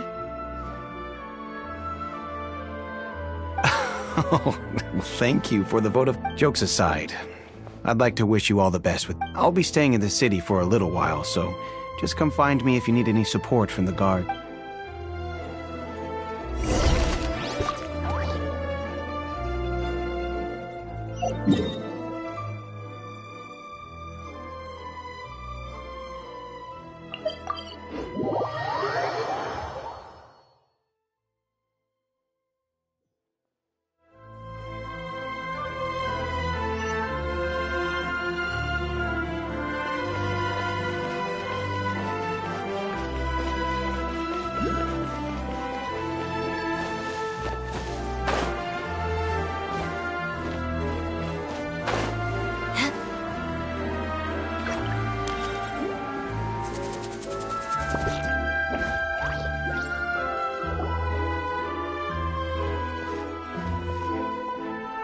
Hello. How may I help you? I'm here to see Marcel. Could you please let him know? You can just say Navia's looking for him. Sure. I will let him know right away.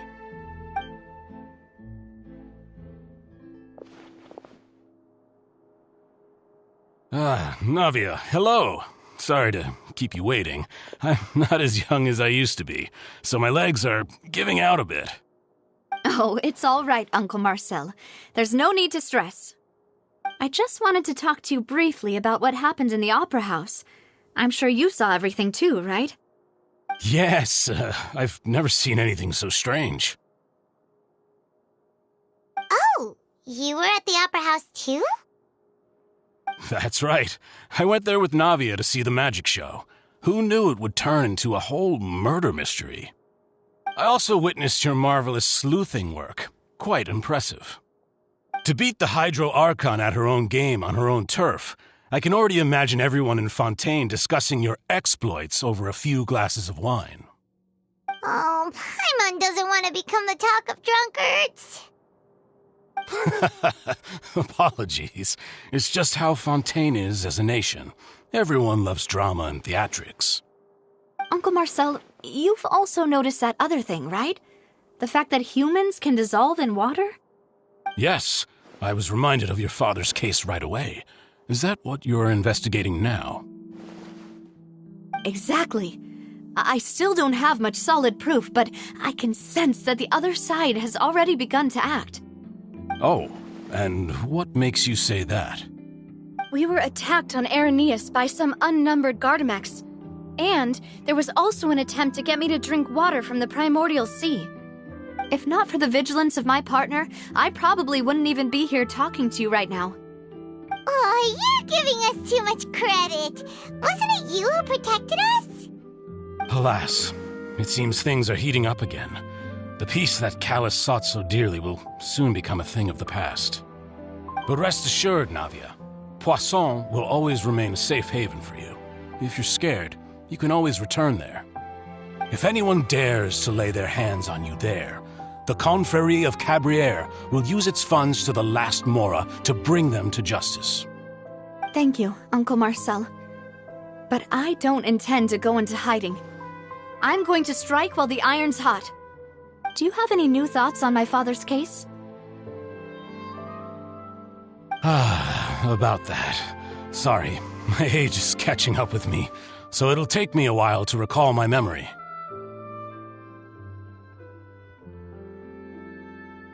The Confrérie was responsible for that banquet, so I was out and about the whole time making sure things were running smoothly. I didn't even have the time to drink with the guests. Then I heard the sound of a gunshot, and the rest was history. Oh, it's okay. No need to push yourself.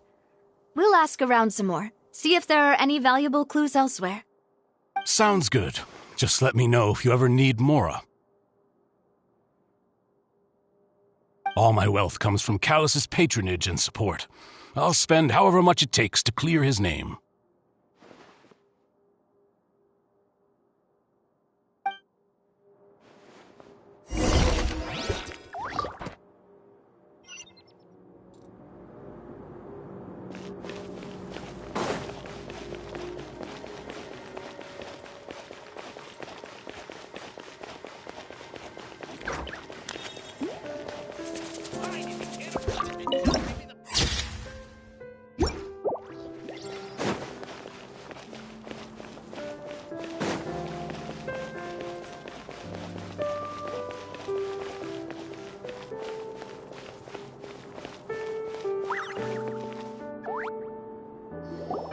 We've talked to all 3 suspects, purely based on their conversations with me.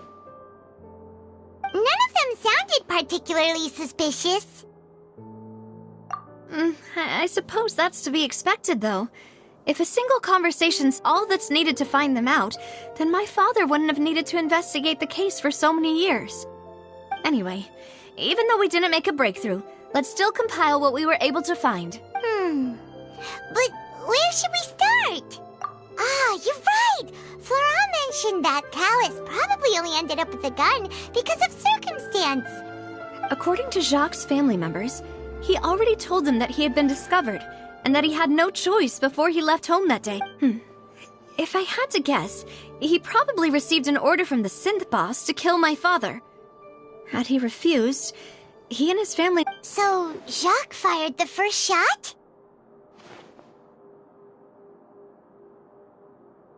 Oh? And why is that?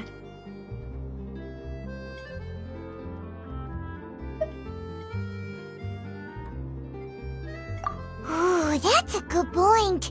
Jacques probably already knew that he was just being used as a tool for murder. And once he had completed his mission, he'd be a... So, what would make more sense from his perspective would be to turn his back on the Order and seek protection from my father. Makes sense.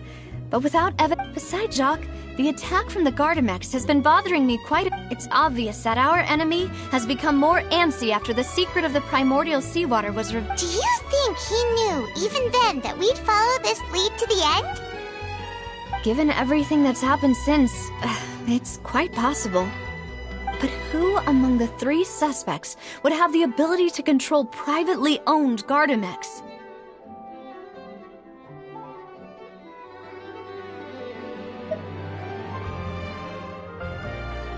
Thierry, you say?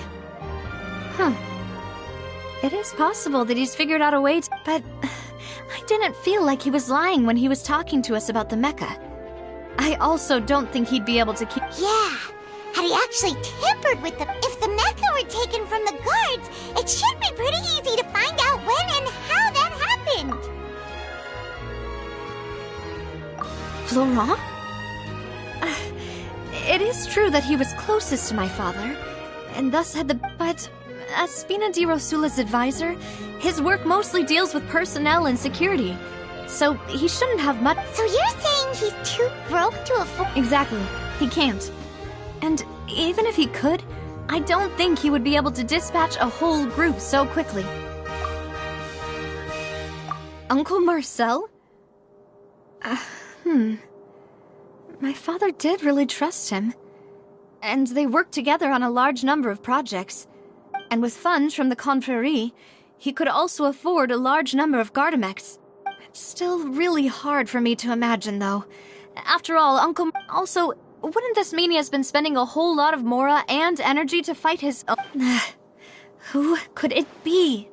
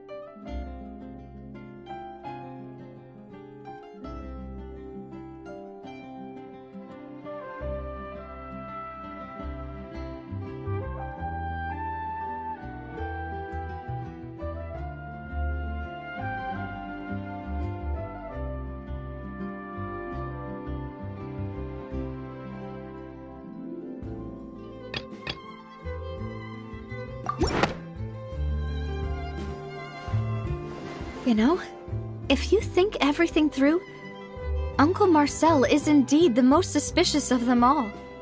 Could we be missing other suspects? Malus didn't know about the people turning into water thing when he narrowed it down to these three, did he? Malus has always been very reliable, and his judgment of others' trustworthiness has been fair and well considered. When he laid out his case for the three, the rationale he gave me made a lot of sense as well.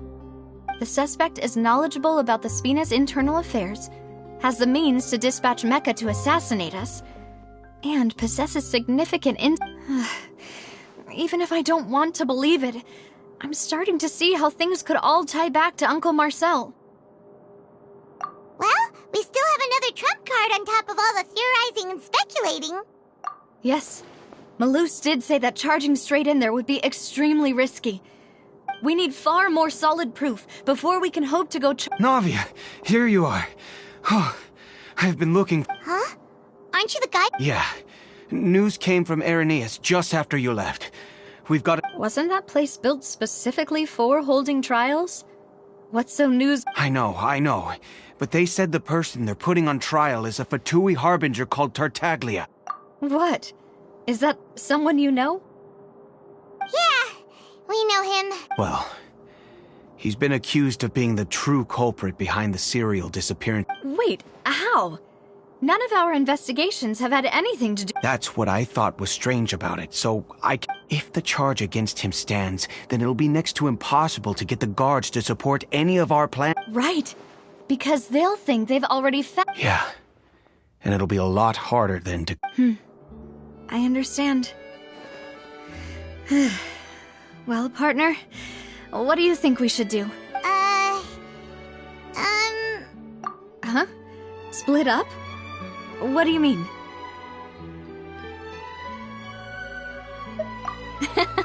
Just as since this is a trial about the serial disappearances case, the culprit's attention will be focused on Irenaeus, leaving his home base wide open.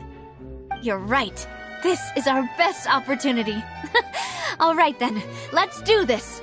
I'll stall them at the Opera House and charge Marcel as the true culprit. I won't have any chance of making that charge stick, though, unless we find more evidence. It'll be up to you to make it back in time and hand the decisive evidence to me.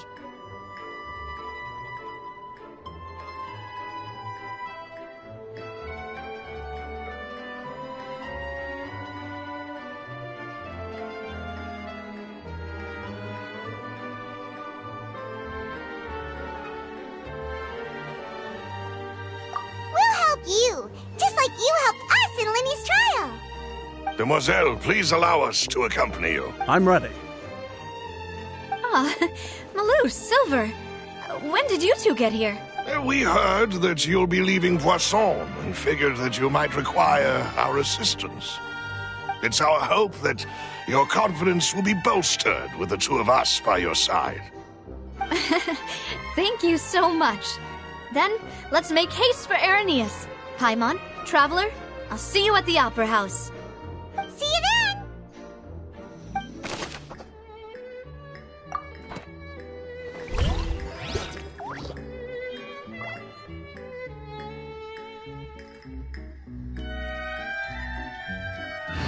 Now that Navia has set out for Irenaeus, we should also get going.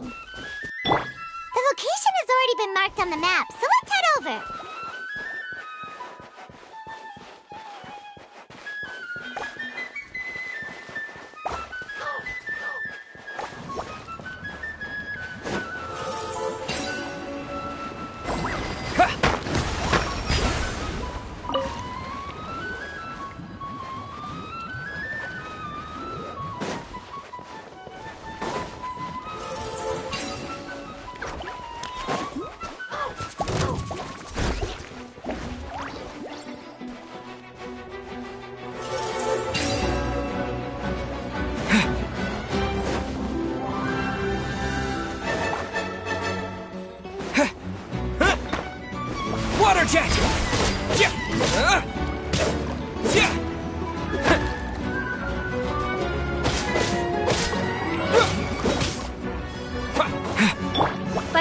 decree!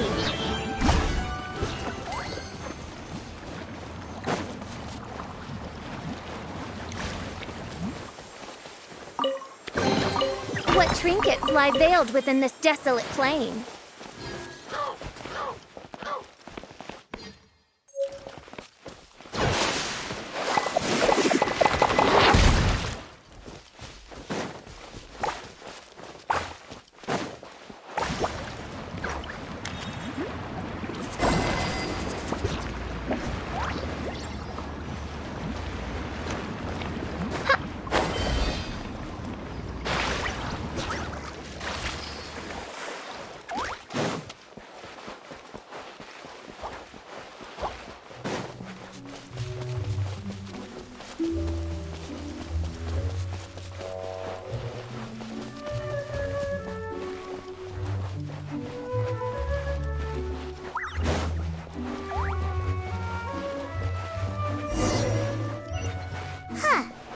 According to Malusa's info, the synth production base is underwater. Let's go and try to find the entrance.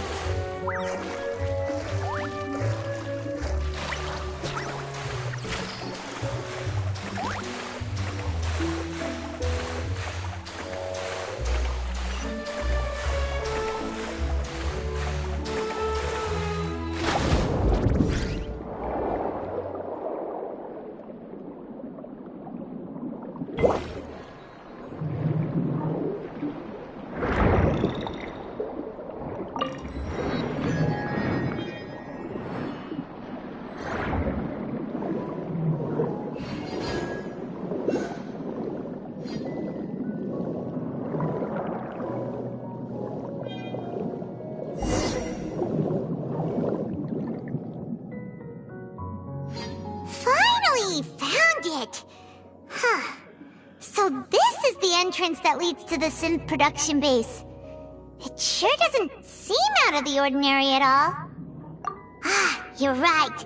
An important place like this is bound to have a ton of protective Navia's probably arguing up a storm right now to...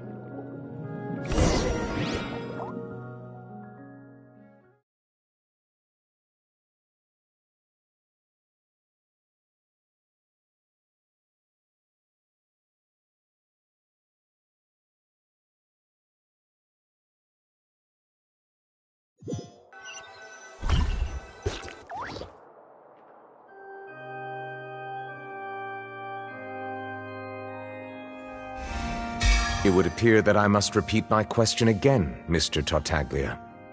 Do you accept the charge that you are the true culprit behind the serial disappearances case? To be perfectly honest, I don't understand your country's complicated court system, or the reason why I'm being charged with something I've never even heard of. However, I did hear that people who have been charged can choose to participate in a duel to clear their name. Is that right? In which case, as long as I accept the charge, I can have an all-out fight with that champion duelist Clorend, right? I've got to admit, that's one of the most enticing offers I've ever received. When I privately sparred with her last time, she was obviously holding back. Real disappointing. Hey! Don't you understand? You're currently the prime suspect for a major case. This isn't the place for you to be looking for fights. Oh? Sounds like the Hydro Archon wants to lecture me on the ways of the Opera House. Then why don't you duel me too? I'm the kind of student that learns best in the heat of battle. No. That's not what I meant. Alas, it would appear that communication with the defendant is going poorly, and we have made very little progress. In that case, let me explain everything from the very beginning again. The goal of this trial is to determine the culprit behind the serial disappearances case. That case had nothing to do with him. You've got the wrong man. Huh? What's going on? Why is she interjecting again? I told you it couldn't be one of the Fatui Harbingers. Miss Navia, this is the second time you've interrupted the court proceedings. I only tolerated your behavior last time because you were able to provide the court with a key eyewitness. But that was an exception rather than standard court protocol. I can very well charge you with contempt of court for your interjections. Oh, please. Did you ever think I had any respect for this place's pointless theatrics? We can put that discussion aside for now. I'm not here to argue with you. I'm here to charge the true culprit behind the serial disappearances case. And if my charges prove true, then Tartaglia here will be proven innocent by default, correct? Oh, a young lady has charged in and offered to clear my name. How fascinating. Well, I'd gotten half bored to death by all these rules and procedures anyway, so I'll take you up on that offer. So, Your Honor, is there nothing else for me to do now? You may take a seat for now in the audience, but that doesn't mean the suspicions against you have been lifted. Now then, Miss Navia, who is the person you would like to charge instead? That person is...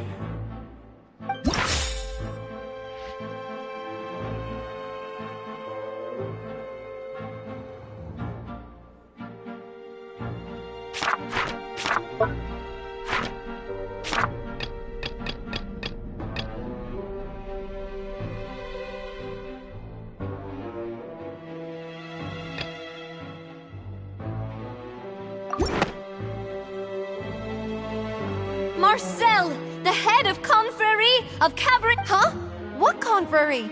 Never heard of them in my life. I've heard of them, but weren't they Spina di Ros... Oh, is this going to be a friends to enemies type situation? Please let me remind you, Miss Navia, that charging someone is an incredibly serious matter. Committing to the charge also means taking on the legal risk, and if the charge fails, depending on the circumstances, you may also be charged with the crime of making a false accusation. Yes. In that case, I declare the charge to be valid. Miss Navia and attorneys, please take your places. Members of the guards, please contact Mr. Marcel right away so that he may stand...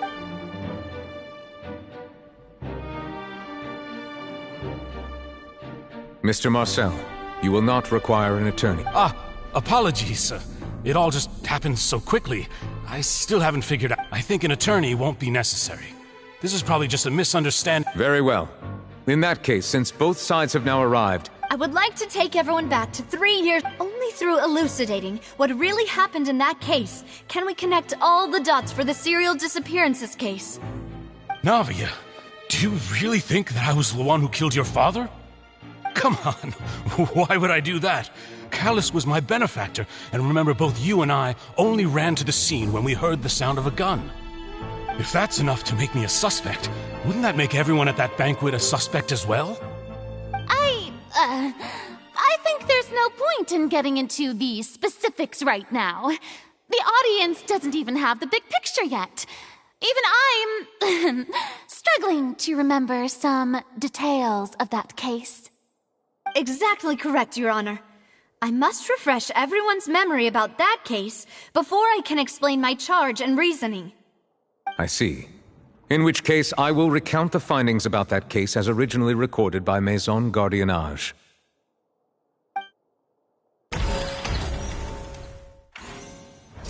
On the day of the murder, Spina di Rosula hosted a large banquet in a countryside estate owned by the Confrérie of Cabrières.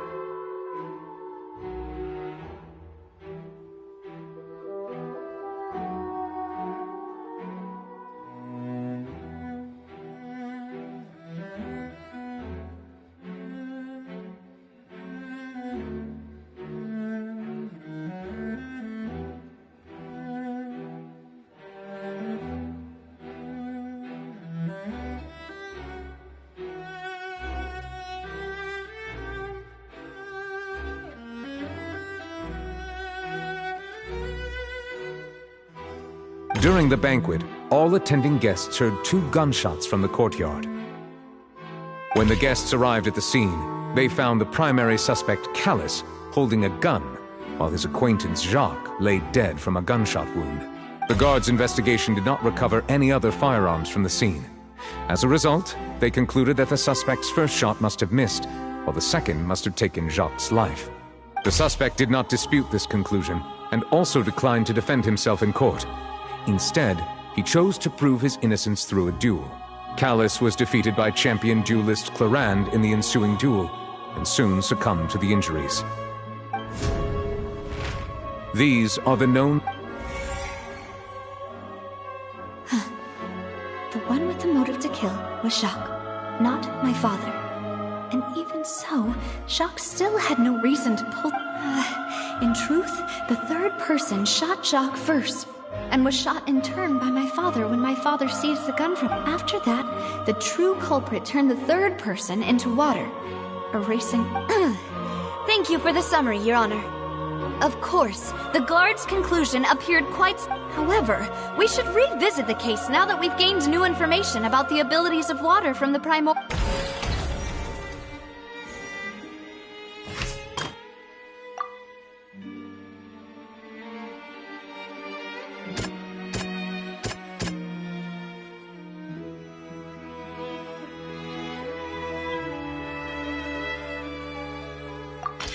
The testimony of the victim's family confirms that Jacques had thoughts of assassinating Callus when he set out for the banquet. However, in the end he reconsidered, and instead shared everything with Callus, hoping to seek the latter's protection. Unfortunately for Jacques, the true culprit had already considered this possibility, and had sent out another assassin.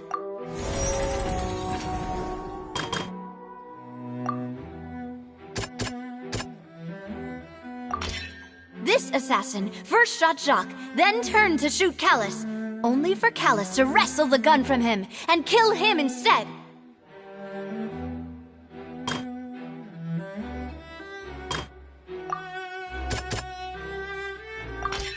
A pile of clothing was found at the scene. The guards once believed they were used by Jacques as a costume to disguise himself, but now it is clear that the clothes were proof that there was a third person at the scene, and that they were turned into water after... Since it was raining that day, the culprit was confident that they could use the rain to wash away all traces of their dissolved... Realizing this, the true culprit caused the hired assassin to dissolve into water, leading everyone to believe Callus was responsible for Jacques' murder. This is the true version.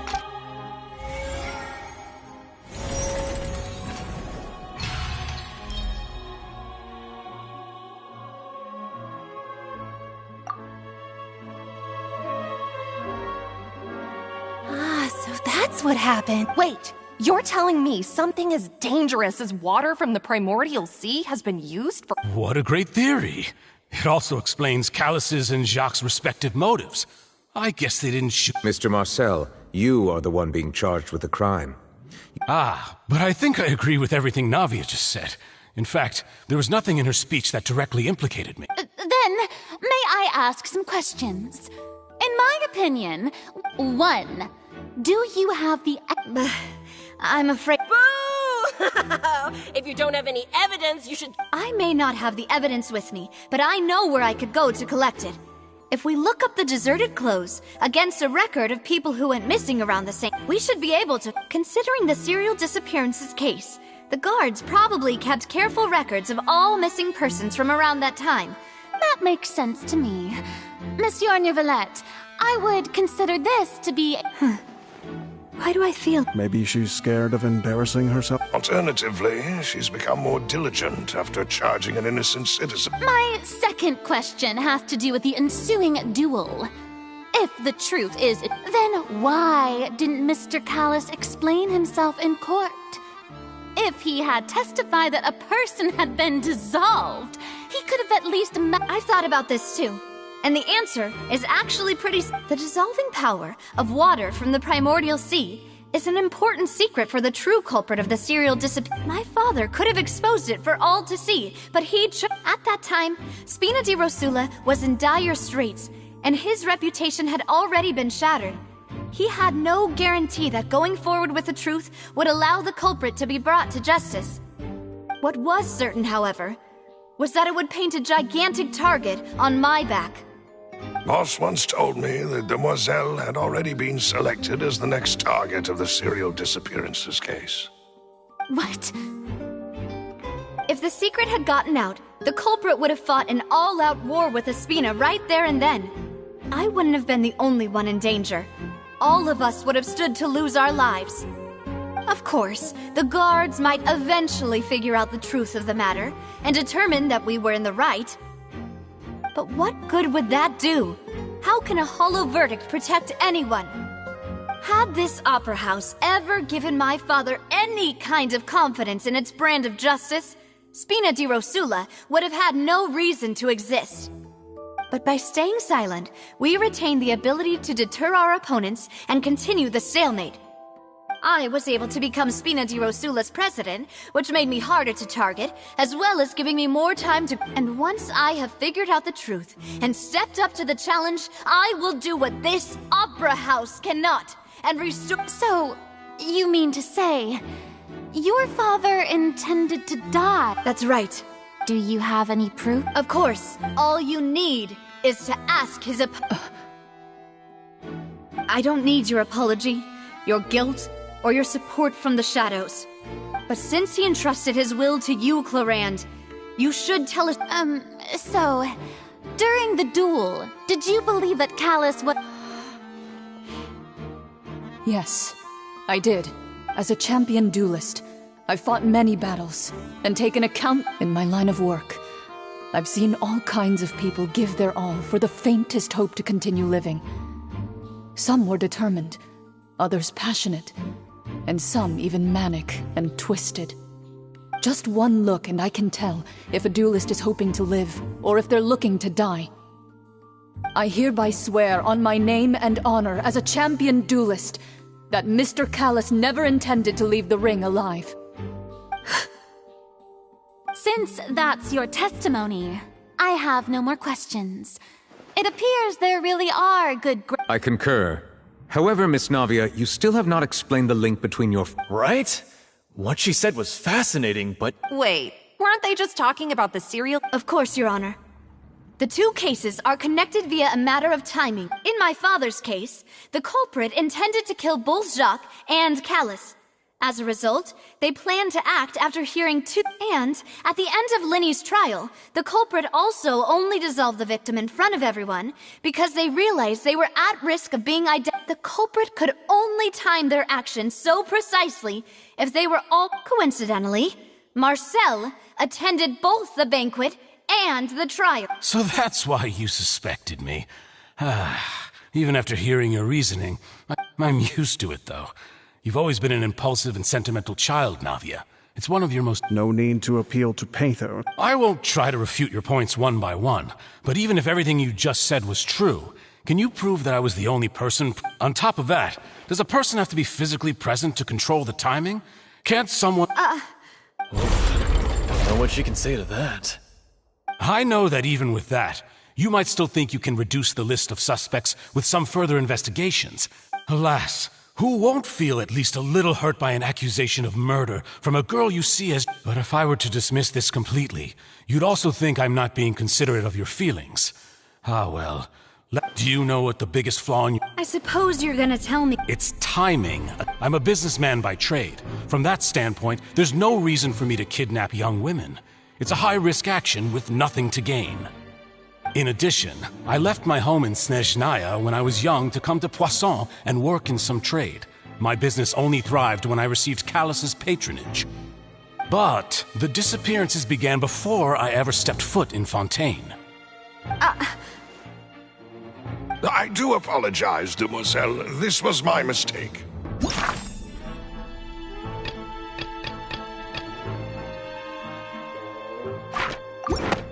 No. Is there anything else you'd like? You can also take a look at my border entry records, or ask my friend. Could those records and testimonies do something to appease the unspeakable anguish in your heart? Seems like she got the wrong guy. At this rate, Navia will be convicted for falsely accusing him. I think you've done a superb job of dissecting your father's feelings as he neared the end of his life. But aren't you going against all of his wishes? And he wished for you to become more rational, collected, and conscientious once you've learned to be more considerate of others' feelings and to stop rushing headlong into things. This isn't just about me. The biggest difference between me and the rest of the victims is that I still have the ability to search for the truth. The people whose families were destroyed by synth abuse, The people who lost their loved ones to the serial disappearances, and the people who suffered tragic ends due to their sense of Many people's images are flashing before my... And whose image do you... Is it a man named Vache? Huh.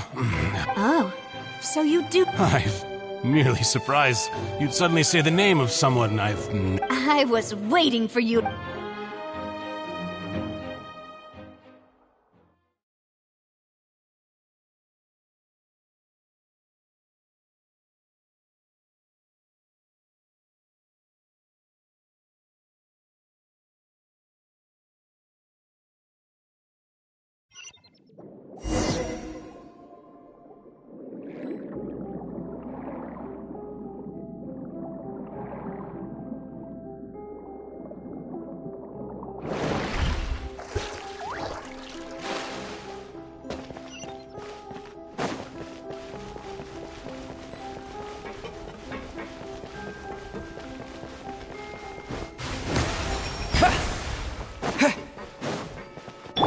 Shudder!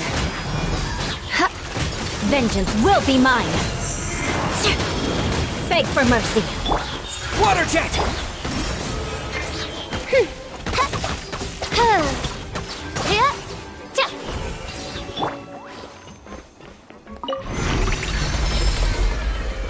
Whoa!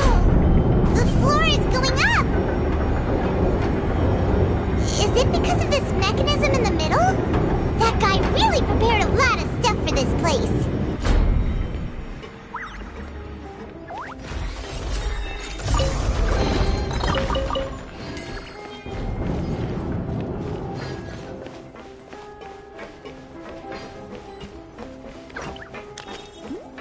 Paimon thinks we need to go up, but Paimon doesn't see a way. Let's take a look around. Maybe we'll find a hidden mechanism that'll show us the way up.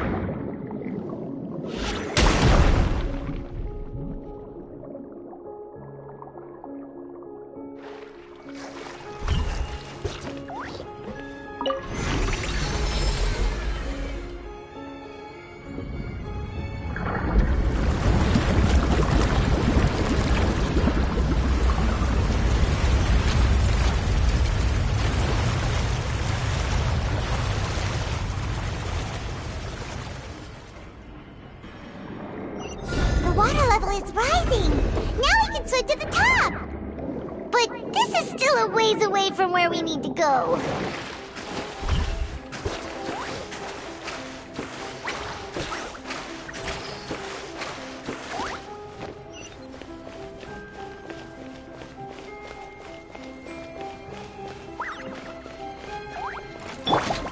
Go! Go. Shudder!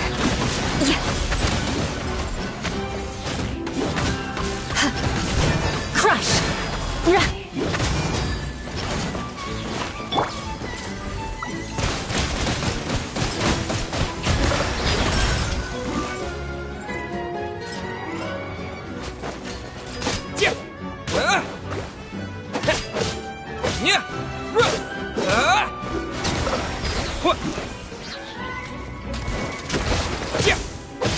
Wipe out!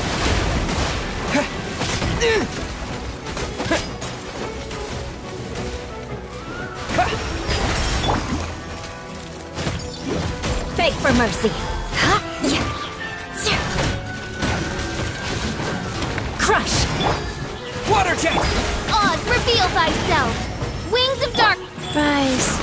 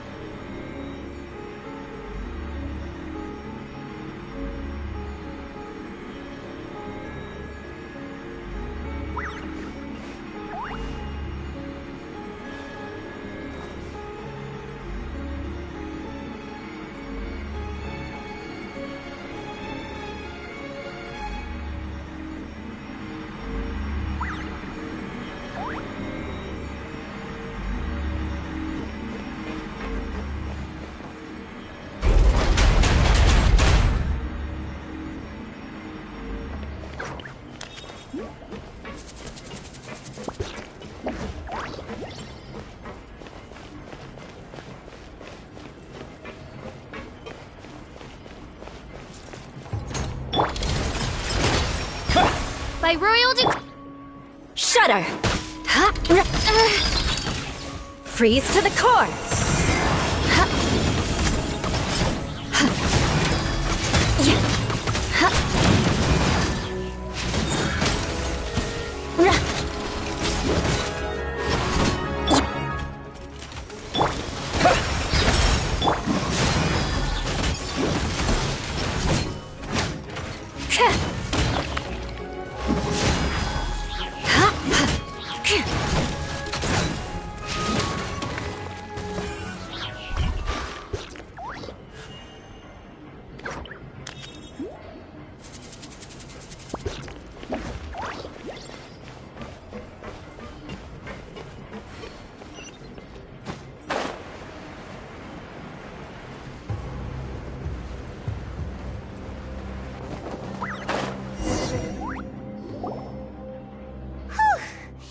After all that, we finally made it to the innermost sanctum.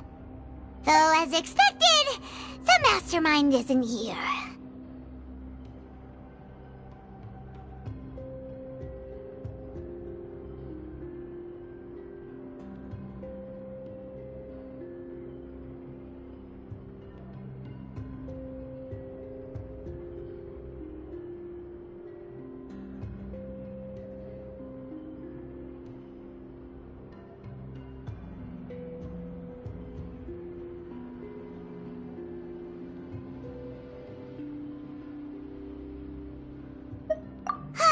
That's right. Then let's hurry up and find some evidence so we can get back to the Opera House and help Navia!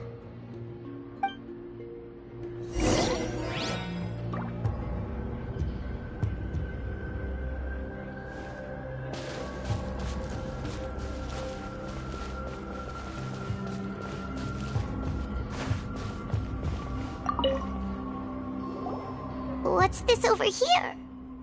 Looks like some kind of place for research. Experiment number 16 aims to verify Jacob Ingold's research conclusions on the primordial sea and use his theory as a foundation to achieve a breakthrough. The experiment was a failure. No individual managed to resurface from the water from the primordial sea. Female specimens 22, 23, and 24 were dissolved.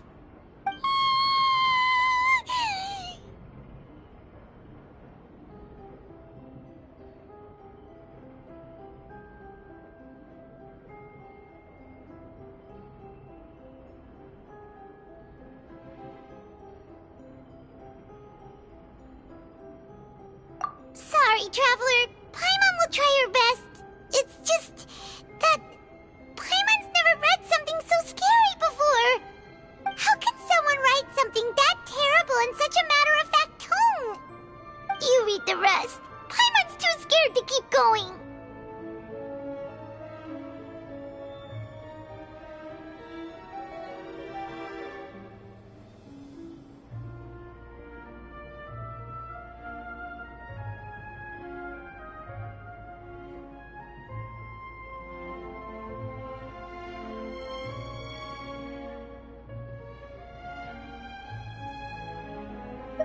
So that's why he did all of these experiments.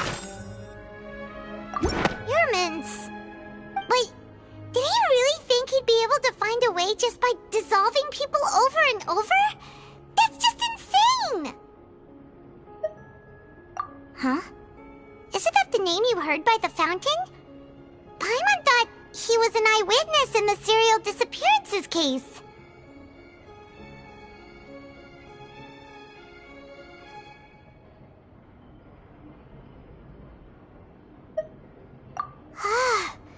You mean Vache is the one who did all of these... experiments?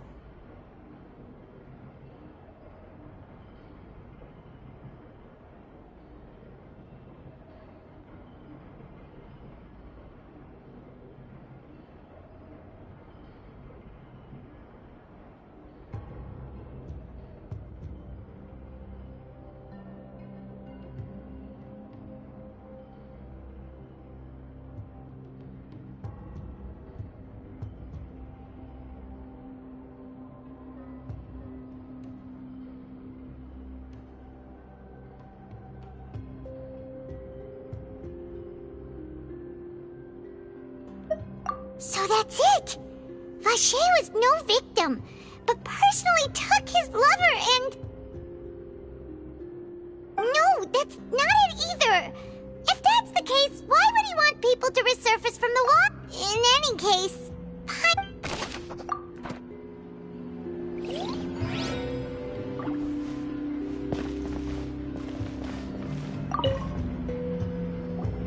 Whoa! There's so much synth here! And so many bottles of ingredients that probably just contain the waters of the Mixing in progress? Ready to drink? Stock sample? Huh. Whoa! There's even fruit-flavored synth? Yep!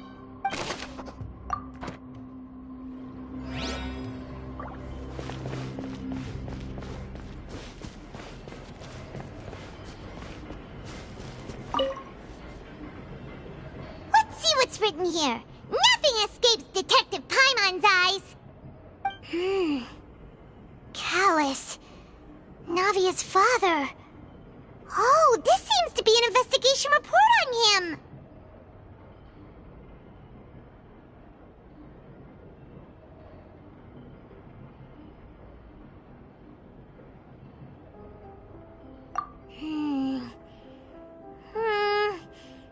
Yep, it's about finding someone to assassinate Jacques and Callus because of a lack of confidence that Jacques himself would go through with it. This should prove the existence of the third person, right?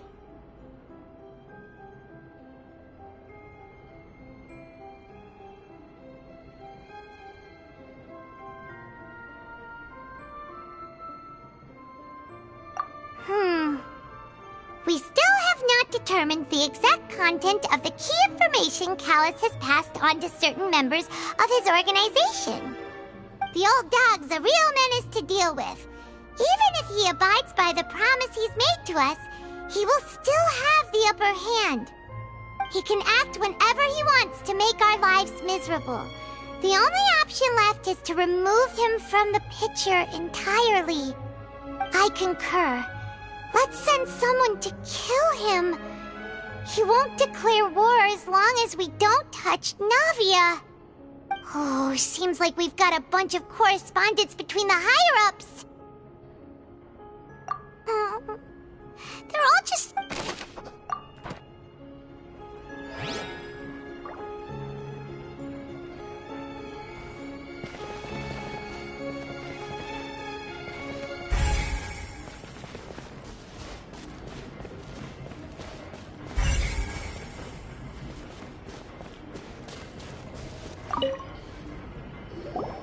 What's all this? Aw, it's a bunch of really cute things! Pink accessories, a hair tie, a necklace, even a makeup box.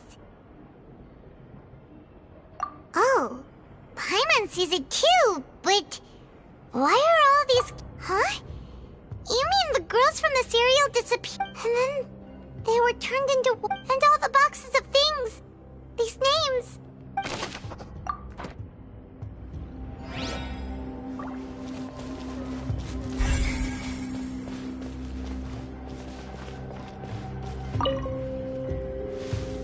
Oh, look! There's an important-looking basin over here, and it's full of water! That means this is where they make all the synth! And that special water is the... If you dilute it with normal water, you'll get synth, but the pure stuff can dissolve a human! Paimon will take notes on this... We've looked at almost everything here, and it seems like... Yeah, we haven't found anything that... No wonder even Nervalette wasn't able to find anything. Whoever it is probably destroyed that way. Even if we bring all this back to the opera, we won't be able to identify the true culprit. Sure thing.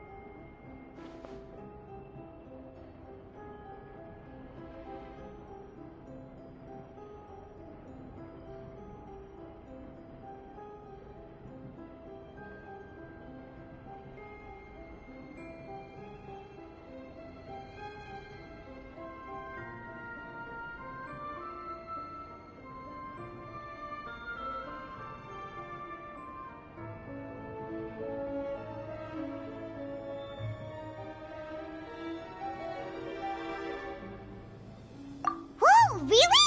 Let Paimon see! Vinier. Isn't that Vache's Then you've... Aw. It's just a normal diary chronicling... So many! A whole page's worth! The final name she... Marcel! Wait, but... Marcel's pretty old. Has this...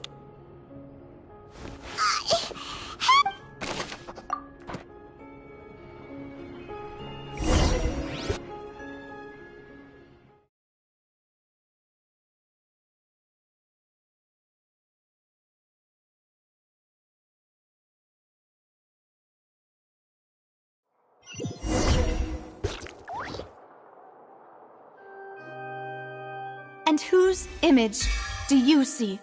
Is it a man named... Oh, so you do... I'm merely surprised you'd suddenly say the name of someone I've... I was waiting. Navia! We're back! As expected of my partner. Just how often do you intend to flout the rules? It's all right, Monsieur Nervalette. Given their confidence, I expect...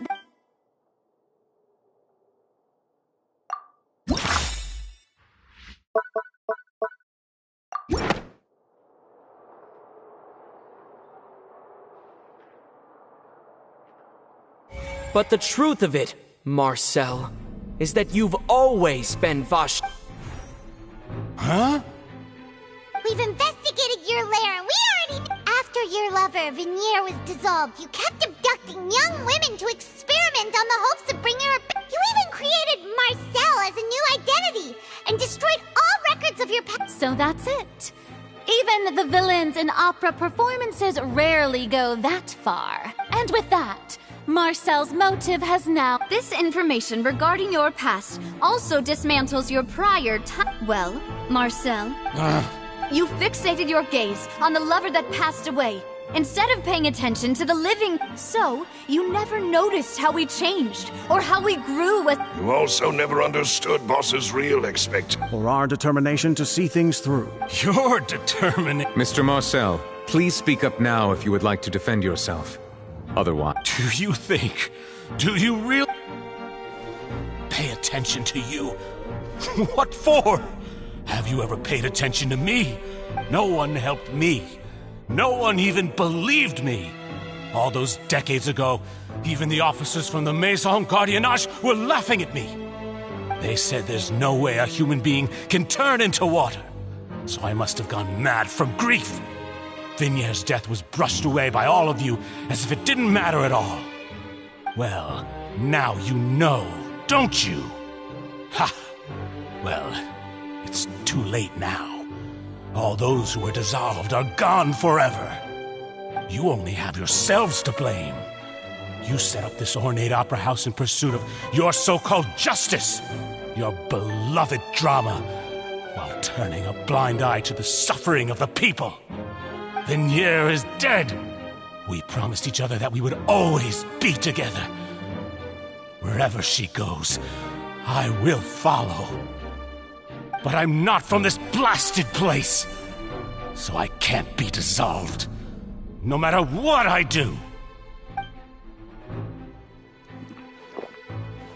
Hey, is that water from the primordial sea that he's drinking?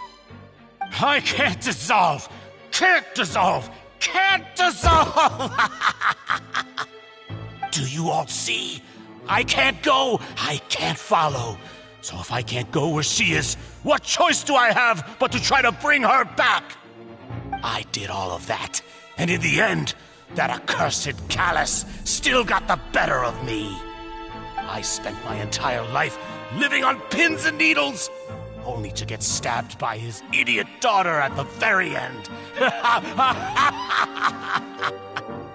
The suspect is exhibiting signs of mental distress. Guards, please restrain him. Don't touch me! Don't anybody come near me!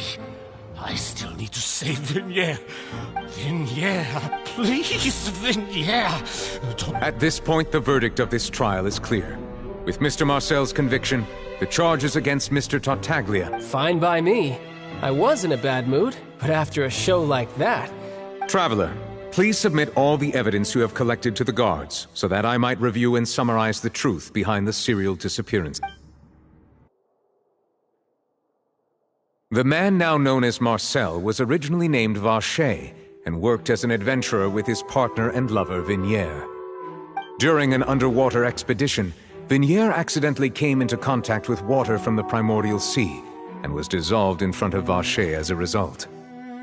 Vacher learned of the primordial water's existence through the work of others and began to kidnap young women for research, with the goal of discovering a method to restore Vignier back to life.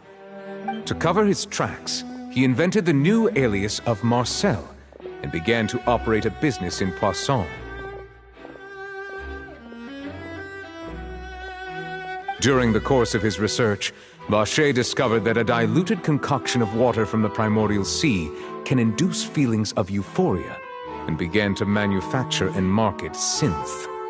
However, as he accumulated wealth to fund his continued research and expanded the scope, he came into conflict with Spina di Rosula. After exchanging blows with Spina di Rosula for many years, Vacher decided to assassinate their president Callus at a banquet. Although the assassination did not go as Vacher expected, he was able to turn Callus into the murder suspect by dissolving the assassin he sent to the scene. And just recently, Vacher attempted to frame Linny as the culprit of the serial disappearances case, using a similar method. However, his attempt to frame Linny failed, and the power of water from the primordial sea became public knowledge. This case also exposed enough of Vacher's machinations that he was eventually successfully charged in court. Thus concludes the enigmatic history of the serial disappearances case, with the truth revealed to all.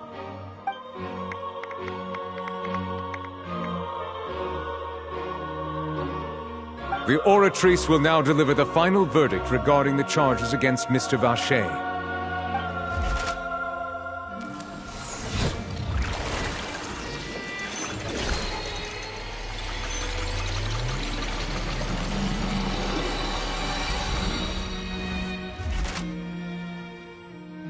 According to the judgment of the Oratrice Mécanique d'Analyse Cardinale, Mr. Vacher is guilty. Guards! Take Vacher away. Good. It's what he deserves. With that, the serial disappearances case is over now. We really just witnessed history. Who would have thought the true culprit would be such a polite and well-spoken guy? Yippee!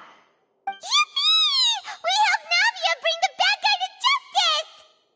He's hurt so many innocent people and now he's finally getting what he deserves! Huh? Are you okay?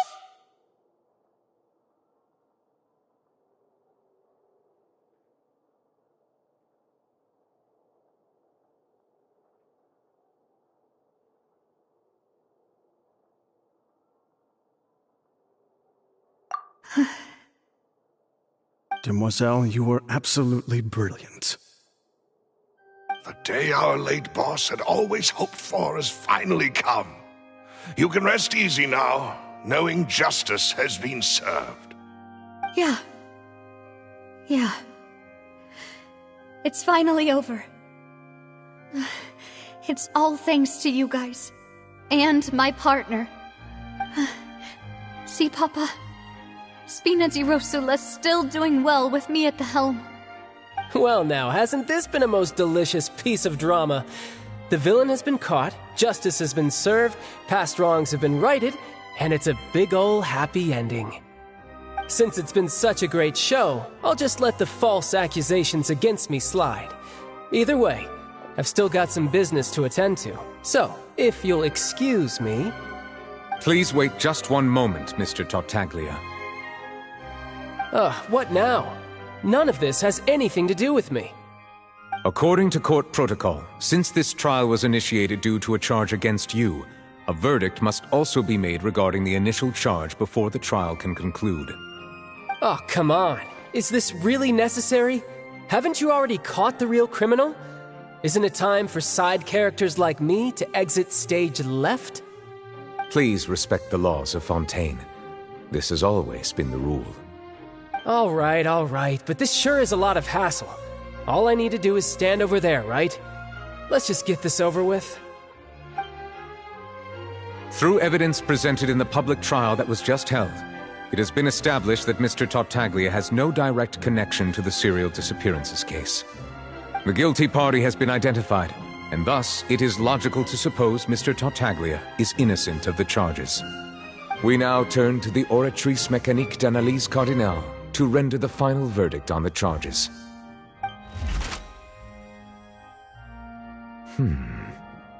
According to the judgment of the Oratrice Mécanique d'Analyse Cardinale, Mr. Tartaglia is guilty. What? Hey! That's not funny!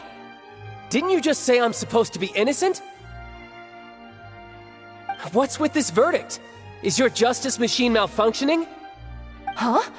This has never happened before. The Oratrice actually returned a different verdict from the Chief Justice. I mean, have you ever heard of an innocent Fatui Harbinger? Do you think the Oratrice might have just convicted him on general principle? But weren't the charges about the serial disappearances case? No matter what else he's guilty of, it shouldn't affect the verdict in this case, right? The judgment of the Oratrice Mécanique d'Analyse Cardinale is, by law, the final verdict of the court. Guards, please take this up.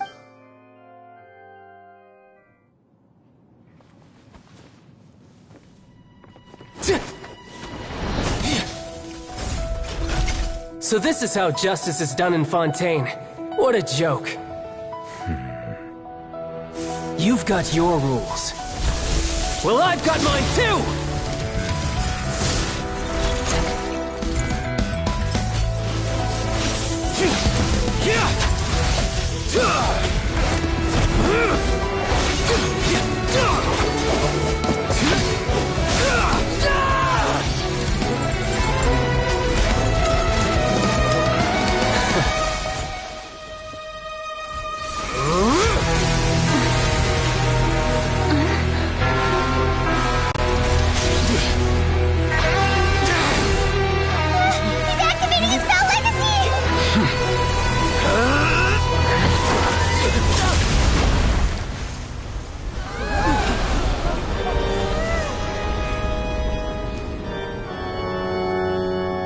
I am sorry. If you have been wronged, we will find the truth. But the rules of the court must be upheld.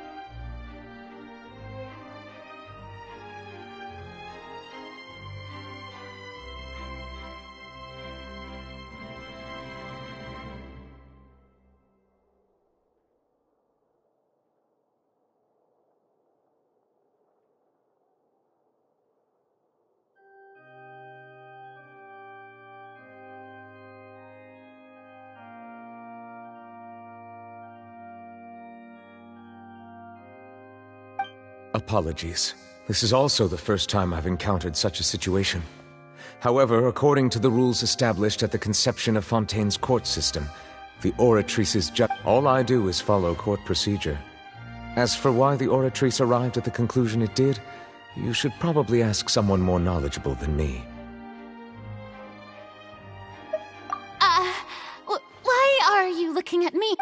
I don't know what happened there either. What does Lady Farina mean by that? She says she has no idea either, but that's Yeah, so are the verdicts reliable or not? Can results like this... My dearest citizens, did you really think we'd allow an incorrect verdict to be handed out in this court? Did you really believe that the judgment could be mistaken or be the result of some sort of random mishap? Don't tell me you thought even I had been blindsided by the Oratrice's result. But the way she looked just now, it was pretty obvious she had no idea what was going on. However, given the state of things, I shall give you an explanation. Everything that just took place, including my supposed shock and bafflement, was a part of an elaborate performance, with every action meant to stir up drama and excitement. And, of course, for every performance there is a script. Everything has unfolded exactly as I expected from the very beginning.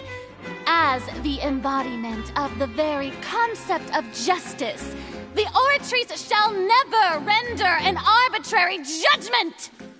If you thought Child had nothing to do with the serial disappearances case, it is only because you've been blind. Everything he's done, all shall be revealed. Now, having said that, although I hate to leave things hanging in suspense, it is now time for this performance to end. As the lead actress... So she chose to make her escape after all, did she?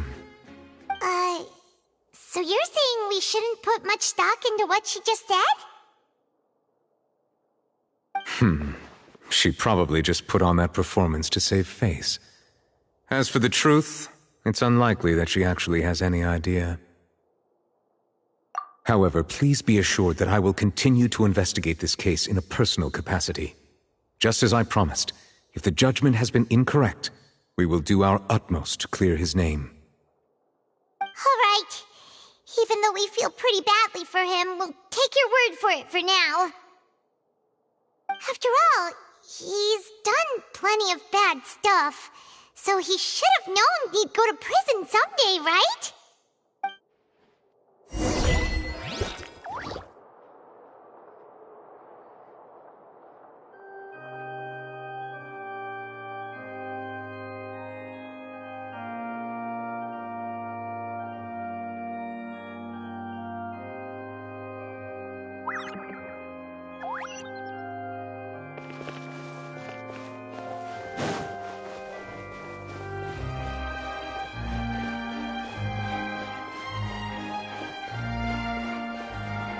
More speed.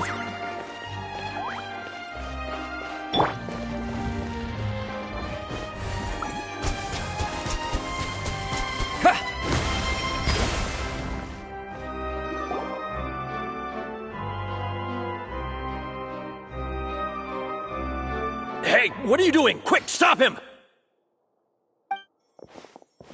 Traveler! Hey! Traveler!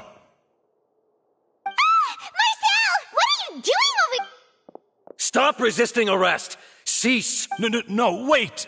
I just want to ask the Traveler something. I'm not looking to run away. Please, just let me ask this one small thing.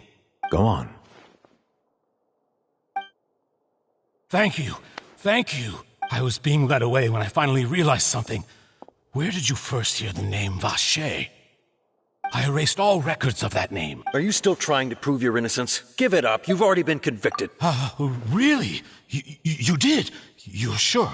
You met her? But how could that be? The Fountain of Lucine?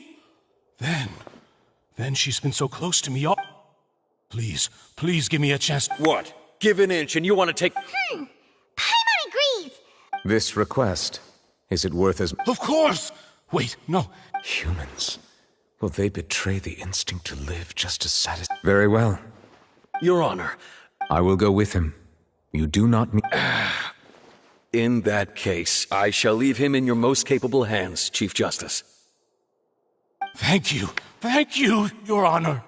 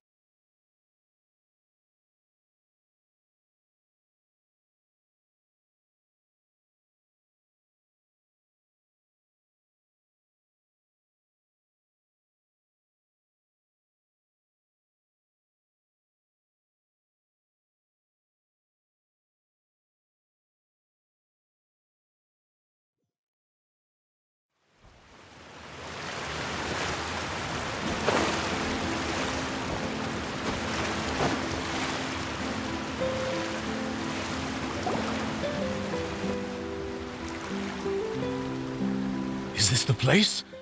You said she's here, but what do I need to do to see her?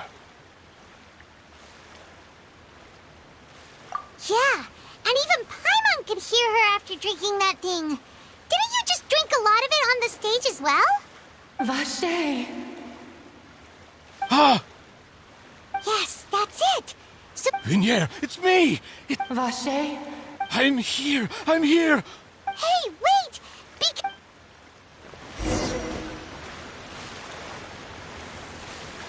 Vinier, is that you? It's me! Vache?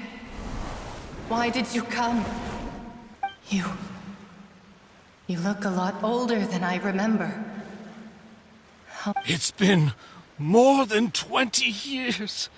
I've suffered for all this time. Only the thought of bringing you back has kept me alive. I must be dreaming.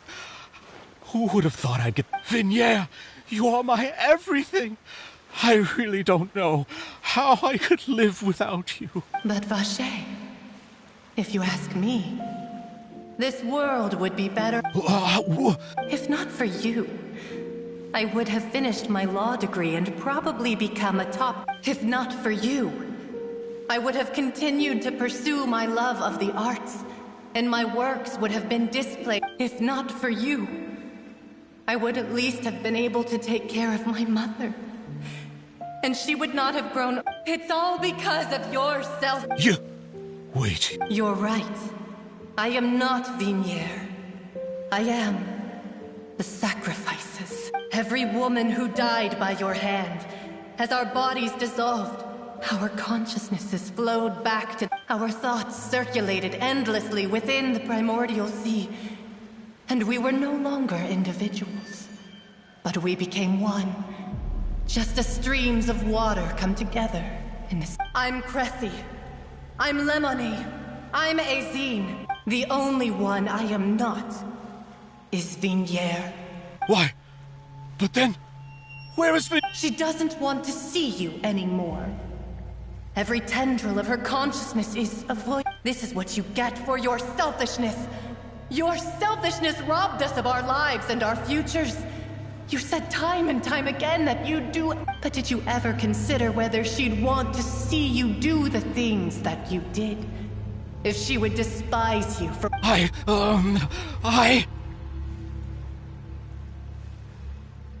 You are a liar, a heartless murderer, and a cowardly narcissist.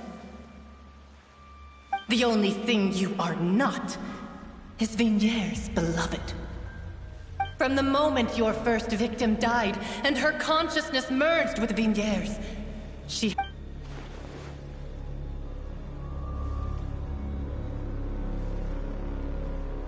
No! Vinier! You still don't understand. When I said don't look for me, that came from the real Vinier. She really doesn't want to see you. But on top of that, she also said that because it's her final drop. She said that because she knew that if you did come here, we will show no mercy to Vache. Vache? Vache? Vache? Vache? Vache? Drown.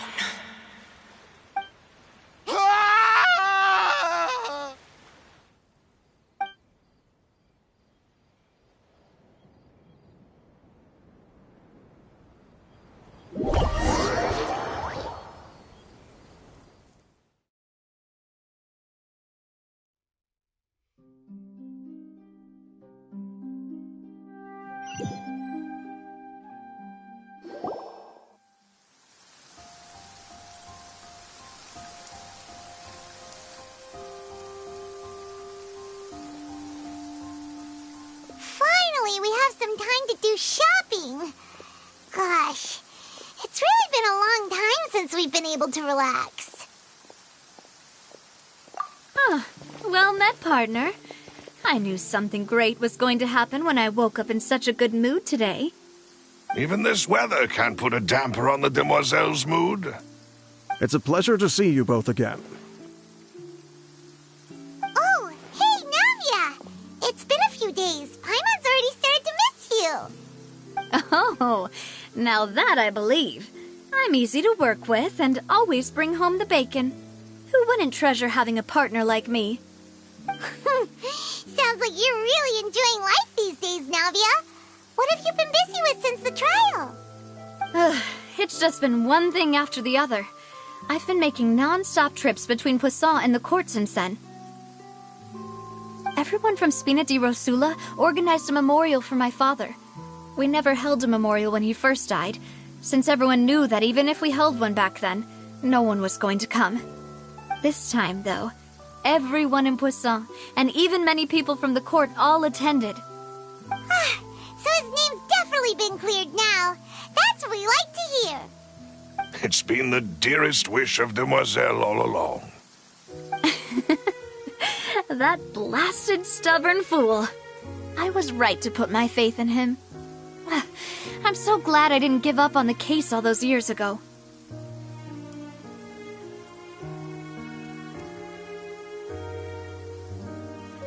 Oh, by the way, I ran into Charlotte just after I left the memorial service. Well, maybe it'd be more accurate to say I knew she would be there, and there was no way she'd just let me go. Huh? So you know Charlotte too? The Charlotte? Journalist from the Steambird?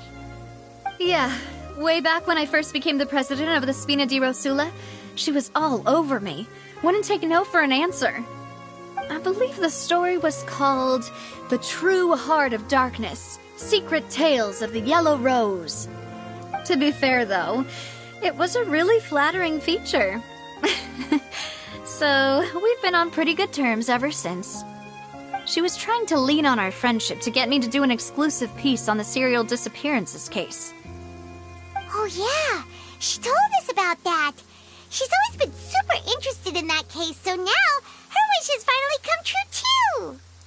Anyway, I told her to make sure that when she writes about you guys entering the opera house with the critical evidence, that you both sound really cool. Now that's another thing to look forward to. We trust Charlotte's skills with a pen for sure. Oh, and in other news, I also took Clarande out for a meal. Oh, are you two on better terms now? While you were investigating Vaché's headquarters, Clarande gave testimony on my father's behalf. It was thanks to her that we were able to turn the tide. I wanted to thank her. I mean, there's also no point in being awkward all the time, so we took the chance to reconcile with each other. Oh, that's great. Paimon also thought Clarande wasn't actually a bad person.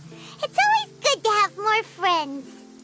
Anyway, now that the case has finally been solved, perhaps it will slowly begin. Oh, actually, there's still one last thing I need to do. What is it? I should pay a visit to my father's grave and tell him the truth of what happened, as well as how it all ended. And on top of that, just how much people still look up. That includes me, too. Miss Navia. Indeed. We want to go too! We also think Callis... Sure thing. I'd like you two to share the moment with me. And in that case, everyone, let's be off. Considering the recent weather, we'll be lucky. Yeah, you're right. It's been raining non-stop for a few days.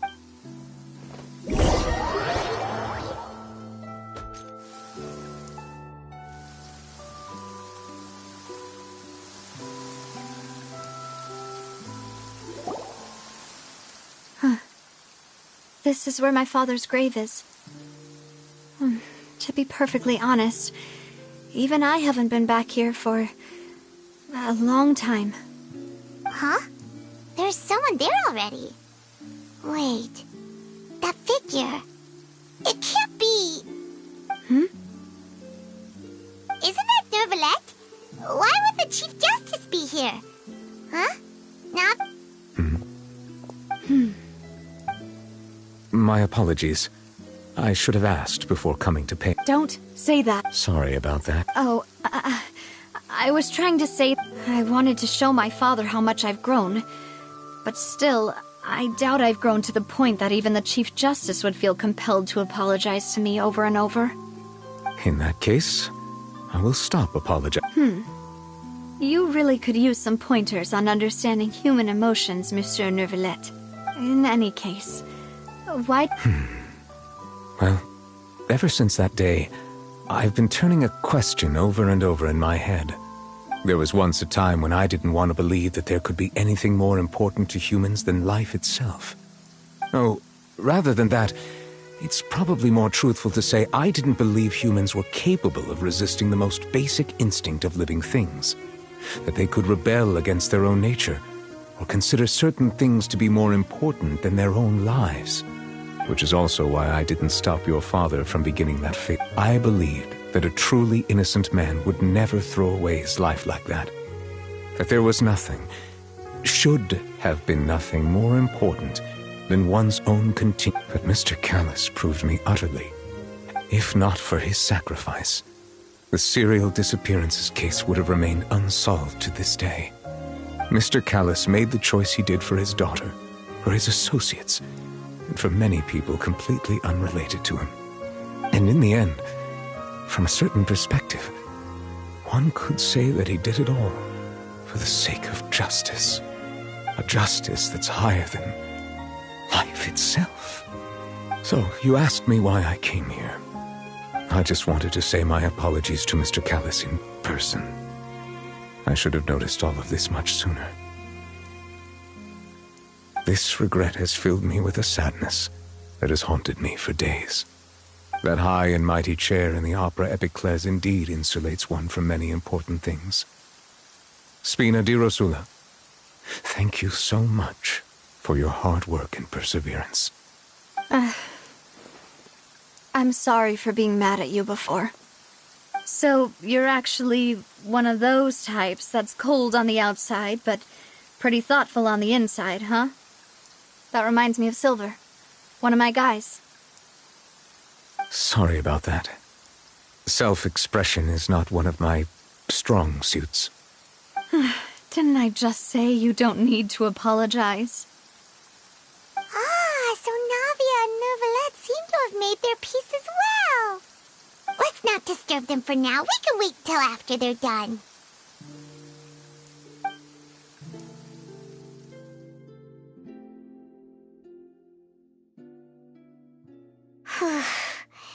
Paimon's never paid respects at someone's grave before.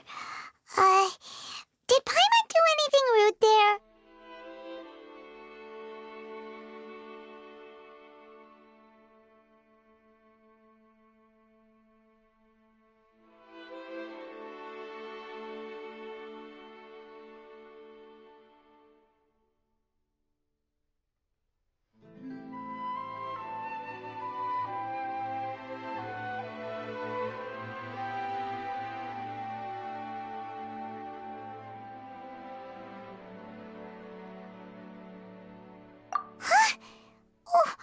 Paimon didn't know that was a thing!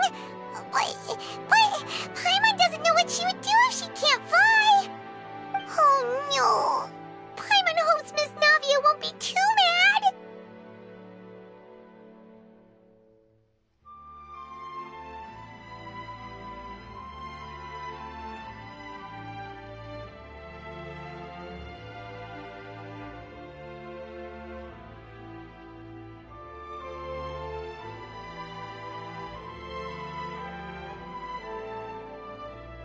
Anyway, Neuvillette is still standing around there. It's not often that we can catch him alone like this, so why don't we...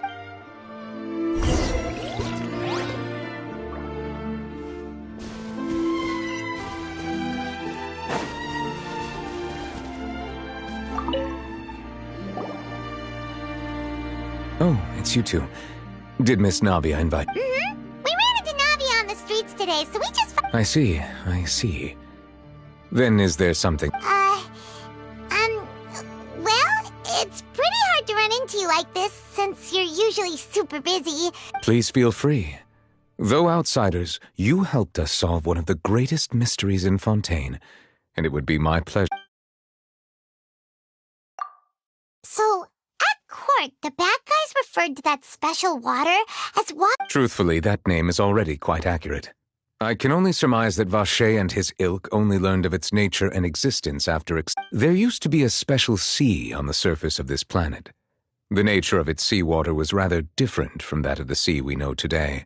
Most of Tevat's life forms were first born in that special sea. You could say it nurtured much of the life on this planet. Huh. So it really was where everything began. It makes sense to call it... But today, the primordial sea no longer exists on the planet. What Vacher discovered must have been some kind of special case, or a remnant from a truly... Huh. So that's how it is. Oh, you really know everything, Monsieur Neuvillette. But if that's the case, then why would people, at least people from Fontaine... Indeed. Why would the primordial sea, which was known to engender and nurture life, suddenly... To be frank, that also doesn't match my understanding of this world and its laws. There must still be some unknown secrets around the people. Is there anything else you'd like to ask me about?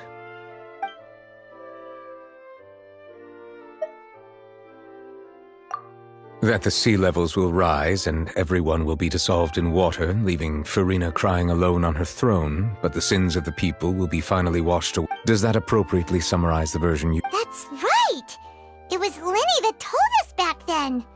And that about covers all the... Yes, up to the present, I think we reached a point where we have no choice but to confront this prophecy. Rumors have it that this prophecy is rooted in the last words the former Hydro Archon left to the world before she... A prophecy?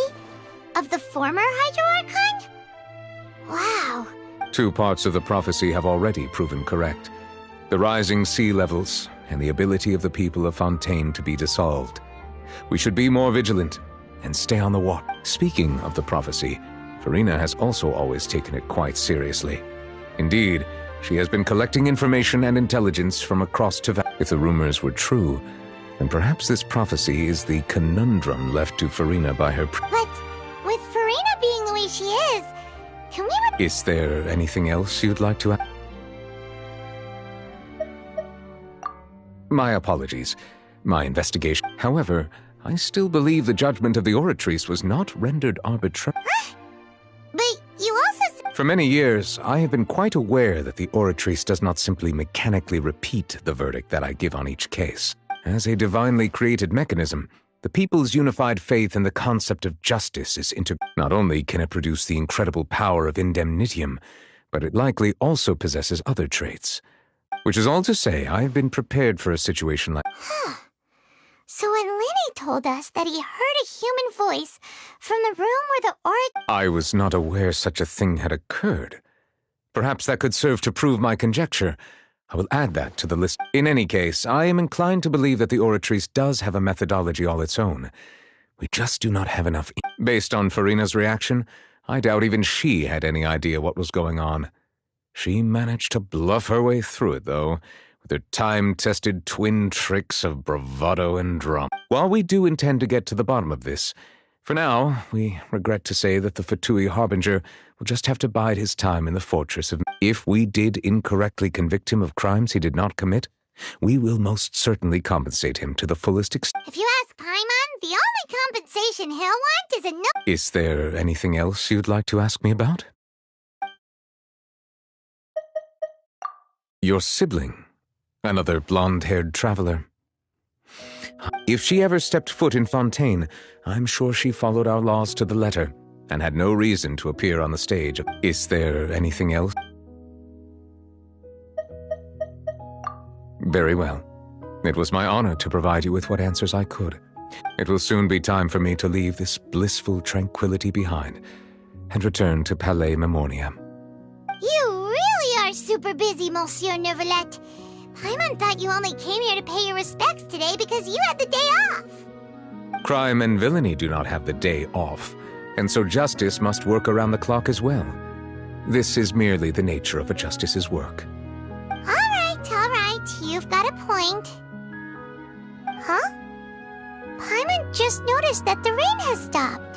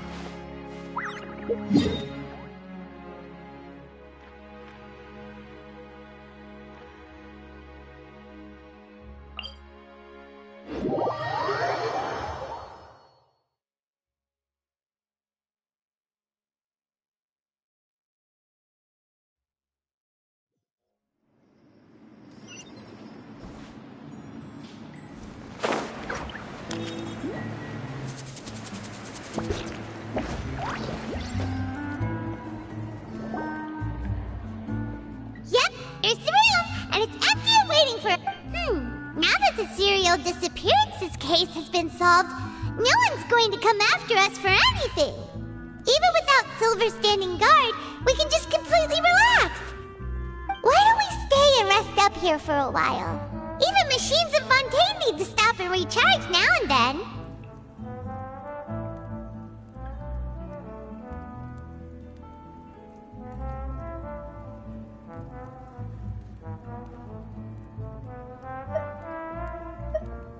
Oh, come on! This place...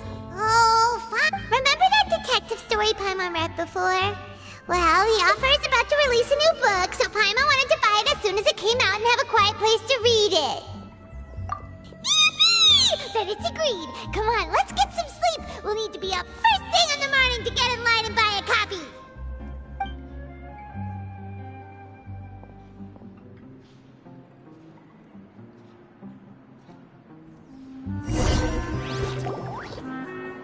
Paimon didn't expect that style at all. Even though it's a detective novel, it's also like a social documentary. Whew. It's actually pretty good.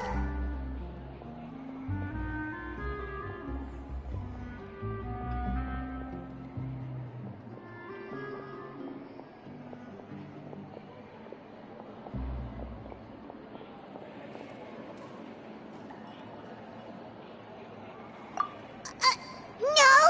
Paimon just spends a bit more time sleeping than you, that's all. Excuse me, but do you know if the Traveler and Paimon are lodging here? Huh? Who are you? Paimon doesn't recall seeing you. A blonde traveler and a chatty little fairy. Whew, looks like I found the place. Good thing I asked the Spina di Rosula. Seems they sent me the right way. Hey, what do you mean by chatty? Paimon's always careful not to talk too much. Most of the time, anyway. It's an honor to meet you both. I was sent from the Palais Mermonia. Monsieur Nourillet wishes to see you. It seems he has something in... Nourillet? He wants to see us again already? Huh. We talked... I am not privy to the details. It would be best if you came to the if you say so, but... Now that I've delivered the... Thanks! We haven't left the room for a few days, so we'll...